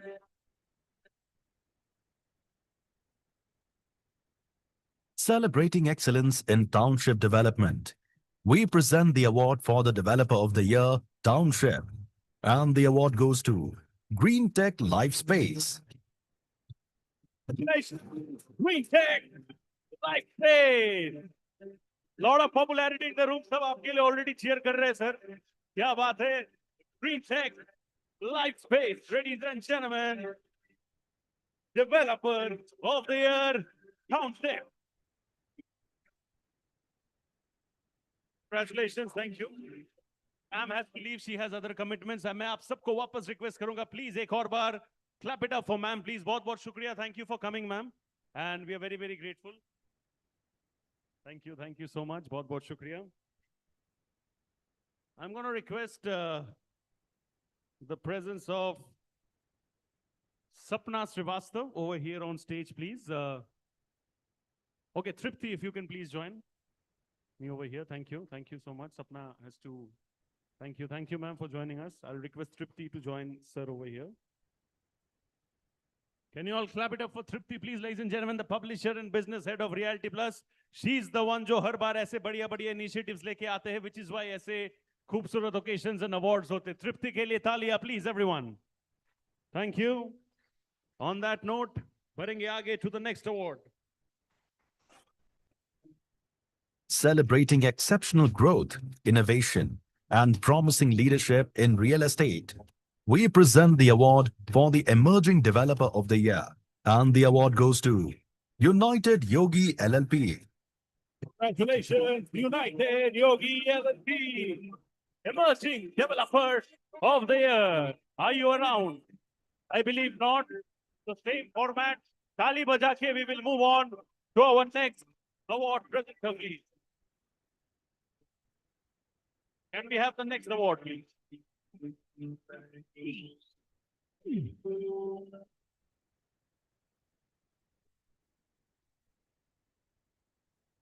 Celebrating exceptional growth and industry leadership, we present the award for the fastest growing real estate developer of the year, and the award goes to Dharohar Land Corporation. Congratulations. Corporation, fastest growing real estate developer of the year. Bullet train का speed पकड़ा है sir के team ने. That is what it is. Congratulations, Dharohar Land Corporation. इनके लिए जोर से तालियां, please. Come on, Ahmedabad. All the love that it deserves.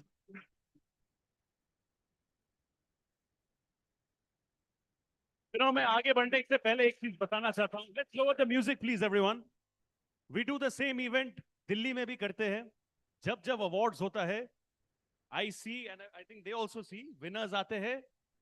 इतना जोर से तालियों का आवाज आता है. You can't even believe it. Almost like reaches the next room. Bangalore में करते हैं, we feel the same. Mumbai में करते हैं, we feel the same. Ahmedabad किसी के भी पीछे नहीं है, right? So why is it that Ahmedabad में हम लोग को शोर सुनाई नहीं दे रहा? Can you all show us what you got in Ahmedabad? Next award say. Thank you so much. Let's do it. Let's move on to the next award, please. Celebrating excellence in plotted developments, we present the award for the Plotted Development Project of the Year, and the award goes to Ratnakar Group for Bird Song. Congratulations, Ratnakar Group. A bird song. आप लोगों को पता है आप लोगों को क्या करना है Ahmedabad. Come on, everybody. One. ऐसे जोड़िए and make the loudest noise possible.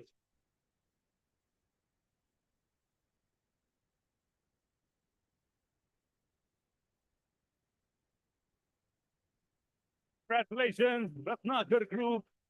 आप लोगों को ये मिलता है for bird song. Allotted Development Project of the Year. Congratulations. बधाई हो. Thank you. हम लोग आगे बढ़ेंगे to the next award, please. Celebrating excellence in residential development, we present the award for the Residential Project of the Year, and the award goes to Kavisha Group for the portrait.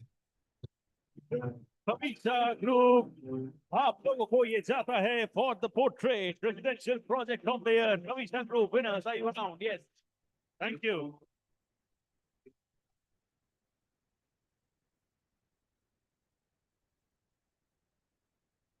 Congratulations, Kavisha Group.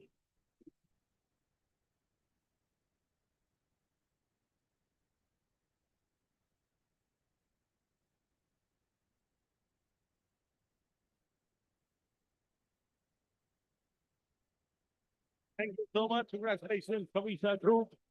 हम लोग आगे बढ़ेंगे हमारे अगले award पे. Celebrating excellence in commercial development, we present the award for the Commercial Project of the Year, and the award goes to Savinay Developers for Swara Beyond. Congratulations to Savinay Developers. आप लोगों को ये मिलता है for Swara Beyond Commercial Project of the Year. Savinay Developers, the fantastic duo is here. Congratulations. Thank you so much.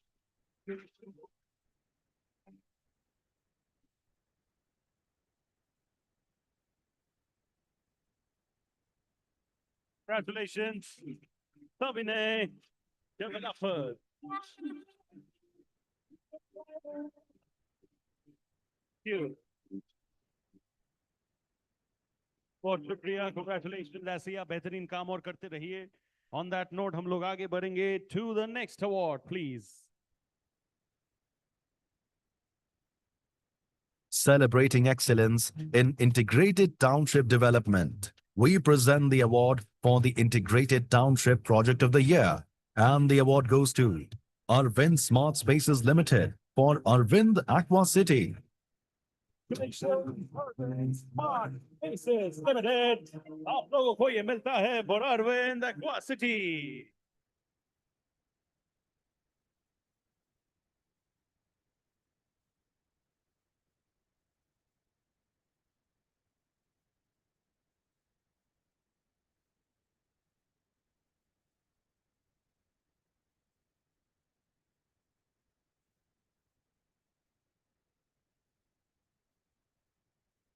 So much. Congratulations. बढ़ेंगे आगे to our next award, please.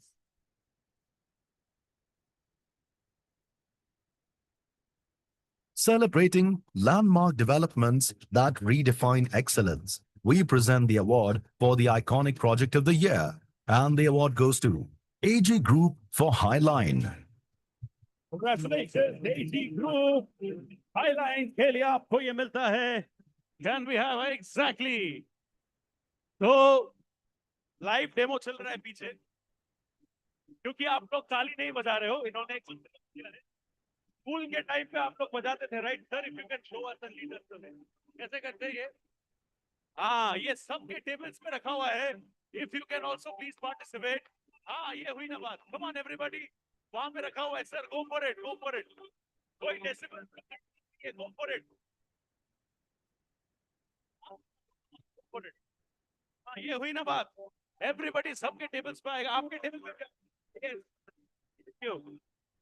Thank you so much. We'll move on to our next award, please. Celebrating excellence in ultra-luxury living, we present the award for the Ultra-Luxury Lifestyle Project of the Year, and the award goes to Ratnakar Group for Eternity. Congratulations. Big forward. This one's for eternity. And I hope for eternity you continue to win awards and recognitions. देखो ये होता है team spirit 1 2 3 4 5 6 क्या बात है क्या बात है बजाओ खड़गाओ come on अहमदाबाद yes ये हुई ना बात thank you so much this is how Joda thank you बहुत शुक्रिया thank you आई होप आप लोगों ने डिसाइड किया होगा आज के लिए अवार्ड किसके घर जा रहा है उसके लिए no fights hopefully congratulations thank you so much क्या बात है मैं सर को रिक्वेस्ट करूंगा to please kindly take his seat thank you so much give him a big round of applause and I'm going to be requesting the presence of the senior director and head of transaction Gujarat Cushman and Wakefield India Private Limited Jigar Motaji. Can we please have Mr. Jigar over here on stage? Thank you so much once again, good to see you. Can you all give him a bigger round of applause, please, everybody? Mr. Jigar Mota, thank you. Excitement. Come on, everybody. Let's move forward. Next award, please. Celebrating elegance and excellence in luxury interiors, we present the award for the Luxury Interior Design of the Year. And the award goes to Bobby Mukherjee Architects for Vivanta, Ekta Nagar. Make award and Bobby Mukherjee Architect for Vivanta, Ekta Nagar. Bobby G, can we please have you back on stage? What a pleasure. Kya baat hai. Good to see you winning so many awards. Left, right, and center. Bobby Mukherjee Architects, ladies and gentlemen. Vivanta, Ekta Nagar. This is the moment. Come on, everybody. Yes. Make some noise. Come on, make some noise. Yes, thank you. Badai ho. Congratulations. Thank you. Thank you. On that note, aage badhenge to our next award. Celebrating excellence in luxury living, we present the award for the Luxury Project of the Year. And the award goes to Adani Realty for Amaris. Congratulations, Adani Realty. आपको ये जाता है for Amaris Luxury Project of the Year. Come on, और शोर शराबा कितना हो सकता है? Come on, बच्चे आप लोगों से ज्यादा शोर मचा रहे. Come on, yes. Congratulations, Adani Realty. Requesting all the winners to stay back with us till the very end. To photograph के लिए जो कि हम अंत में करेंगे. So I'll request everybody to remain with us till the very end. On that note, let's move forward. Next award, please. Celebrating excellence in creating inclusive communities that seamlessly cater to the needs of every generation. We present the award for the Multi-Generational Project of the Year. And the award goes to United Yogi LLP for Siban. Congratulations, United Yogi LLP. Siban के लिए आप लोगों को जाता है award. Are you all around? If not, we will clap and appreciate and move on. हमारे अगले award पे भी. Are you all around, United Yogi LLP? Celebrating excellence in premium commercial development, we present the award for the Luxury Project of the Year, Commercial, and the award goes to Sangini Group for Sangini Westview. एक और संगिनी के नाम. Congratulations, Sangini Group. आप लोगों को ये मिलता है for Sangini Westview. Congratulations.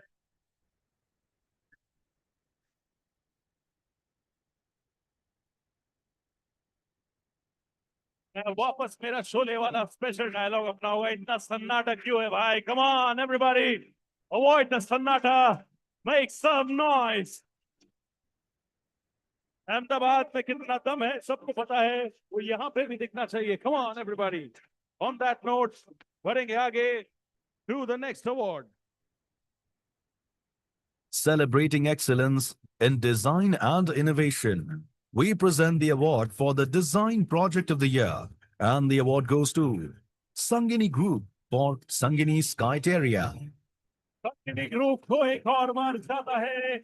Yes, special one. This is for Sangini Criteria. Congratulations. Special stuff indeed, everybody.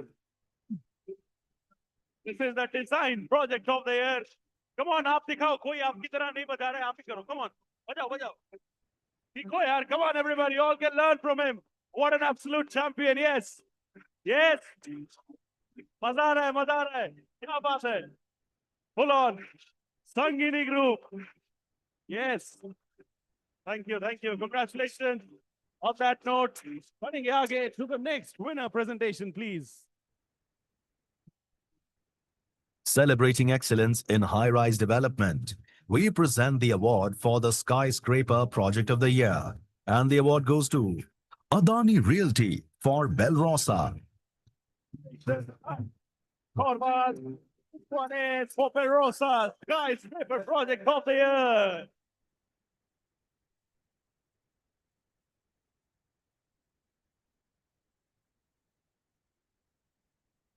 Thank you. एक और बार अदानी रियल्टी के नाम. This one is for Perosa. क्या बात है सर, क्या बात है. स्पेशल ऑडियंस का एक अवार्ड अगर होता उसमें 100% कंटेंशन में होता. Thank you. Thank you. Thank you.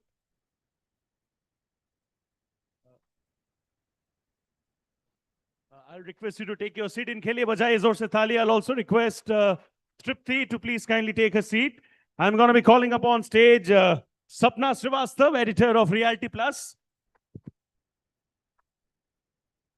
I think Sapna has to go, so I'll call back Tripti, please, if you can. Please, Aja Tripti. Sapna is running really, really busy. She's gone outside again right now. So I'll request you to please join me on stage, Tripti. And I'll be calling Mr. Rumit Parekh from Knight Frank India. If you can please kindly join us over here on stage. Thank you, Mr. Parekh. Thank you. Give them a big round of applause, please, everybody.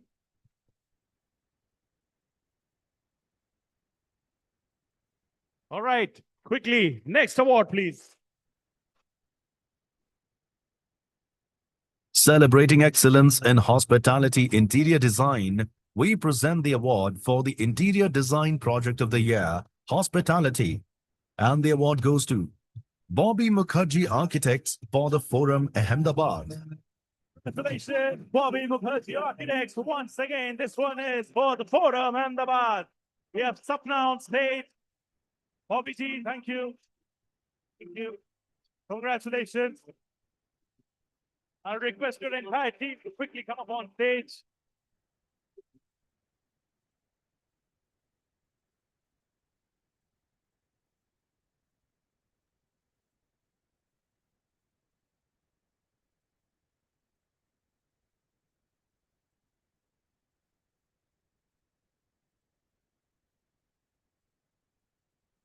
For Setalia, please, everybody, for Team Bobby Mukherjee Architect. Congratulations, up Sabko. Very, very well done. Please do celebrate the award moment on social media as well. Would love to celebrate with you on social media. बढ़ते हैं आगे to the next award, please. Celebrating excellence in integrated developments, we present the award for the Mixed Use Project of the Year. And the award goes to Adani Realty for Suryagram. Congratulations, forward to Adani Realty. Suryagram के लिए आप लोगों को जाता है ये. Congratulations to Adani Realty. बजाओ, बजाओ, बजाओ. Come on, make some noise. Adani Realty के लिए.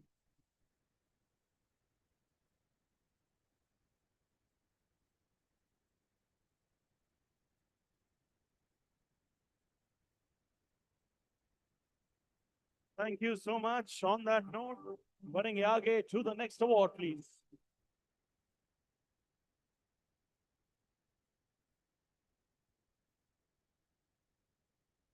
Celebrating excellence in senior living, we present the award for the Senior Living Housing Project of the Year. And the award goes to Manasum Senior Living for Manasum Atharva. Congratulations to the team of Manasum Senior Living. Are you all around? Can I see you guys?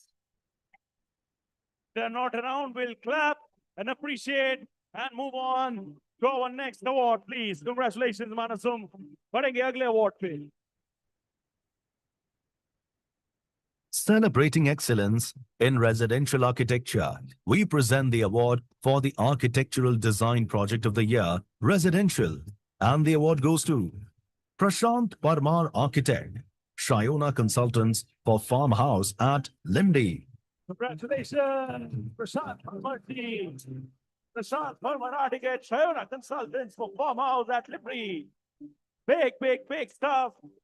मैं देख रहा था sir सबके लिए ताली बजा रहे थे तो आप लोग को भी बजाना चाहिए ताली सर के लिए come on for all its incredible achievement. Thank you so much. Congratulations. बढ़ेंगे आगे to the next one, please.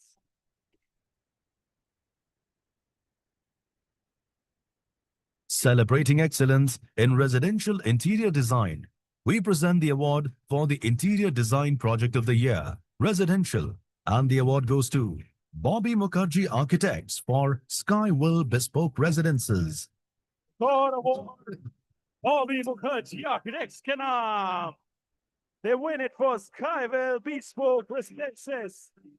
Ladies and gentlemen, Interior Design Project of the Year, Residential, Bobby Mukherjee Architects. The fantastic trio from the team. They're over here once again. So congratulations, Mr. Mukherjee and your entire team.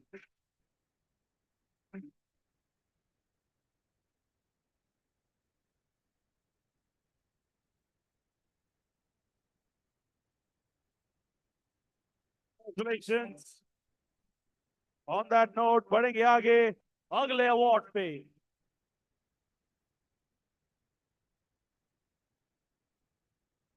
Celebrating creativity in thematic developments, we present the award for the Themed Project of the Year.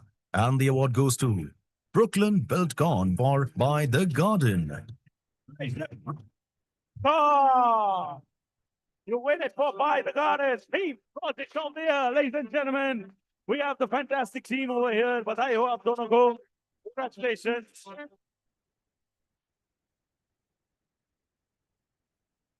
Ladies and gentlemen, it's सबके लिए जोर से थाली please. Brooklyn Built Gone. By the Garden के लिए इनको जाता है Team Project of the Year. Clearly, they're applying all their creativity in the right place. Congratulations to Brooklyn Built Gone.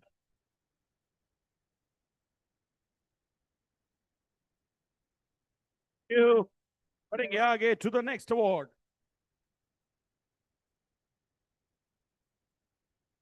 Celebrating excellence in residential landscape design, we present the award for the Landscape Project of the Year, Residential. And the award goes to Kavisha Group for the masterpiece. Kavisha Group, ladies and gentlemen, for the masterpiece. Congratulations, Team Kavisha. Spectacular victory indeed for all of you.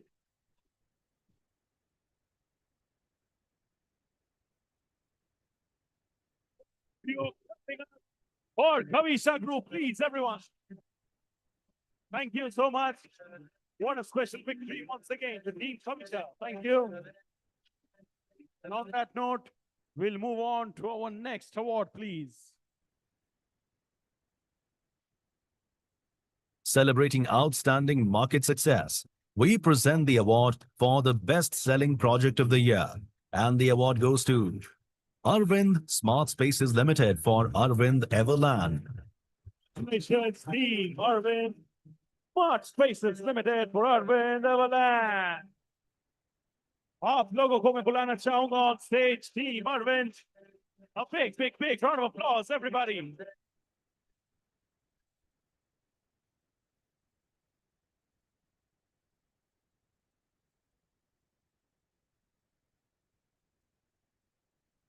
Congratulations, Team Arvind. Best-selling project of the year. इस साल Realty Excellence Awards में हुआ आपके नाम. Congratulations. Ladies and gentlemen, please, all our winners, अंत तक बने रहिए. और 3 awards बचे हैं. हम लोग photograph करेंगे on stage after that. Requesting all of you to remain on stage. Quickly, let's move. Next award, please.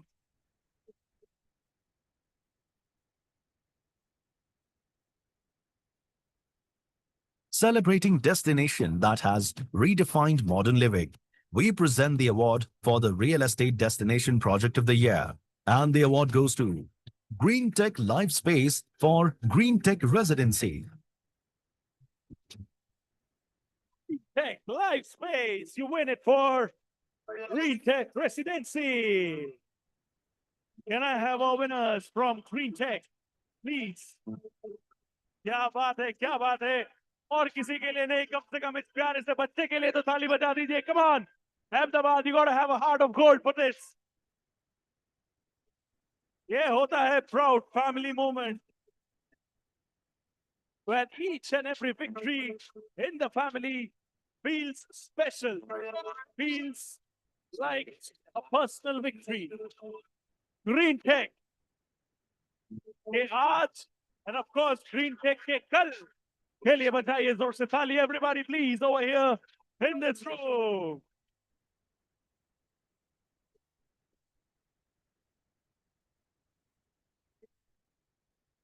Congratulations, all of you. Green Tech, thank you. बहुत बहुत शुक्रिया. All right, ladies and gentlemen, last 2 awards of the evening. Let's move on to the next award, please. Celebrating innovation, entrepreneurial excellence, and disruptive impact, we present the award for the Startup of the Year. And the award goes to Trade Yards. Congratulations, Trade Yards, Team Trade Yards. क्या आप लोग हो इधर मौजूद? Yes, I request all of you to please come up on stage from Team Trade Yards.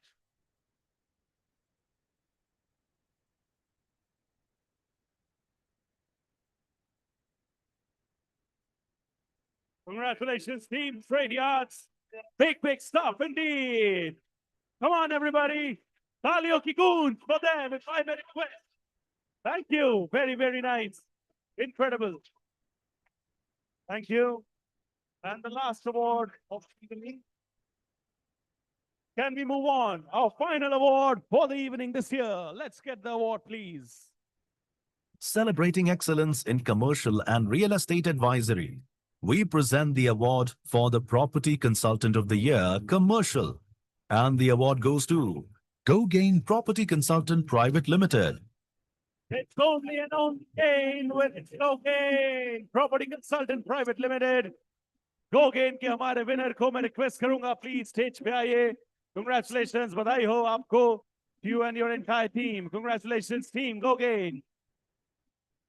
Ladies and gentlemen, CT हो, Vuvuzela हो, Thalia हो, सब होना चाहिए, सबका मिश्रण. Come on, for our winner. Thank you, thank you. बहुत बहुत शुक्रिया. I request you to get your solo photograph. आप लोग please on stage. मैं हमारे सब winners को request करूंगा, please stage पे आइए with your respective trophies. Group photograph के लिए हमारे सारे winners, please come up on stage with your respective trophies. We are doing the group photo right now of all the winners. Sub winners को request करूंगा to please kindly come up on stage with your respective trophies. I request somebody to please call Shruti as well to join for the group photograph.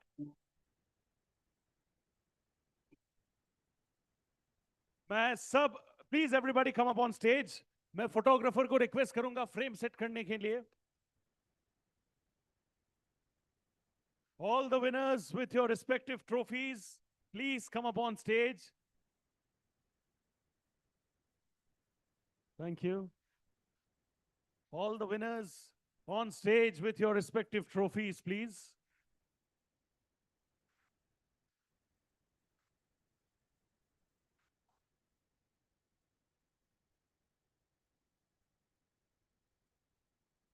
Thank you. Requesting all the winners to please join us on stage. 1 minute, हुआ नहीं. Till then, people can come forward and even आप लोग pray. Requesting all the winners. I hope कि हम किसी को miss out ना कर दे. Tripti, Sapna, please join us over here as well. We're doing the group photo of all the winners. Thank you.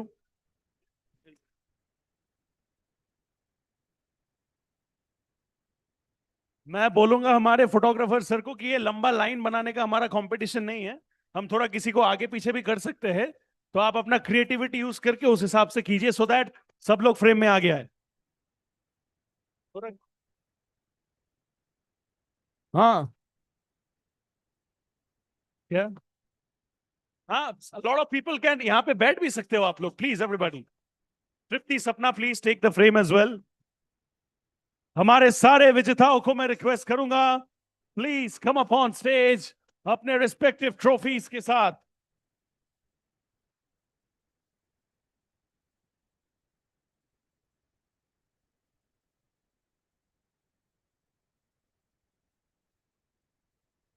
हाँ exactly सब लोग विजिबल होने चाहिए प्लीज. कोई क्रॉप आउट ना हो जाए.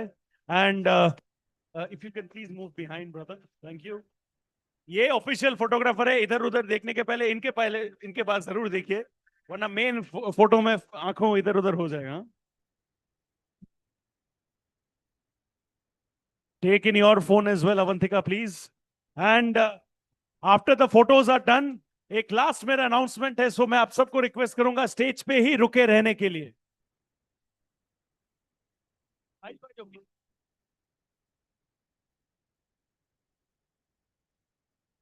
अवंतिका थोड़ा सा प्लीज साइड. फोटोज के बाद I have an announcement to make. सब लोग प्लीज स्टेज पे ही रुकना. I have something to acknowledge and से.